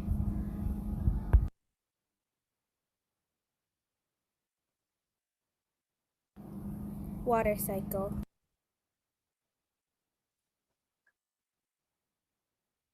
So in our upcoming presenter, we've still got a few minutes. Looks like we'll have a little bit of a break here because I think we've covered all of the eco-poetry poems. Just double checking to make sure that's correct. Pretty sure I've aired all of them. They are also available on the seas.live website. So if you missed a portion of the live stream or of the Zoom, do check out the seas.live because it does have all of the videos for all of the Eco Poetry Smash entries. And the other thing that you can find off of the seas.live website is the link to the live stream of the Caring for Our Watersheds presentations. So I certainly would say those are well worth seeing. Terrific presentations made by students about the work that they're doing. So I'm gonna stop my share for a minute and make sure I can see if we've got presenters arriving yet. And we'll be back on at 2 o'clock.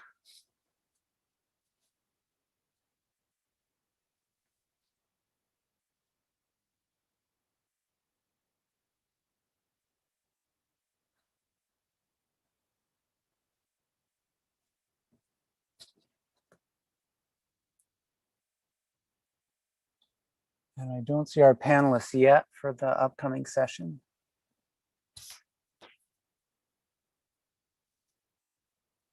our panelist.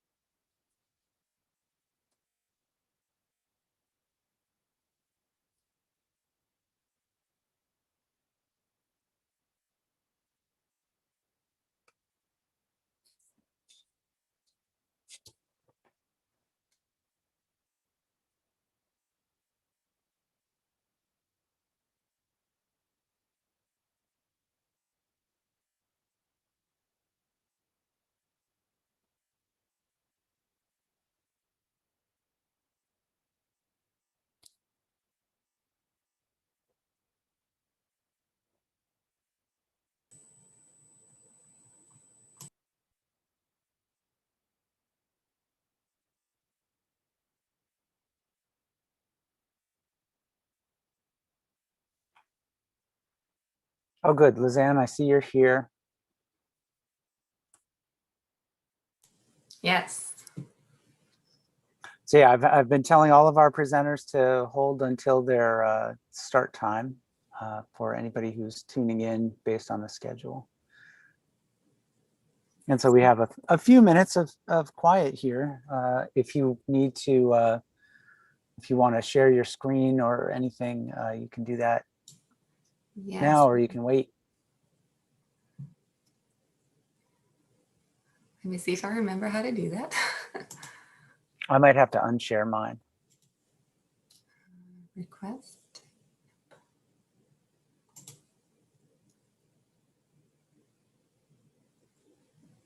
Share screen. Here we go. You cannot. Yep, I'm stopping my share. Yeah. You should be able to share now.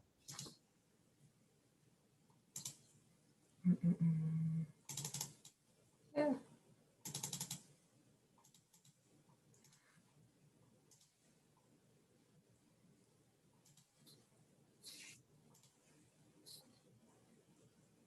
So let's start with that one while we wait. Yep, that works.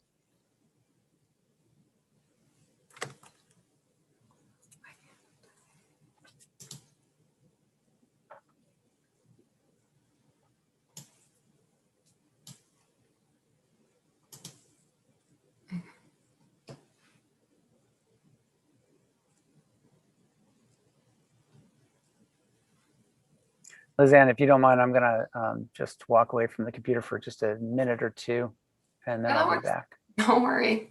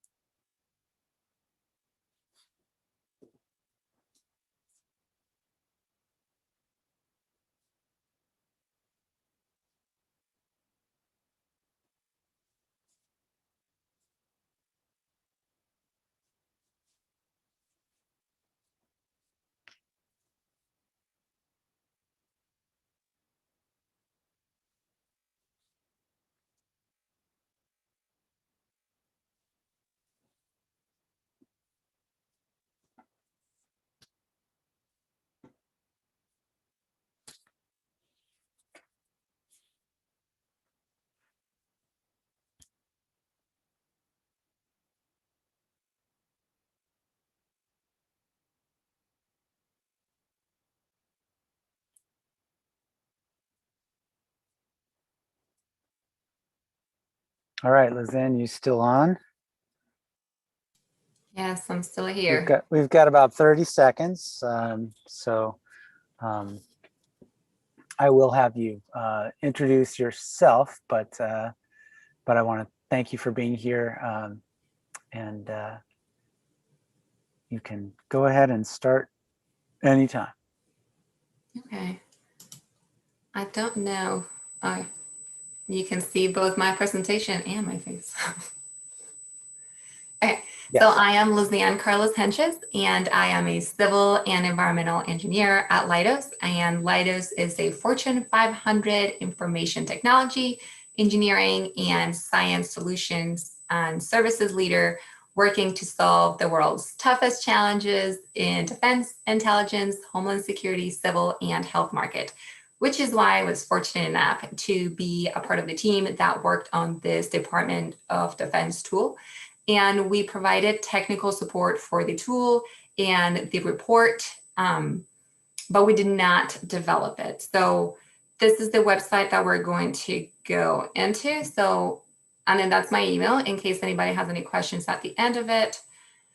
And I did not practice changing between sharing this and sharing a different screen. Let's see. And slideshow. Can you see my internet page? Or is it still the PowerPoint? Oh, it's still the PowerPoint. Okay. New share. Yeah, I think that's what you need to do if you're switching to the web. Like stop the share and then share again. Yep.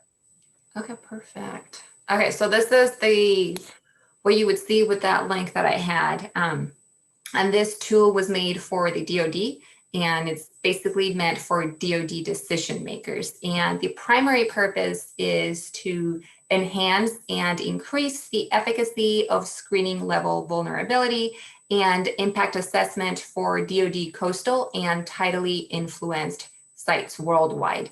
So this report here, view report, and the actual tool was finalized in 2016, but it has not been made available until, well, the report was made available, but the tool was not made available. It was just now released in 2021 for everyone to be able to play with it.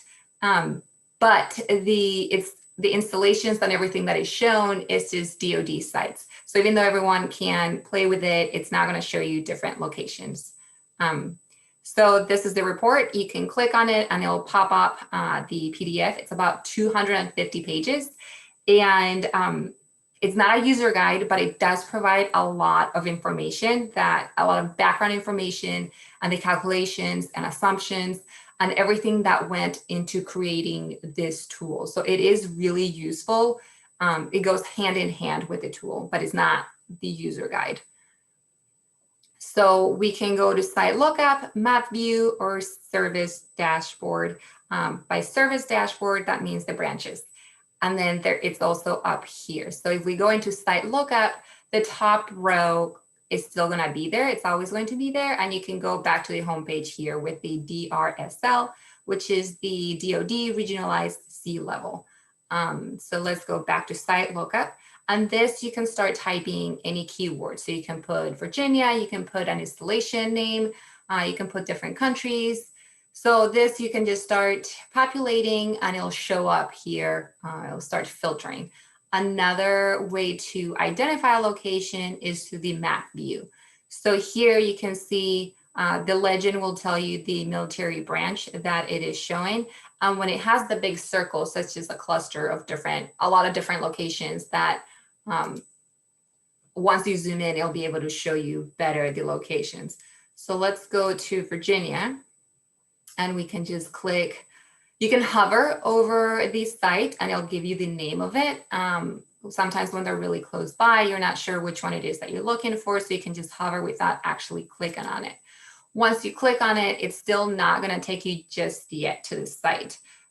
And then we say view site. Now we're in the site, the more information specific location.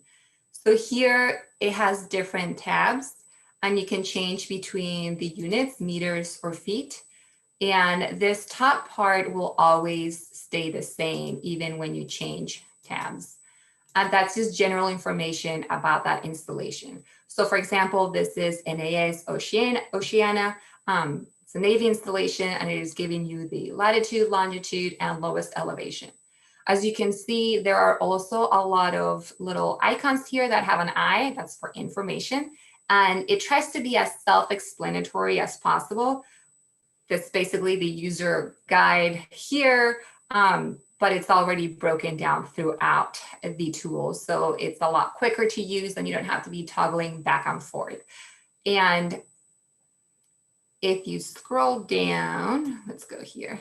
Okay, so this is it. This is all the information. And what this tries to do is to provide as much information as clearly as possible, but it is not telling anybody what to do. This is just information that it is being shared for the decision makers at each installation site.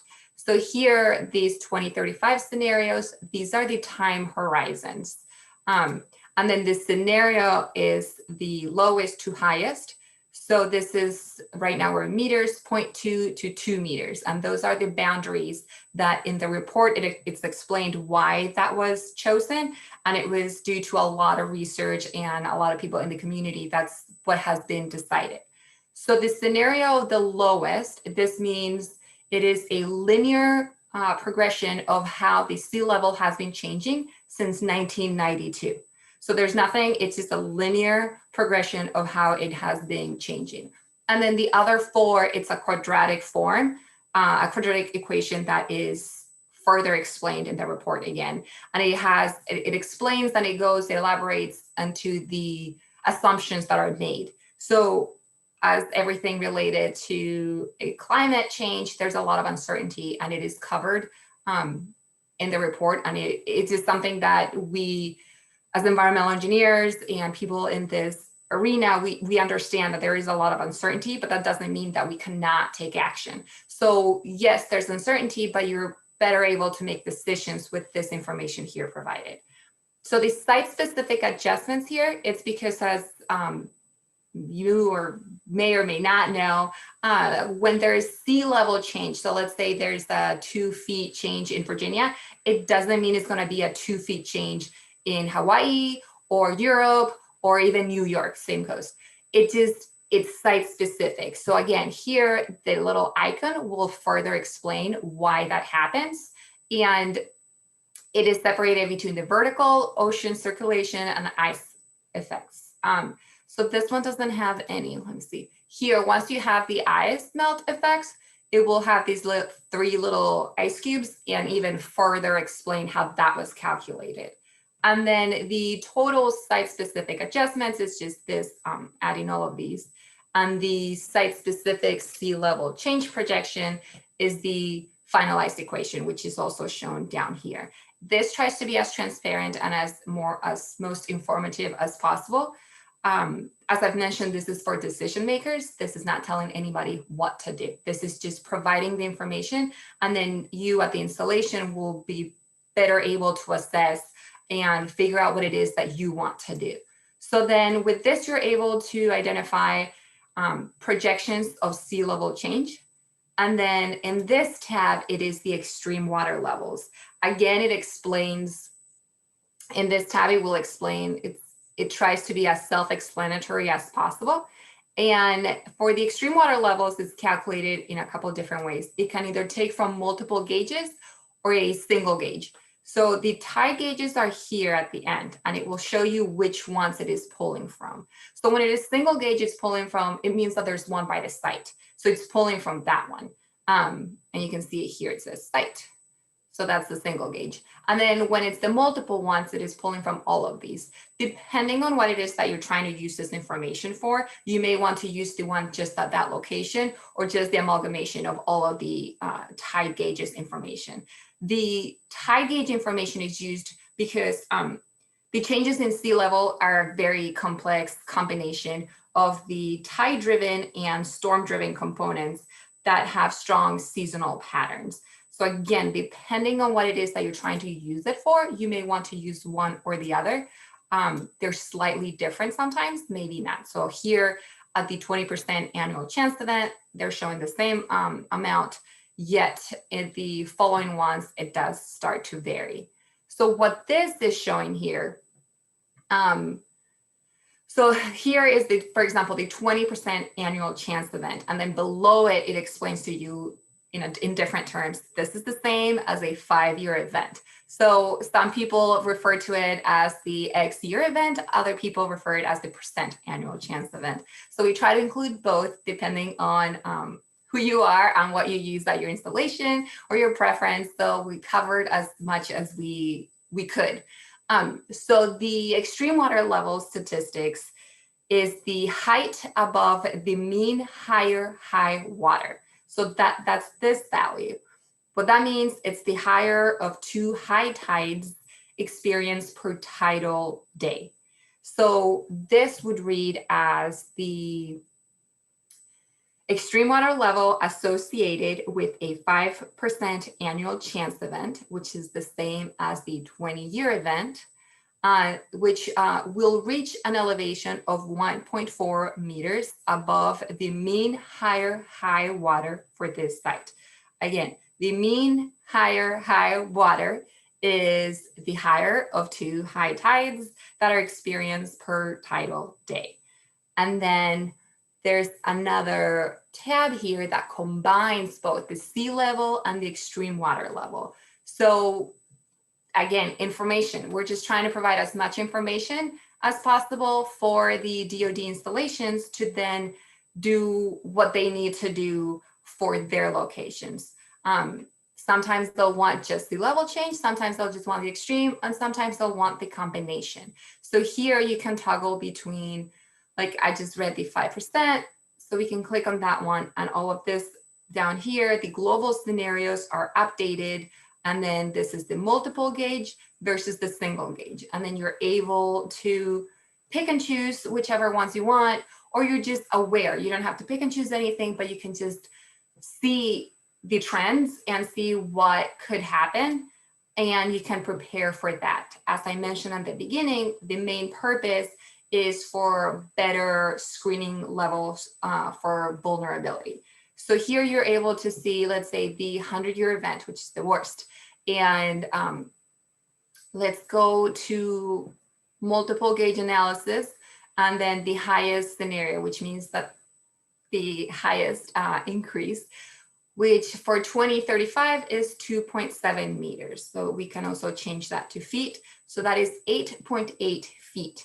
What can you do with this information at the installation? You can better assess, do you want to move? Maybe you have buildings that have a lot of IT at the ground level, and you are planning on making some upgrades to that installation or to that location. So instead of actually investing all of that money, time, and effort into just making it better, you just decide altogether to move to a different location. You can also assess that it's not that bad because that's just a broom closet that you have in that building. So you've analyzed it, you've annotated the risks to that location, and you've assessed it. And for you or for that installation, it wasn't a big deal. But you have gone through the process of actually analyzing what is at risk, what are the chances, and then you can revisit in further down years. But you do have a way of just thinking about it. Again, screening level is just kind of the step one of, is this important or not? So let's say that the 8.8 feet is a lot and you do have IT equipment and you want to think of something else. Now that you're aware of it, you can go to the next step. You can start doing something else towards it. So that's what this tool is for. It's trying to be informative, simple, quick. So for installations to just see it, very simple, very easy, and to better analyze if it's going to be a problem for them or not, and not waste resources. And then the trends tab here is just a visual for better seeing the different scenarios.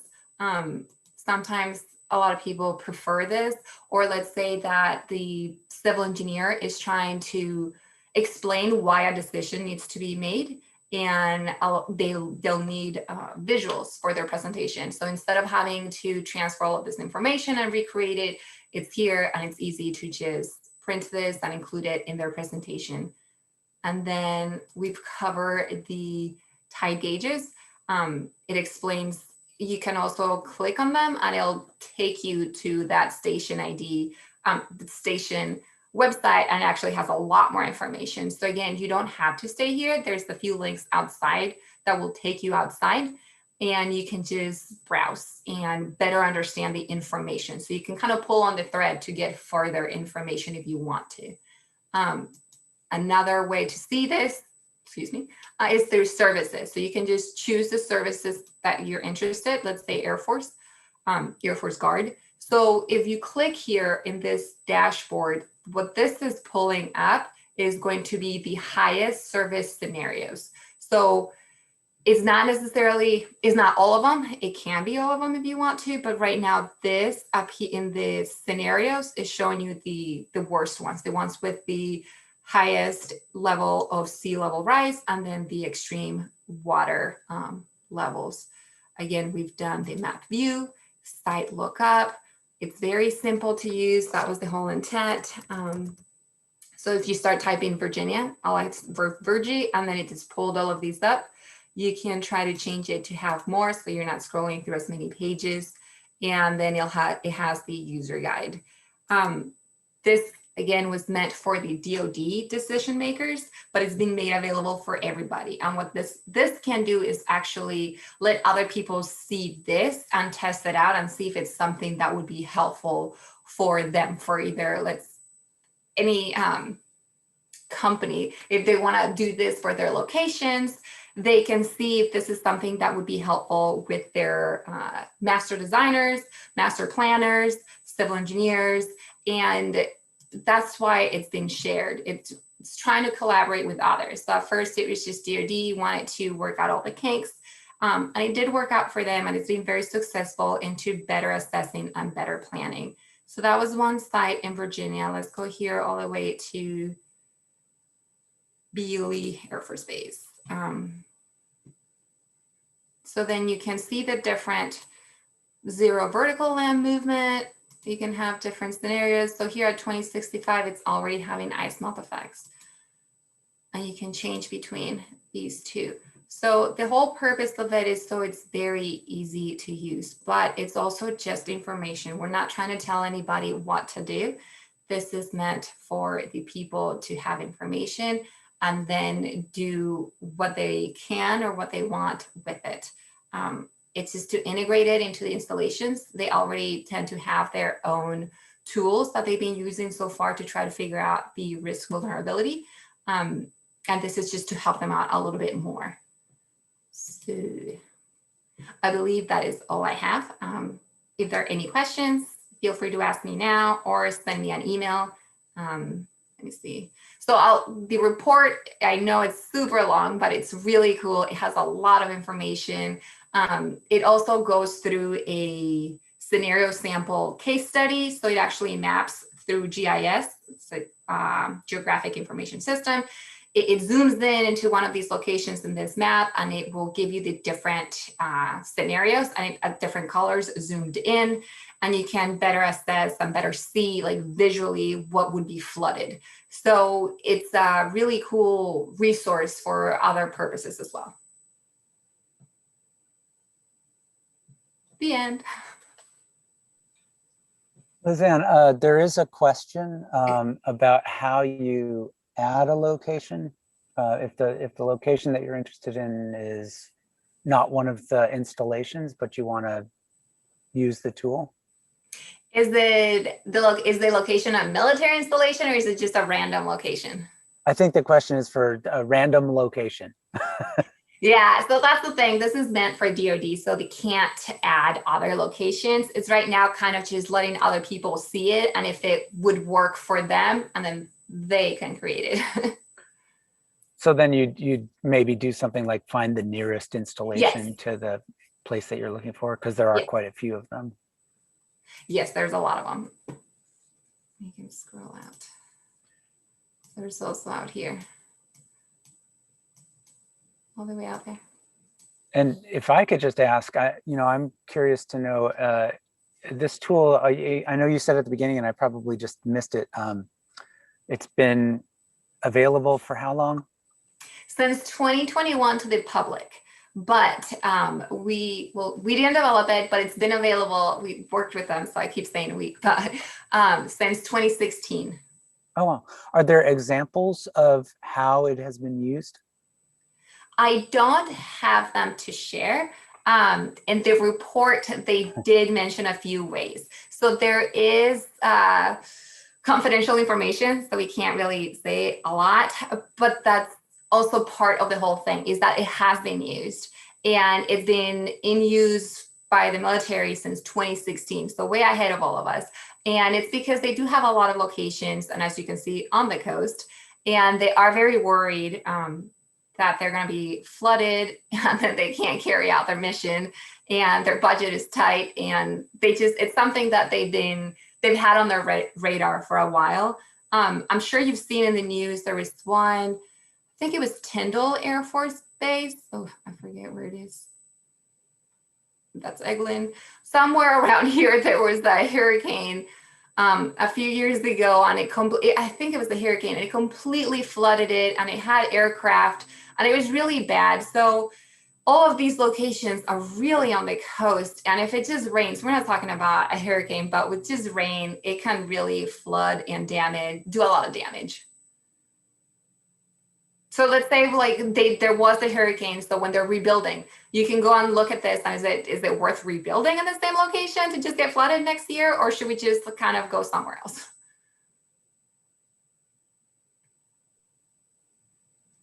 That's really fascinating.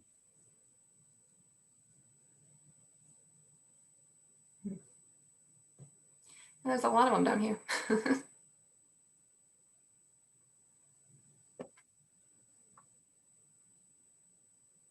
And Jim, it looks like you shared a link to a NoAA resource. Yeah, it doesn't have as much additional GIS data as the one here developed for the military installations.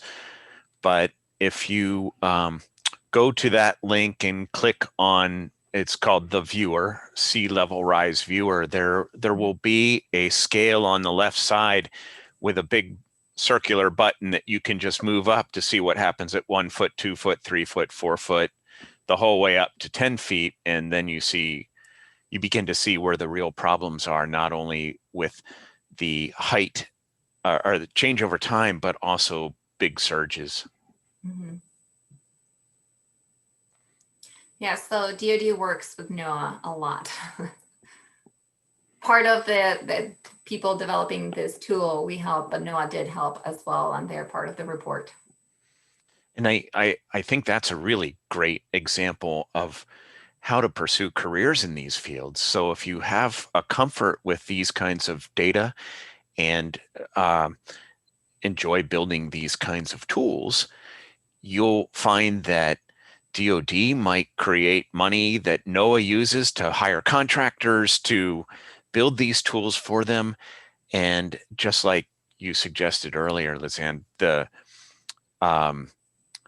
things that are developed for the military eventually become available to us as naturalists as well. In fact, a lot of tools built for things like iNaturalist were originally built for, not specifically iNaturalist, but were built for other scientific purposes.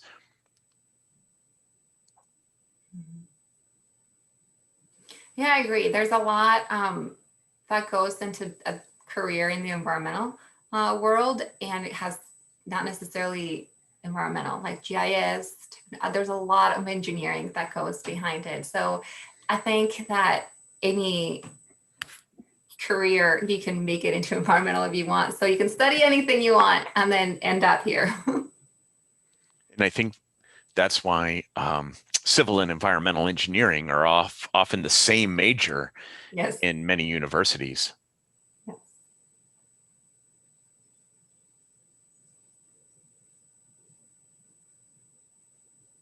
Well, I don't see more questions right now. Lizanne, that was really fascinating, and I want to thank you for presenting that and for and for being our first SEAS out of region attendee. You know, usually our event is an in-person event, so people don't have the option of coming to us from the West Coast, but I want to definitely thank you for that. Thank you for the opportunity. It's been great. It has its perks now that we're doing a lot of things remote. So joining all the way from Washington State. Well, and happy Earth Day to you. Thank you, you too. All right, I'm gonna switch back to my screen for a moment here. And just wanted to quickly check in with Ben Auger from the Office of Sustainability at Mason. Ben, it looks like you're on. Hello, how's it going, Kurt?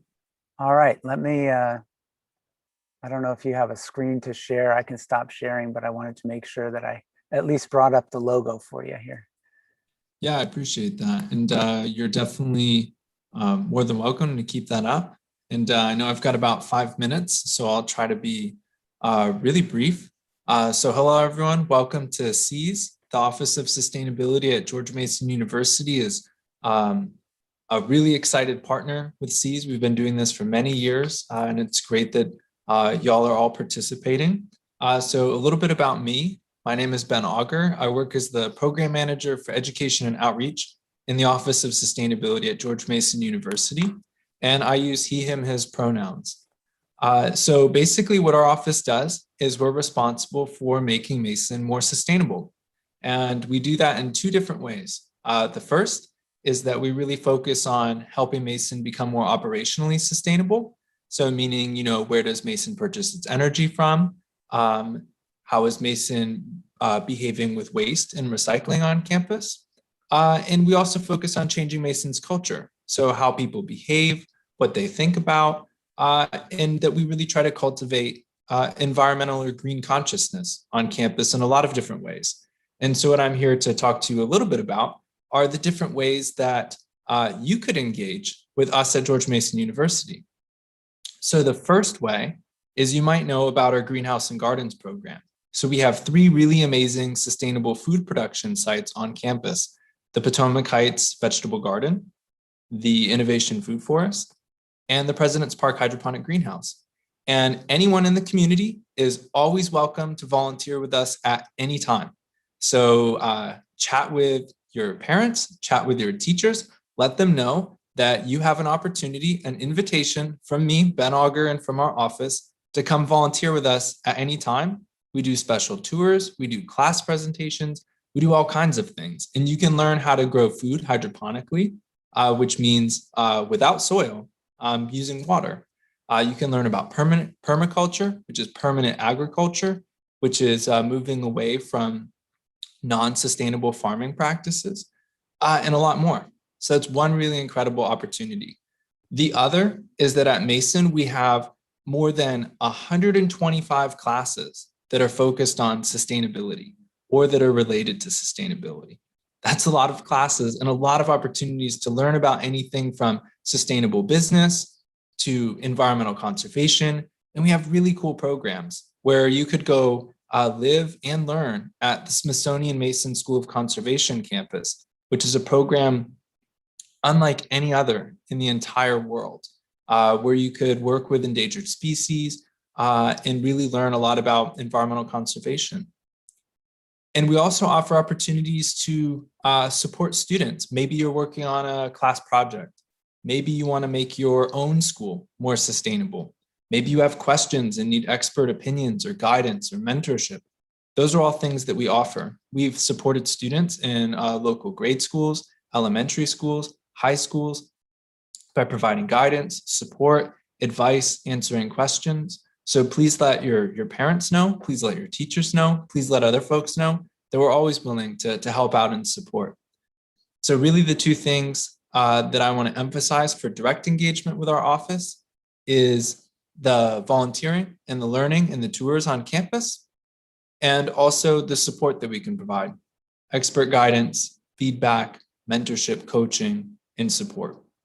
And at Mason, sustainability is a core It's part of our core identity.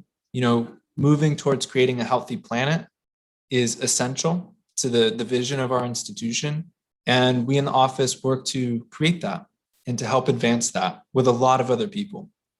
And so we would love to hear from you. We'd love to hear from your teachers. We'd love to hear from your parents. And Kurt will have some information about how you can get in touch with me. And I wanted to take the last minute and a half or so that I have and share something really cool with all of y'all. Our office, like I mentioned, does a lot of really cool collaborative work. And one of our projects that we're very proud of, a project called Arcadia. And I dropped it on the chat. And what it is it's a art installation with more than a dozen partners who have all come together to create an art installation in our President's Park hydroponic greenhouse where plants. Ben, Yes. sorry, 1 second. Sorry to interrupt you. Make sure in the chat that you're dropping it to panelists and attendees. Okay, thank you, Kurt. Appreciate that.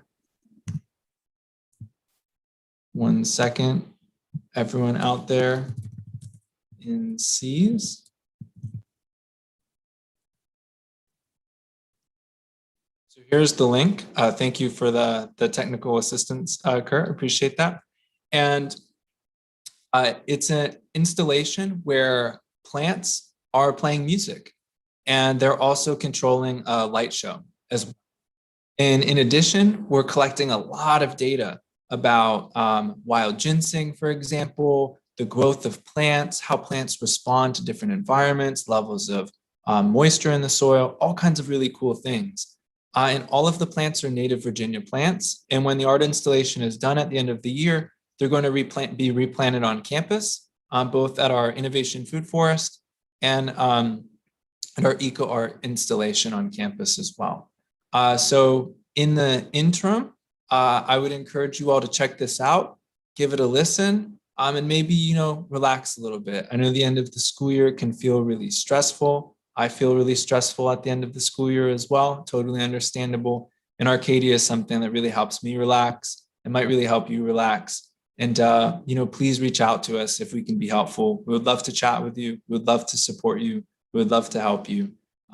Please feel free to get in touch, and I'll give you my email and our website and some of our social media as well. And I think that's my time. So thank you so much, everyone at C's. This is an amazing event. Please enjoy it. Thank you, Ben. Much appreciate your talking with us, and much appreciate the support that the Office of Sustainability has given and your dedication on the planning team for C's.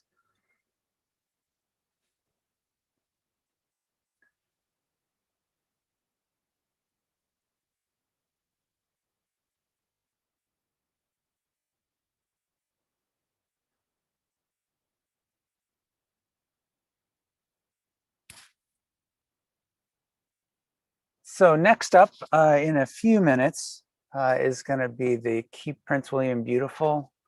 I don't know yet if our presenters are here.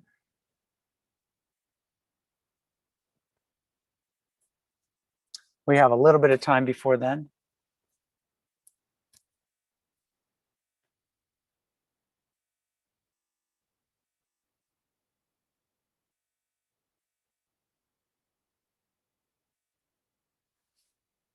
So, and coming up after that, we will have two kind of in short succession, starting at 3:20 and then at 3:50. We'll have partners from the Electric Vehicle Association of Greater Washington, D.C. and the Virginia Youth Climate Cooperative. Maybe it's coalition. In any case, those presenters are youth presenters, so hope you'll stick around for them. There should be really terrific presentations. And again, we've got a few minutes before 2:40 for Keep Prince William Beautiful. And we'll just kind of take a little break here, and we'll see you at 2:40.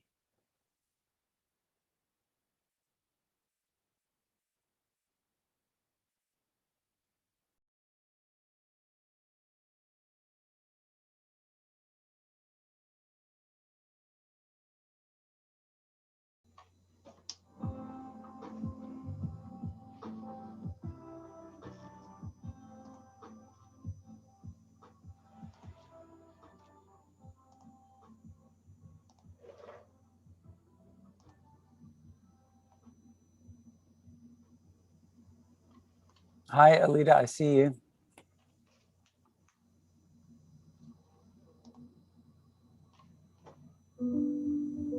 At least I think I see you. I see that you're on. I'm here. Can you hear me? Yes. Okay. I wasn't sure if it was okay for me to check in early like this or not. So Yes, that's exactly what we wanted, because we wanted to make sure that we can, you know, make nice smooth transitions and everything. So okay. But don't start yet. We'll wait until your start time. Okay. But if you want to like test screen sharing before we get started with your session, we can do that. I don't know whether you're. It should be okay. Usually, fingers crossed. Okay. Really works out. Well, happy Earth Day.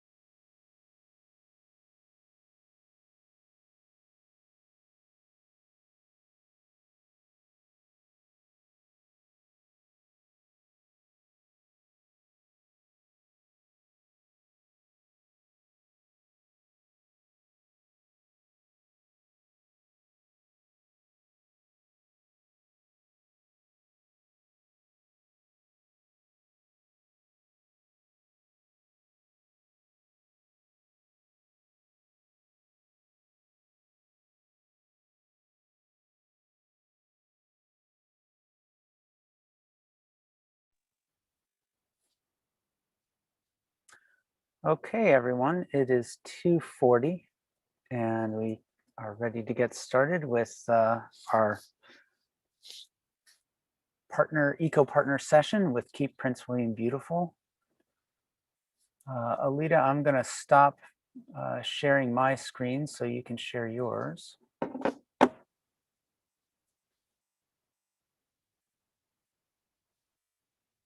And are you still on?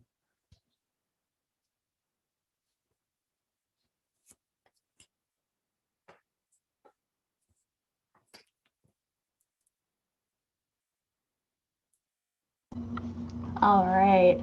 So I apologize. I was trying to figure out, there was music coming from somewhere and I thought maybe you had music going. And then when the music wasn't going away, I was frantically looking on my computer and I realized that my Spotify had opened up and was playing. So sorry about that. It sounded nice. It actually was a nice way to fill the time. Yeah. Well, Alita, thank you. Go ahead and introduce yourself. We are streaming live. I see we have not a huge number of attendees right at this moment, but some of our attendees and participants today are attending via the YouTube live stream. So you may not see them all at once, but we've got people viewing. Great. So take it away. Thank you. All right, I'll start sharing my screen here. This is the one. Okay. And can everybody see that? Does that look good? Yep, we can see it. Great. All right. Well, hello, everybody. It's so good to be here. Happy Earth Day to you all. My name is Alita Daniels. I am the director of Keep Prince William Beautiful. We are a nonprofit over in Woodbridge area. We are a Keep America Beautiful affiliate. So there is a ton of our sister organizations all throughout the country. And we also belong to Keep Virginia Beautiful, which is down in the Richmond area. We are a nonprofit organization. If you have heard of us, you might have seen us out there, seen our volunteers out there doing some of the great work that they do for our community and keeping it clean and beautiful. We are a community partner with the county, but we are not affiliated with the county. We are a nonprofit of our own right. What we do is educate and inspire our community members to be environmental stewards, which means taking care of the environment around you and taking pride and ownership of this shared community that we have here. And we teach people what they can do, the steps that they can take in their own lives to be a little more sustainable or to encourage other people to keep their area clean. And all of our programs are volunteer led. So I will talk a little bit about what we do before I get into the bulk of what I'm going to be talking about today. We have community litter cleanups that we do once a month all throughout Prince William County. Some of them we lead ourselves. Some of them are organized by community leaders who want to do something about the litter problem in our community. We have an Adopt a Spot program where you can adopt a spot that's meaningful to you and keep it free from litter at least 4 times per year. We do shopping center surveys, we do litter surveys, we have outreach and education programs. We have a new program called Ask the Experts. It's found on our YouTube channel where we interview local experts who work within some facet of the sustainability industry. So you can check out our YouTube channel for those. And we are getting ready to introduce a new program called Raise the Bar for a more sustainable Prince William. Our efforts, particularly with our volunteers, so our efforts like Keep Prince William Beautiful volunteers efforts are incredibly important, especially in light of the pandemic. We have been receiving more and more calls of increased amounts of litter throughout the community. The litter crew that works over in the county has been overwhelmed by calls about litter. It's been finding its way in our public spaces, our roadways. It might blow its way into a space that you know, in your front yard or your backyard. If you go out and visit any of the parks in the area, inevitably you're going to notice litter has built up, especially down, it gets tangled up in branches in the streams and in the creeks. So our work has never been more important, and our volunteers have never been more needed to get out there and do the work that we offer with our programs. Some of our more impactful programs are the three, the Adopt a Spot, the community litter cleanups, and then our storm drain labeling program. Community cleanups, you can go out there as a family, as an individual, as a group. We have a lot of groups that will come and pick up some cleanup supplies. And that photo on the right there is from our community cleanup over at Bull Run, the Bull Run community. And then storm drain labeling. This is one that we are really trying to kind of get off the ground. With the increased litter, we're finding increased issues with our litter finding its way into our storm drains. So this program, in a brief nutshell, is we have individuals or groups can go out and do this, and they place a little sticker on our storm drains kind of throughout the county. We have a list of places that still need them, and when somebody places a storm drain there, they let us know, and then we take it off of the need to label list. And this sticker basically serves to remind people not to dump anything down the storm drain, because believe it or not, people will dump used motor oil. They'll dump any number of liquids or things down the storm drains because they don't quite understand where those storm drains end up. If you're not familiar with what a storm drain is, you will, because you'll know exactly what I'm talking about as soon as I say it. It's that on the left, you've probably seen that kind of along the streets, just a little hole that goes down underground where all the scary clowns of the world live. And sometimes they don't, like that one on the left, there's no barrier there. It's just a wide open hole that water flows down. Some of them you'll see those little grates on them. Those act as barriers to keep debris and litter out of them. During really big storm events or in places that are heavily littered, this is what you see. You see a bunch of debris, whether it's sticks and leaves and natural things like lawn clippings. It could be litter. Right now we're seeing a lot of PPE out there, and we're seeing a lot of fast food containers out there as people are taking more food to go and not going out to eat in the restaurants as much. So this is the majority of what we're seeing in the increased litter throughout the county. And that ends up going down the storm drains when we have these big rain events. The important thing to know here is something that is not common knowledge, because it's out of sight, it's out of mind. You might think, and this is common belief, so if you have thought this before, you're not alone in thinking that maybe those storm drains lead to a water treatment facility. They actually just lead out of a drain, out of a pipe, and empty into our water bodies. So what goes down a storm drain comes out in our natural water bodies, and there's no catchment system in place to filter out pollutants. So all that, if you're dumping motor oil, or maybe somehow, or if you live in a neighborhood where your neighbors apply fertilizers and pesticides, when it rains, those will end up going down the storm drains. They don't get treated, and they end up into our natural water bodies. And again, I'll say this, it's not common knowledge to know that that's where our storm drain leads. And we're trying, through our storm drain labeling program, we're trying to increase the education of our community members in understanding that what you put on your lawn matters, keeping your car healthy and free from leaking fluids, that matters, because everything that leaks out of our cars and out of our houses and off of our lawns, that goes right into those storm drains. There are solutions. So our program, the storm drain labeling program, it has those labels that we put there to say don't dump, because it leads right into our watersheds. We also have an education program where there are door hangers and things that our volunteers will kind of hand out to the neighbors the neighborhoods around where these storm drains are being labeled, just to add that extra step of education and awareness. But you might see like these photos, the one on the left shows a barrier that's there to catch debris and litter so it doesn't go down the storm drain. You might see, and they're not around here, but I have seen them in some cities, they're called like a storm drain sock, and that also serves as a litter barrier, but it also kind of catches some of the liquids and the fluids that might, you know, come off of our lawns and out of our cars and catch it before it goes down the storm drain. And then of course the one on the right, you've probably all seen one of those.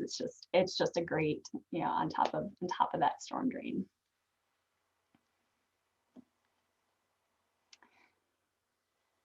I wanted to touch on the water cycle real briefly, and kind of touch on how our society, our urbanization has affected that. Because something that also is not necessarily common knowledge is that the world's water, despite the majority of our planet being covered in water, it actually, when you're looking at that picture, that is all of the water kind of condensed into one sphere. It's a two-dimensional sphere, but it is a sphere.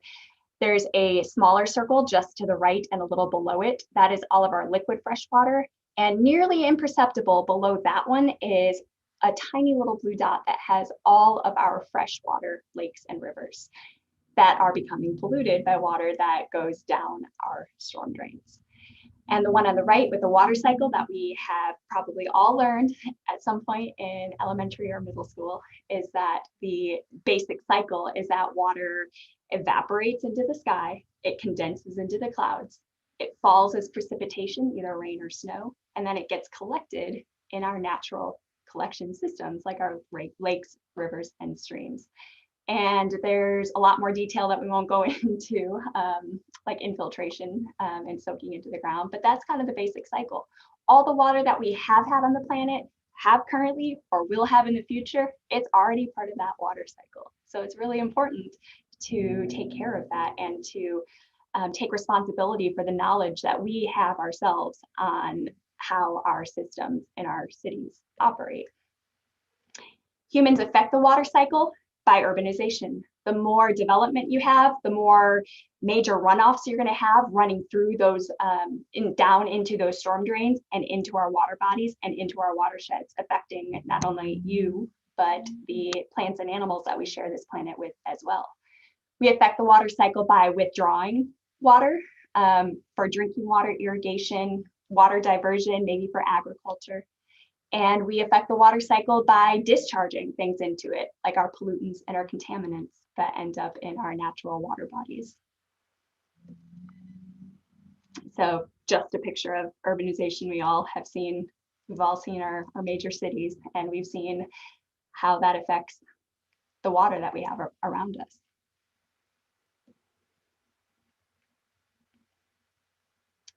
And just another illustration, we come in there, the more impacts that humans have, the more disruptions into that natural water cycle that we create.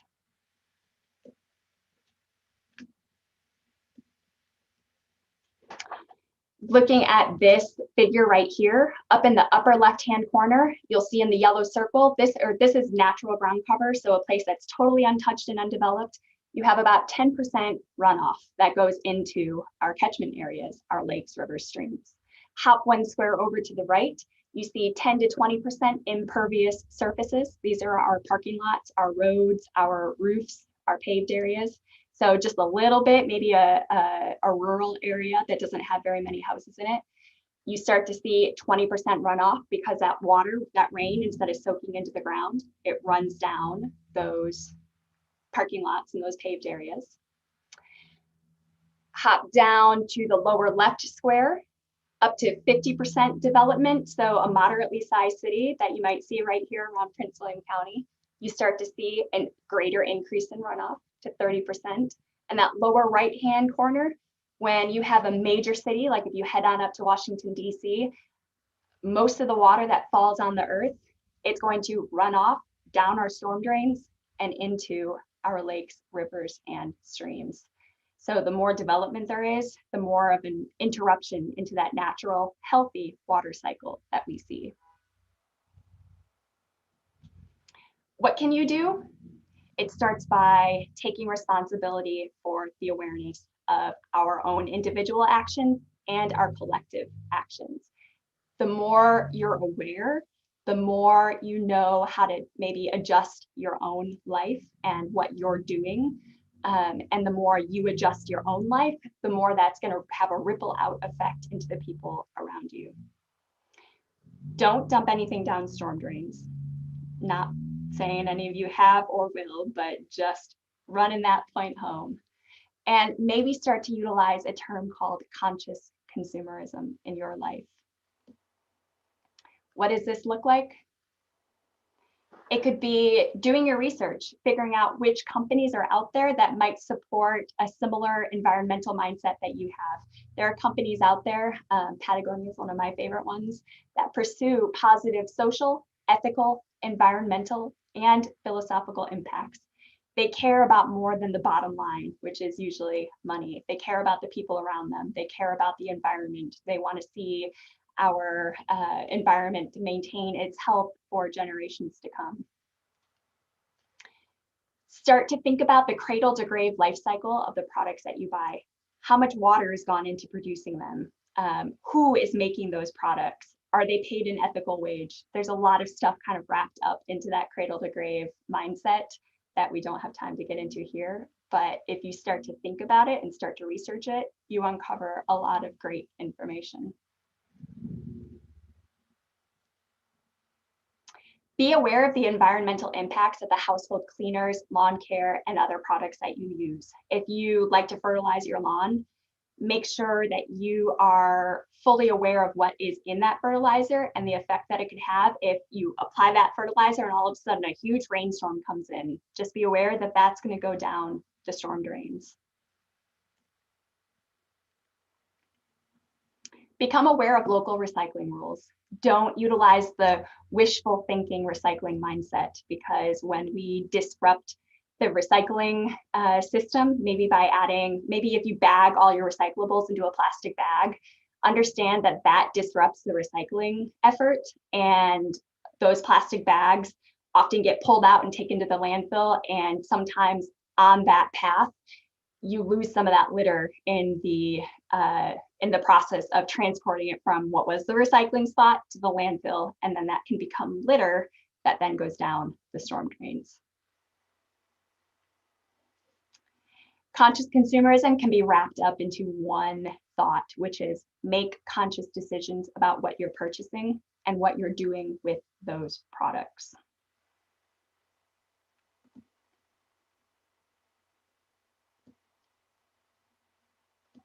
I think I had, there we go. So what does that mean? Considering, are the items that I'm purchasing reusable, or is it just going to go right into the landfill, or maybe end up getting washed down those storm drains? Is it made out of recycled materials? And lastly, is this item that I'm about to purchase, is it necessary? The most important thing, let me rephrase that. The phrase that it has had the biggest impact on my own life and the life of my family as I share this with them is that local efforts lead to global change. It really is a ripple effect when one person starts to change their mindset and become more aware of the impact that their actions have on the world around them.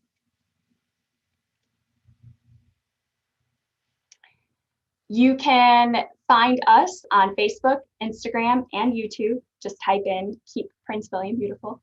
You can head on over to our website at kpwb.org or shoot me an email at adaniels@kpwb.org.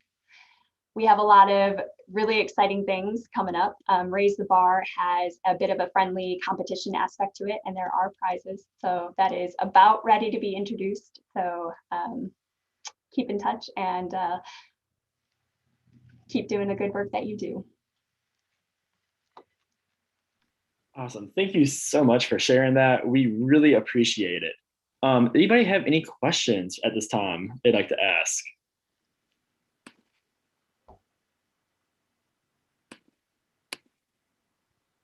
I know we're right up on the edge of 3 o'clock here, so not too much time. Yeah, figured it'd be a good thing to ask. Well, yeah, thank you again for coming. We really appreciate it, and definitely enjoyed hearing about this and all of your great ideas that you brought for us today. So thank you for taking your time out of your day to come do this. Thank you. Yeah, and happy Earth Day. Happy Earth Day. Yeah. And so I'm going to go ahead and put up some more things. We have another little bit of dead time before our next presentation. Again, next up will be EVA DC, talking about electric vehicles and in reality electric buses, to be more specific. But in between that there and then we're going to have a little bit of a break again. And that's kind of what we're going to have going on for the next little bit of time.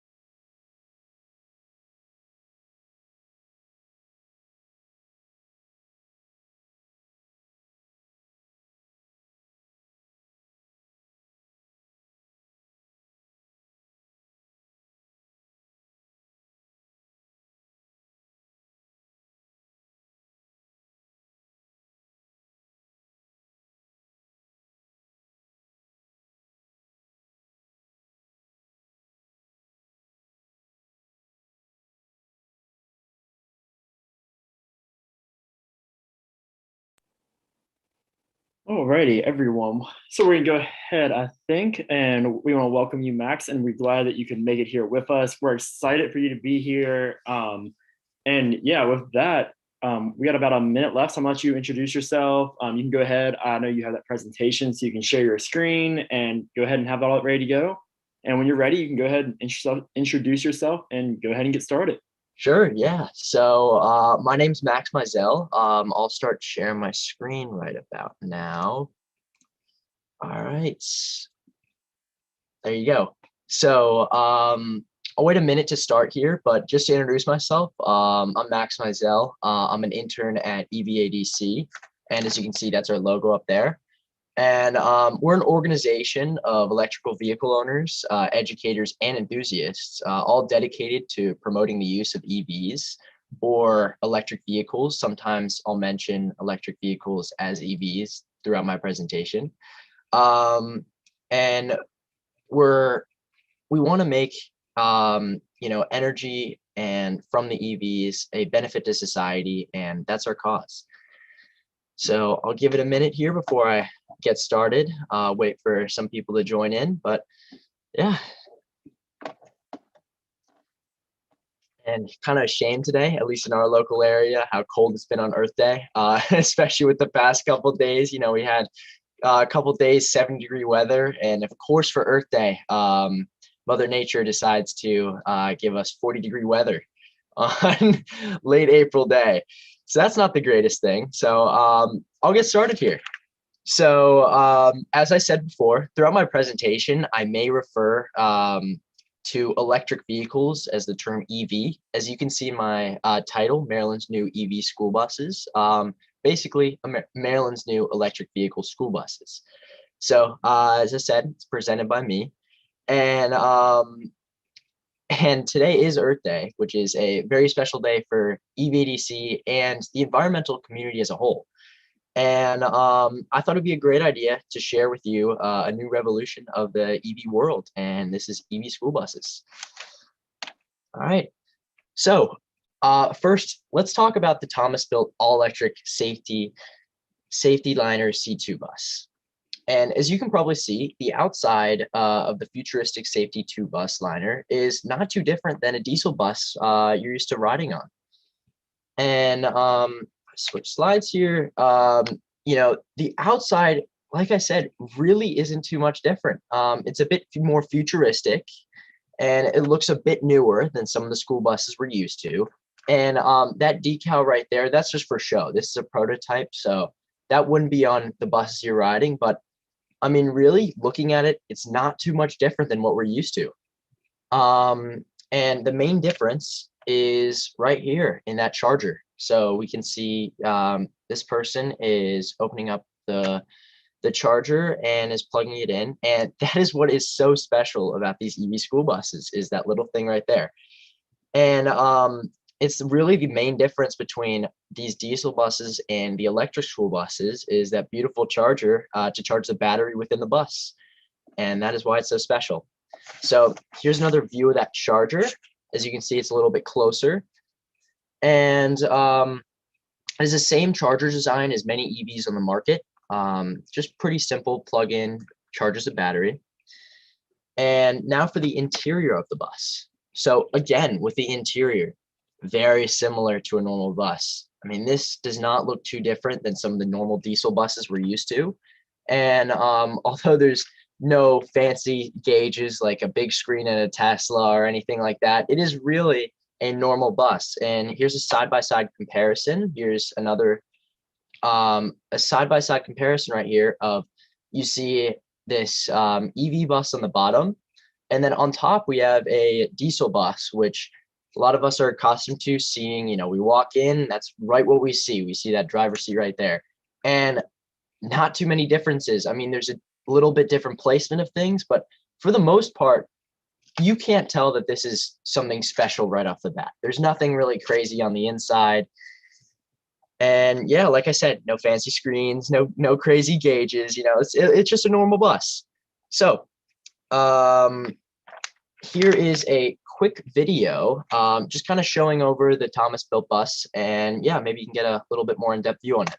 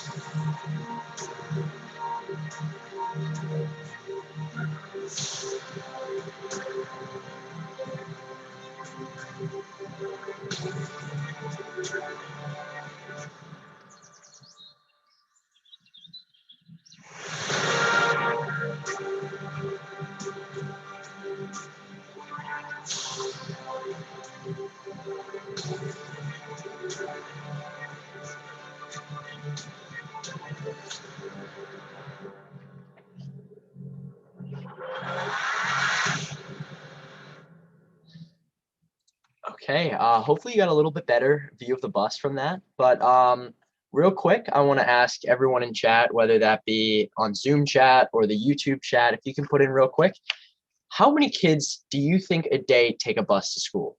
Just a rough estimate. We'll see if there's any response in the chat, and I'll give it a couple seconds here, see if anyone has any answers to that.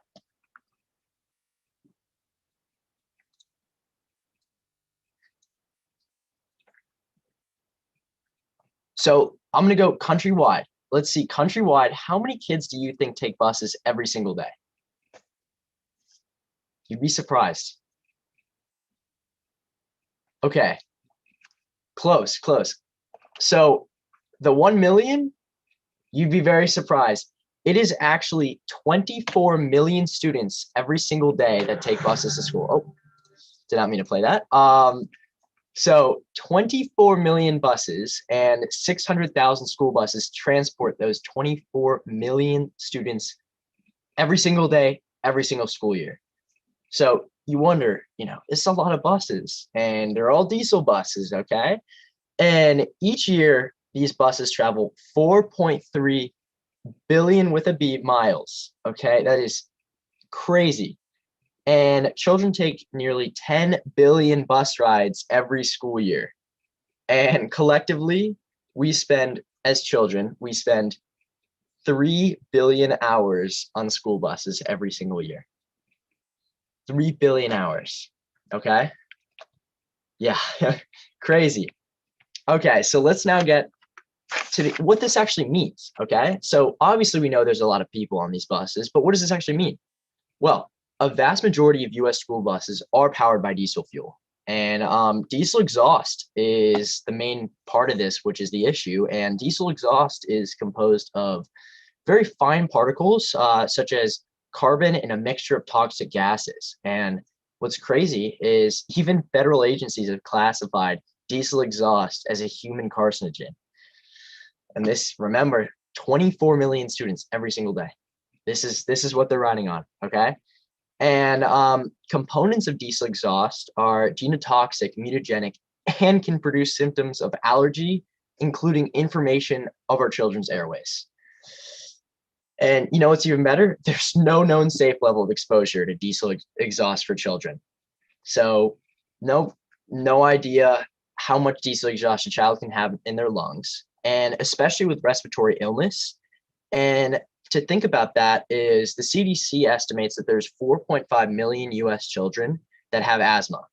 So not only is this a toxic chemical that is going into our children's lungs, but for all the kids that have respiratory illness, and the most common one being asthma, this just affects them even more.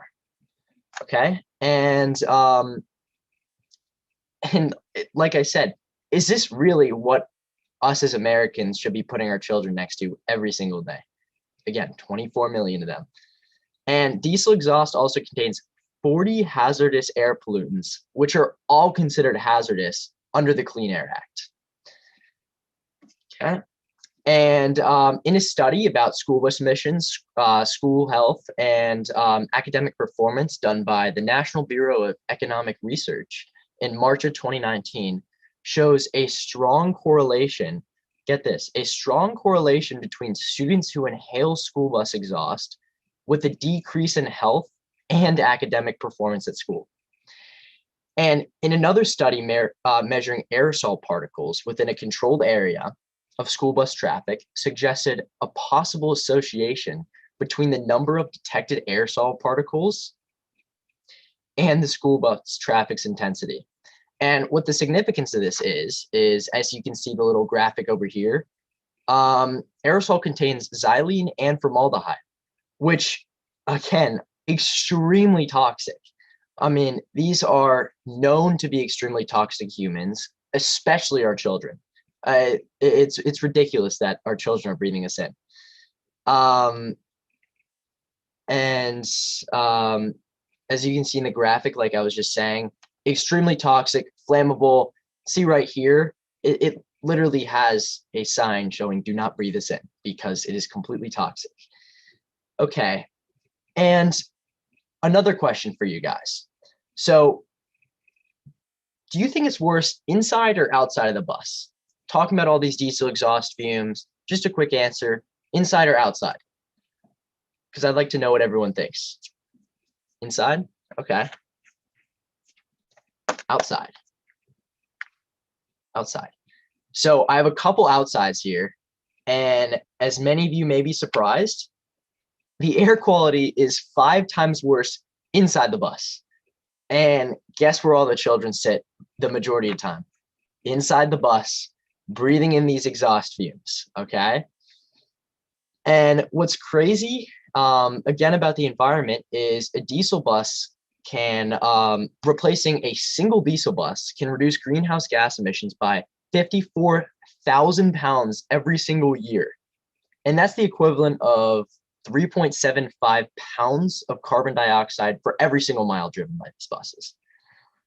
And like I said, 5 times worse. You would have never thought that, but that's where our children are. That's what they're breathing in. All these toxic chemicals that I just mentioned, it's 5 times worse inside the bus. So now let's talk about the electric buses. We heard all these bad things about diesel buses. Let's talk about what I actually want to say about in my presentation.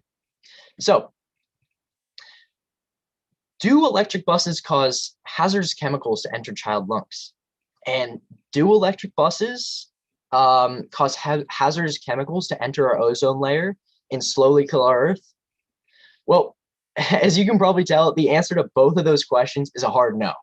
And that's why electric buses are so innovative and so important for the future of our children and the future of our society as a whole. Electric buses emit none of the toxic chemicals that comes with burning diesel. The only issue is the upside cost of going electric, okay?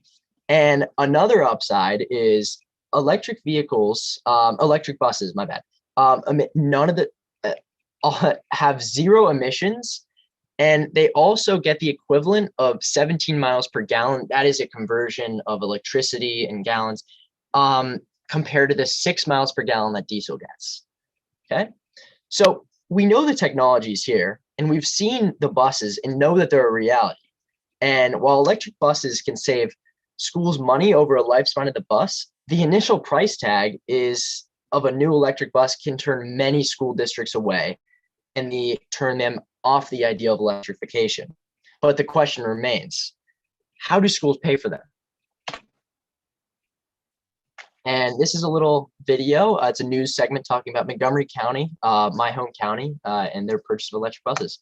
Maryland's largest school system about to become the country's biggest operator of electric school buses.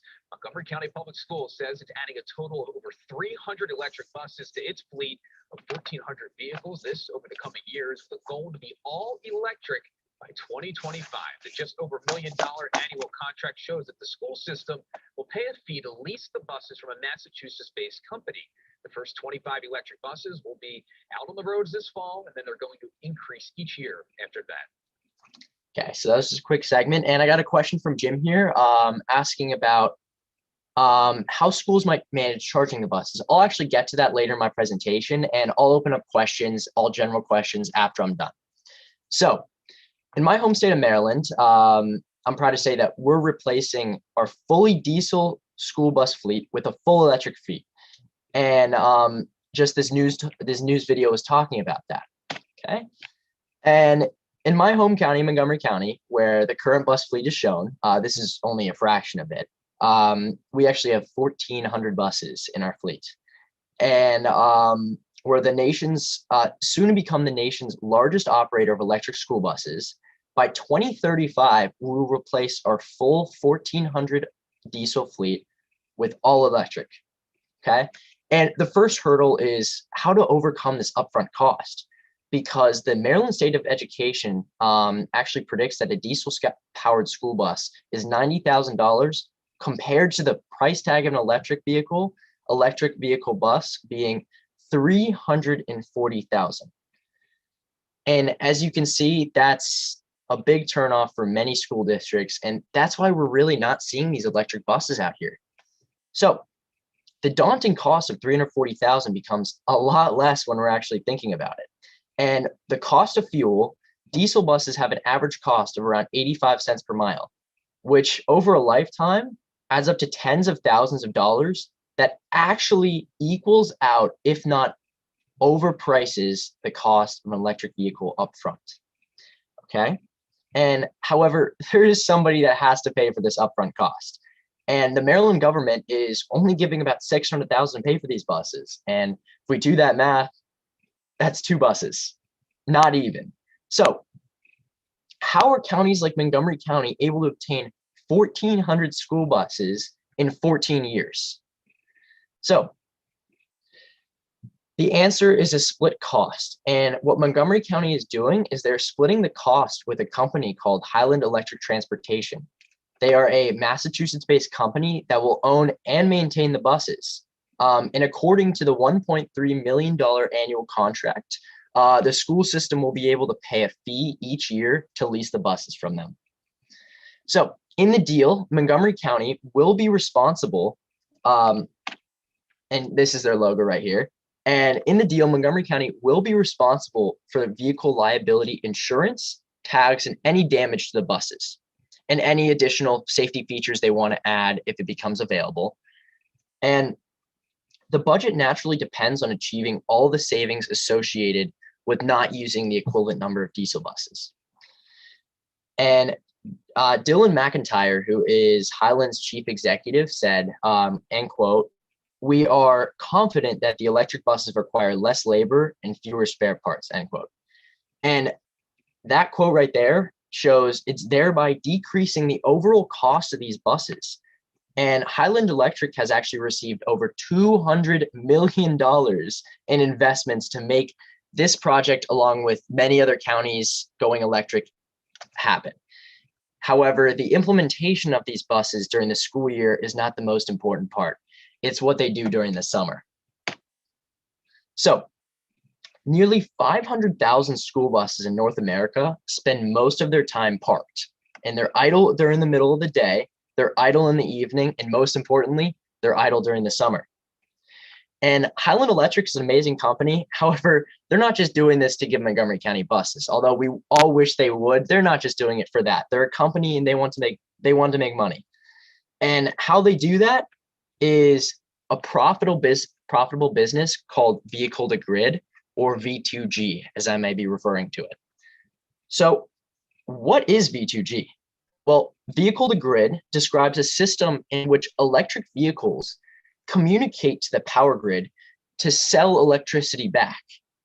Just like solar panels, some people have solar panels on their house, and they can actually sell small amounts of electricity back to the grid and decrease their electric bill or get money back from that.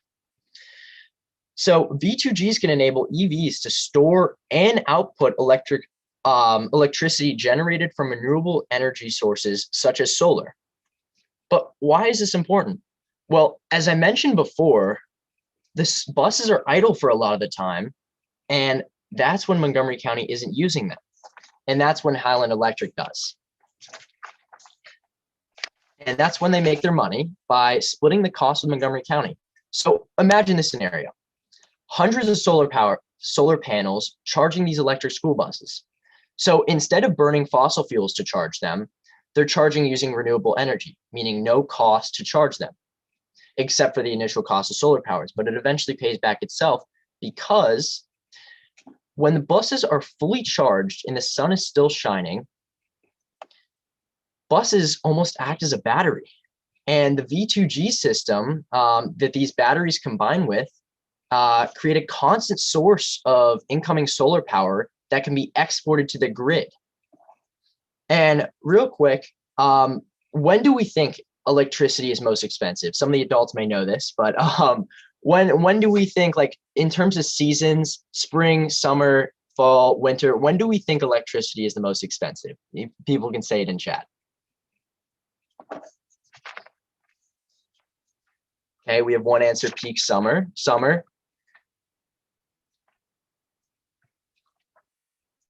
Well, winter. Okay, so when we get up and come home. So yes, so summer is actually the correct answer.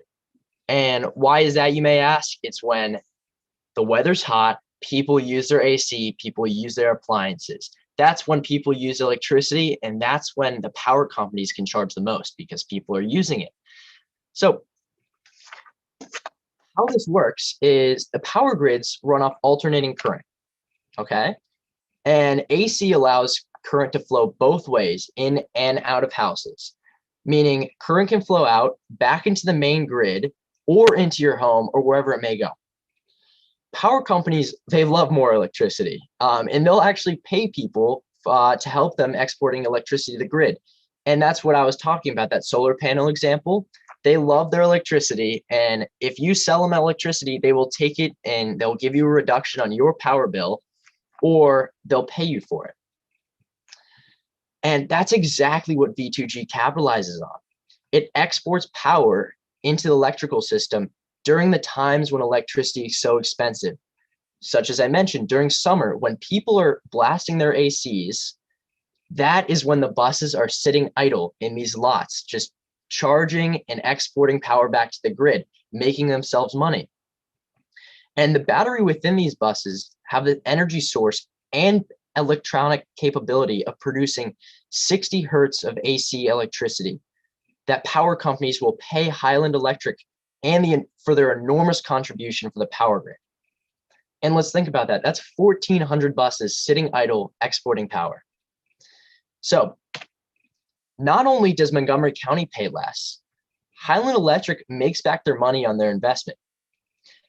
The buses don't pay for fuel as solar power, and as they're charged by solar power, and they make their money by giving electricity back to the grid.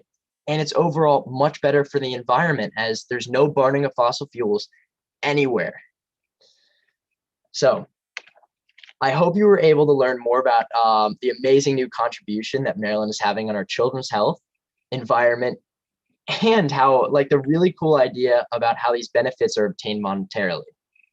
And I really hope you enjoy my presentation, and I'll open it up for any questions. And you can type them in the chat, and yeah, hope you guys enjoyed.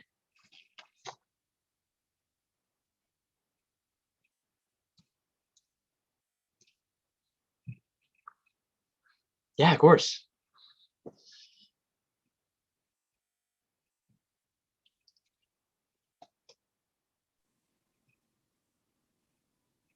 Oh, I'll scroll back. I think somebody had a question earlier. Is the upstream electricity production now considered in the calculation of pollutants? No, that calculation of pollutants I gave was strictly just the burning of the diesel fuel, or just the exhaust of diesel fuel in the buses. That was all that calculation was. That had nothing to do with the actual cost of getting that diesel fuel. Are these on the roofs of the buses? So no, this was hard to explain, but how these buses are is they sit in, I can go back a couple slides here. This is Montgomery County's bus lot, okay? So hundreds of buses are sitting in these lots, and just like a solar panel charging place, there'll be hundreds of solar panels lined up, and they will all feed into these buses. So they won't be on top of the buses, but they'll be all simultaneously charging them at one large place.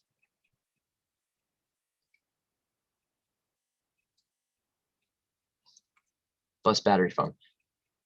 Yeah, so basically, I mean, it's like a it's like a bus battery farm, electricity farm. Any chance the roof could be used. So it's possible to be used, and it could be used. But for right now, and this is still in its early stages, Montgomery County will be receiving a few buses within the next year. But as of right now, like I said in the earlier presentation, the buses really don't look too much different. It's really just this charging mechanism and this V2G that's so cool about these buses, and obviously the health and environmental benefits. Is anyone working on how schools might manage charging all the buses at all the same time periods, 8 p.m. to 5 a.m.? Also, our local over 1,600 buses, and they're often stored on private property. So this is something that is strictly to Montgomery County and how Montgomery County is dealing with it. Montgomery County happens to own all of their buses, and they're in lots such as this, where they're all mostly together. I don't know about Fairfax County and how their buses are organized. This was a Montgomery County early idea that came with Maryland legislation. But for the most part, they're going to be charged. The solar panels will be getting the power during the day and charging the buses when they come back at night. And during the weekends, obviously, but that's how Montgomery County is working. I don't know the logistics of Fairfax County and where their buses are and how they be doing this, but this is an idea that is spreading throughout the country. And as I said, Highland Electric got $200 million from investments. So this is not just local for Montgomery County. This is going to be nationwide. Within the next few years, you'll definitely see electric school buses on the road in all different counties. So I think I went a bit over time here, but I'd like to thank all of you for watching my presentation. I hope you really enjoyed it and hope you can get a little bit more educated on electric school buses. Yeah. Yeah, thanks, Max. That was an awesome presentation. That was very informative and a lot of stuff I would have never thought of myself. So thank you so much for that. And thank you for sharing that with us and being willing to come here and do that after school. Yeah, of course. Thank you so much for having me. Appreciate it. Yeah, of course. So we're gonna take another little small break before we have one more presentation for the day. We have the Virginia Youth Climate Cooperative coming in to give us a presentation as well. And they will be starting in just a few minutes. So we'll take another short break and then get started right about 3:50-ish.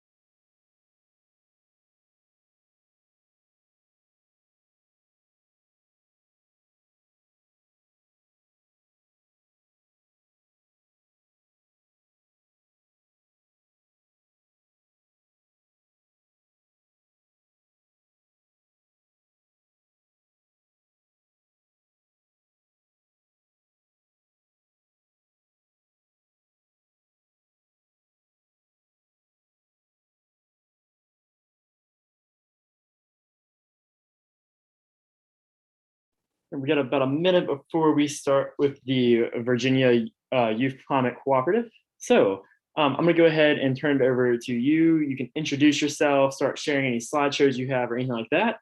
And yeah, go ahead and take it away. All right, thank you. So my name is Merdula.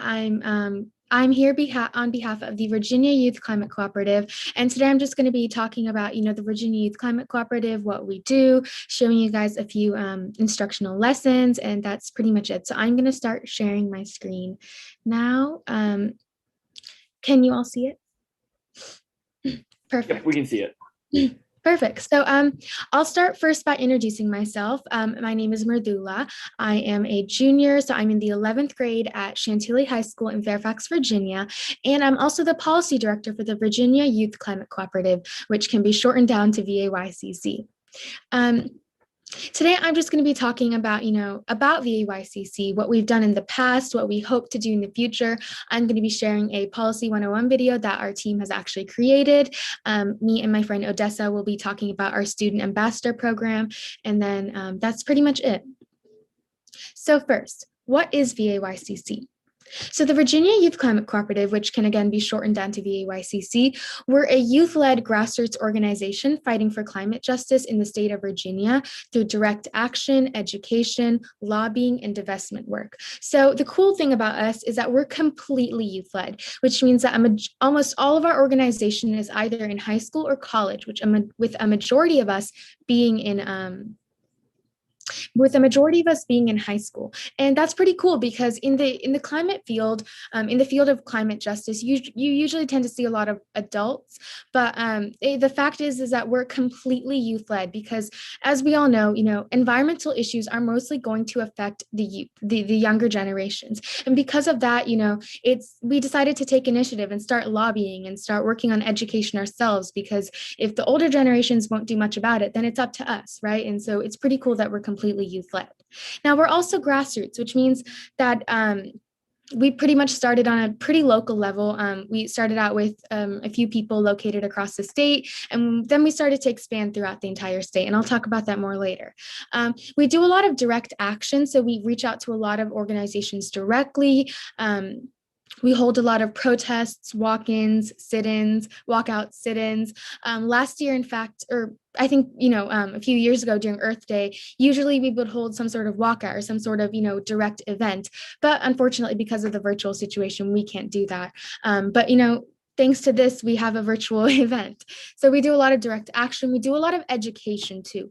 We want to teach the general public about why climate justice matters. Why is it important that we start to take action now? A lot of people don't know this. I mean, a lot of people know about the climate justice at a pretty international scale. I mean, we know about greenhouse gases and we know about rising levels, but a lot of people don't necessarily know about how climate change works on a state level, like, the Virginia level, right? So we kind of wanted to teach the general public about how does climate change affect communities in Virginia?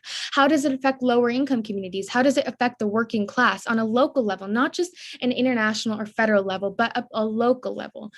We do a lot of lobbying too. So we reach out to, different representatives, whether they're, state Congress people, mayors, politicians of all kinds. We reach out to them and we kind of want to, convince them to pursue climate action in Congress or whatever they're in. So we do a lot of lobbying, and we do a lot of divestment work too. So we try and get more money to go towards renewable energy, clean energy, and things like that.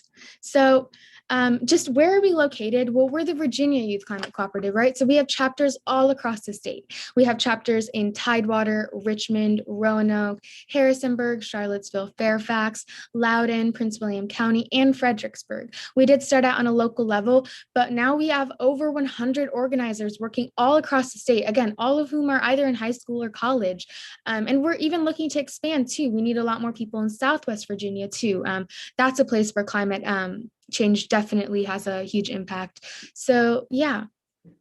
Now, what do we as an organization focus on? Well, like I said before, we're pretty grassroots, which means that we try and examine climate change at a local level. We try and examine what happens to Virginia communities, what happens to people who live in Virginia. How does climate change affect them on a local level, whether it's pipelines, whether it's access to clean water and air. We try and focus on a more grassroots local level. Now, we're also pretty intersectional, which means that we recognize that climate justice is a very broad issue. Climate justice affects lower income communities a lot more than it affects communities who may be higher income. Lower income communities of color may have a lot less resources to combat climate change. And that's why we recognize the fact that, we need to start putting a lot of attention on these communities too, because, while climate change is happening, they're the ones who's going to be hit the most. We need to, place a lot of emphasis on protecting them. We're, again, completely youth-led. So all of us are in high school and college. We're pro-climate justice. We're pro-workers too, because there are a lot of people who work in the fossil fuel industry, right? There are a lot of people who have jobs in mining coals and in building pipelines. And we recognize the fact that if we're going to be against fossil fuels and we're going to be against pipelines, what about the people who have these jobs? I mean, are they just going to lose their jobs? No, we're trying to make sure that we support the workers. They're also going to be affected by climate change too.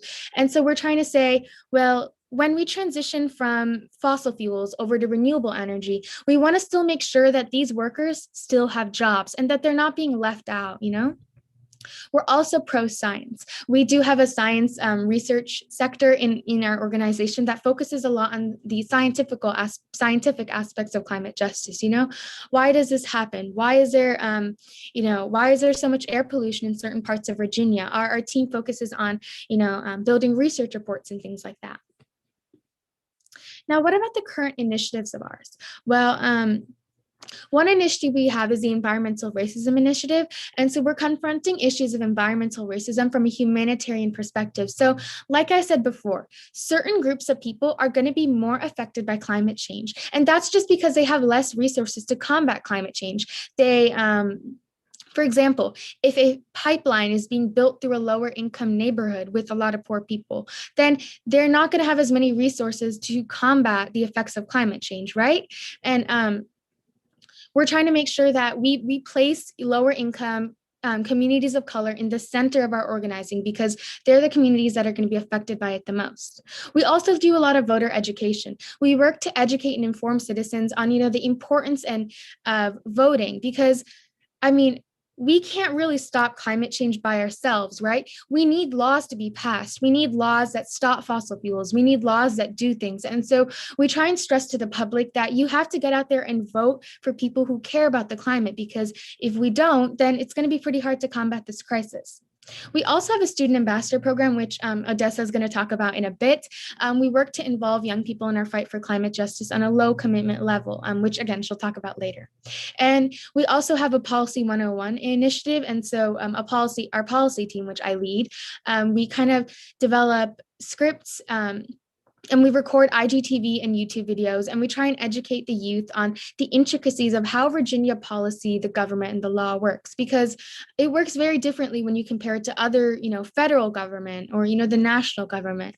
And so we try and teach them, this is how the government in Virginia works, and this is how we try and get environmental bills passed. Now, what do we want to do in the future? What does VAYCC want to accomplish? Well, we have a list of demands on our website. Our website is vaycc.org. And so we have a list of 17 demands. Now, these demands, it'd be impossible to go over them in this time, but a few of our demands include decreasing oil consumption, decreasing natural gas consumption, clean transportation. And so basically, we use these demands as an organization to tell politicians, to tell the public, this is what we believe is important. In order to combat climate change, this is what we have to do, and we demand that this happens. This has to happen. And if you want to check out all 17 of those demands, go on our website and look them up. They're pretty cool, and our policy team, along with other teams in our organization, works on creating these demands. we also have a VAYCC pledge. So like I said before, a lot of what our organization does is reaching out to politicians, right? And especially people who are running for a position in politics. We reach out to them and we ask them if they want to sign our pledge. And we have about 16 statements on our pledge, just like our demands, basically. And, if a person who's running for office signs our pledge, or a person in office signs our pledge, then they're basically telling us that they're committed to climate justice and that they're going to uphold all of our demands and all of the things that we want to happen, right? Now, you may be wondering, well, why do we have a pledge? Well, the reason why we have a pledge, again, has a lot to do with voting, right? We had that whole voter education thing I talked about just now. Well, we want the general public of Virginia to know that these are the people who support climate justice. These are the people who want to combat climate change. And the reason why we have our pledge is to kind of uphold them and lift them up and say, these are people you should be voting for because they support the environment and they want to help the environment. And so that's one of the main reasons why we have our pledge. We have a number of candidates who've already signed them all across the state, and that's pretty cool. And if you want to know who they are, go check out our website. As I said before, we do have a Policy 101 video series, and today I'm just going to show you one of them. This video is going to be about how a bill becomes a law, but specifically in the Virginia government, because the Virginia government, again, functions very differently.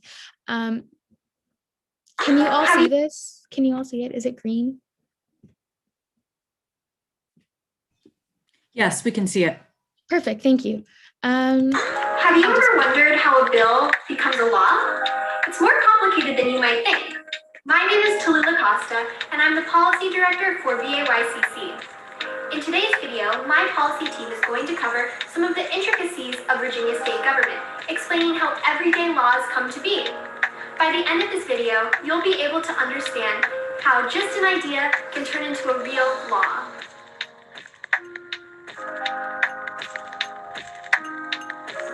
Every new bill begins with an idea.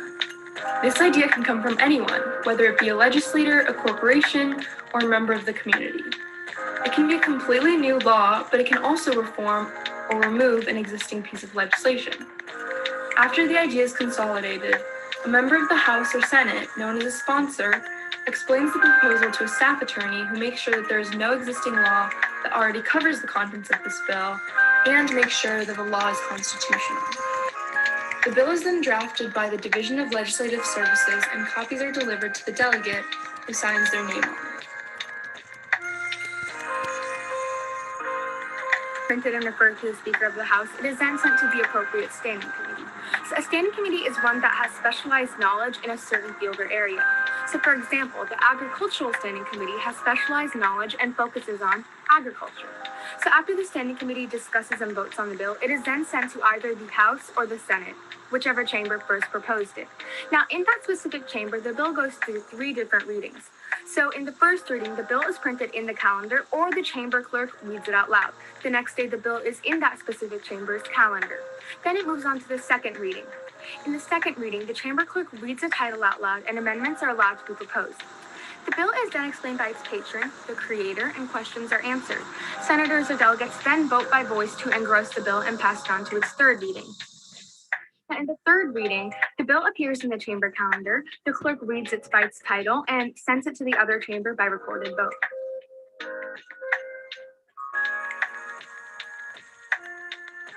The bill goes to the other chamber and goes through the same legislative process as the first chamber. If the bill has been passed by the other chamber and there are differences between the House and Senate versions of the bill, a conference committee is convened to resolve any discrepancies between the 2 bill versions.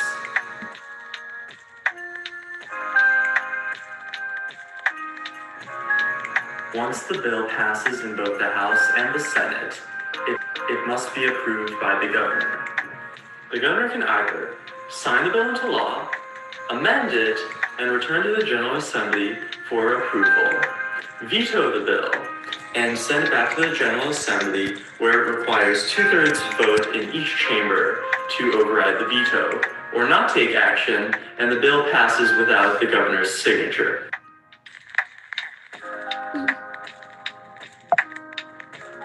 Now you know how a bill becomes a law in the Virginia General Assembly. But why is this important?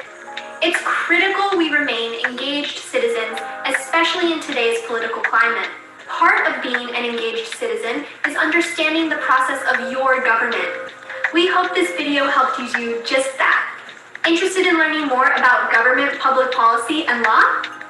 Stay tuned for more Policy 101 videos. In the meantime, you can follow us on Instagram and Twitter, check out our website and YouTube channel, all linked in our bio. Thanks so much for watching.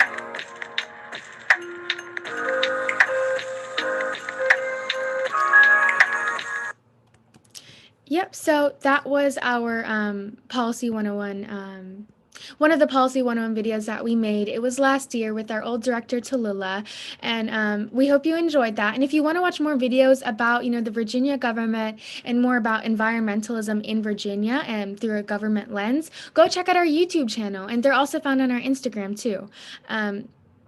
So now I'll just move on. So again, our YouTube channel, which I think you can find if you search up the Virginia Youth Climate Cooperative or just VAYCC. If you search that up, we have a ton of videos with so many different topics, information about climate, environmental policies, environmental racism, so many things. So go check that out soon. Next, Odessa here is going to be talking about our Student Ambassador Program, so I'll just hand it over to her. Thank you so much, Mrdula. Hi, everyone. My name is Odessa Hott. I am the Student Ambassador Program Director for VAYCC. The Student Ambassador Program is a branch of VAYCC facilitated by myself and a team of Student Ambassador Coordinators who basically stand in as assistants to our ambassadors to make sure that they have everything they need and to provide as mentors. So our goal is to mobilize youth who are passionate about the environment while making participation accessible for those who have limited time, but still want to learn, create community, and make an impact.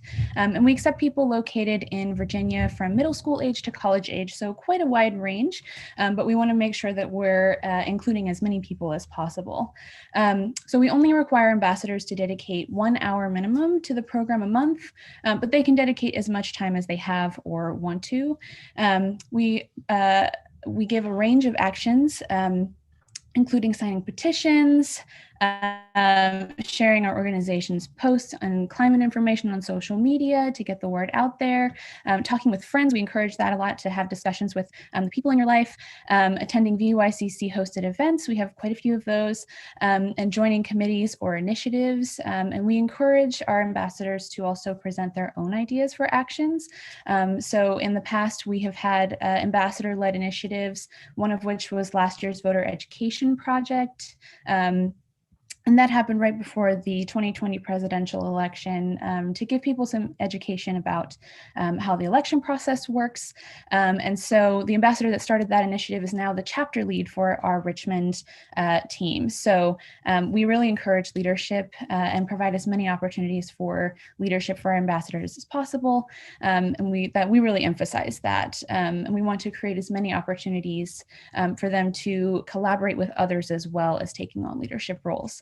So as Mrdula mentioned earlier, we're also revamping our environmental racism initiative. We started that back in the summer of last year, but we're really trying to get that to take off more now, and we'll be including student ambassadors in that on a much larger scale. So this program is great for networking as well. As an organization, we have lots of contacts, whether political, academic, etc. And we want to make sure that our contacts are accessible to everyone within the organization as needed.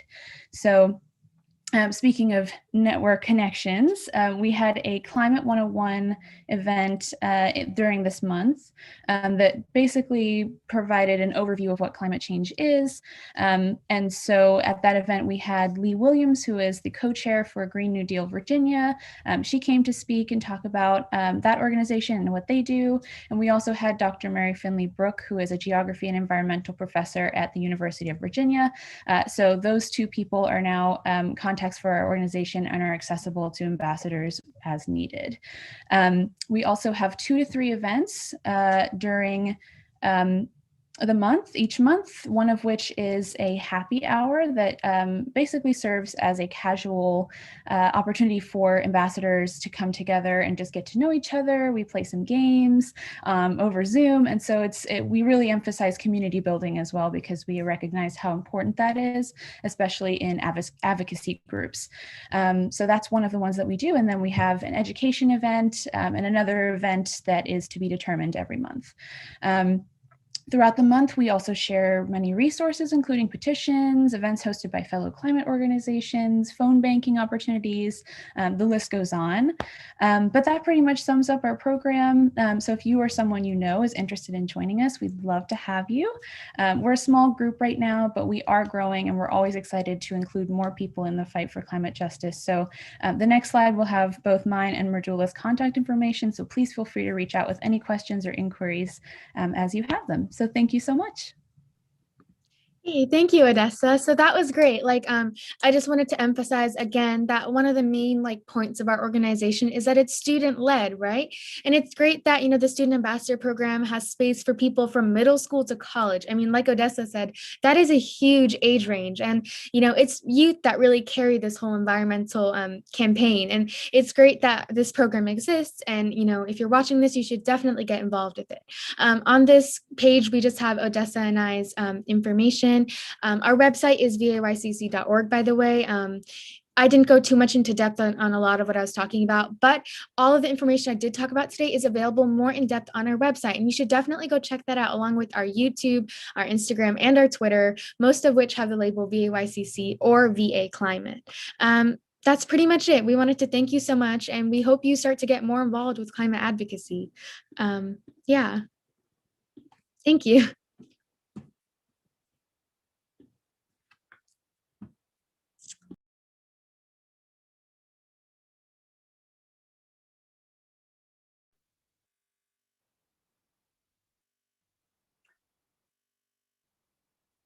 Thank you, Merdula. Thank you, Odessa. I missed the beginning of your presentation because I was finishing a wonderful hour power session with students from Yorktown High School. But I did catch about half of it, and it was wonderful. And I so much appreciate your having been here. So with that, that is our last Eco Partner session of the day. I'm going to quickly share my screen.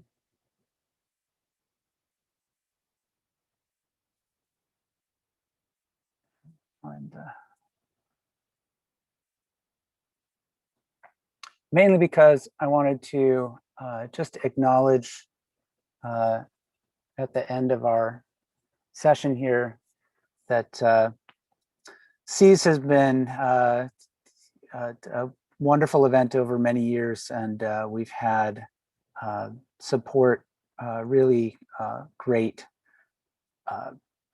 financial support, logistical support, and participatory support from Fairfax County Federation of Teachers, from Earth Force and Earth Force's partners, including Nutrien, and from George Mason University, both Office of Sustainability and the Potomac Science Center and Potomac Environmental Research and Education Center, and also the Environment Fund of the Community Foundation for Northern Virginia. This has been a fantastic day. I'm amazed at the level of youth engagement. The eco poetry really was moving, and seeing the various presentations, the various sessions, and knowing that people will see this on YouTube live stream even after the fact, I think is really wonderful. It's something that makes it so that SEAS can kind of continue beyond just today. Lastly, I would say that coming up at 4:30 is the Caring for Our Watersheds awards ceremony. That is not on this channel. That's accessible on a live feed that Earth Force is running. But you can get to the live feed if you go to the seas.live website, and there you'll be able to go to Caring for Our Watersheds and see the live stream of the awards. There were 10 terrific student action projects, environmental action projects that were presented today, and all 10 will receive prize awards and likely the funding for their projects to go forward. So thank you everyone for being here today. Thank you to my co-chair, Elizabeth Spike, and our event coordinator, Dylan Persinger, to the entire SEAS planning team. And thank you all. Happy Earth Day. And we hope to see you in person next year. Thank you. Happy Earth Day. Happy Earth Day, everyone. Great event, Kurt and team. Thanks.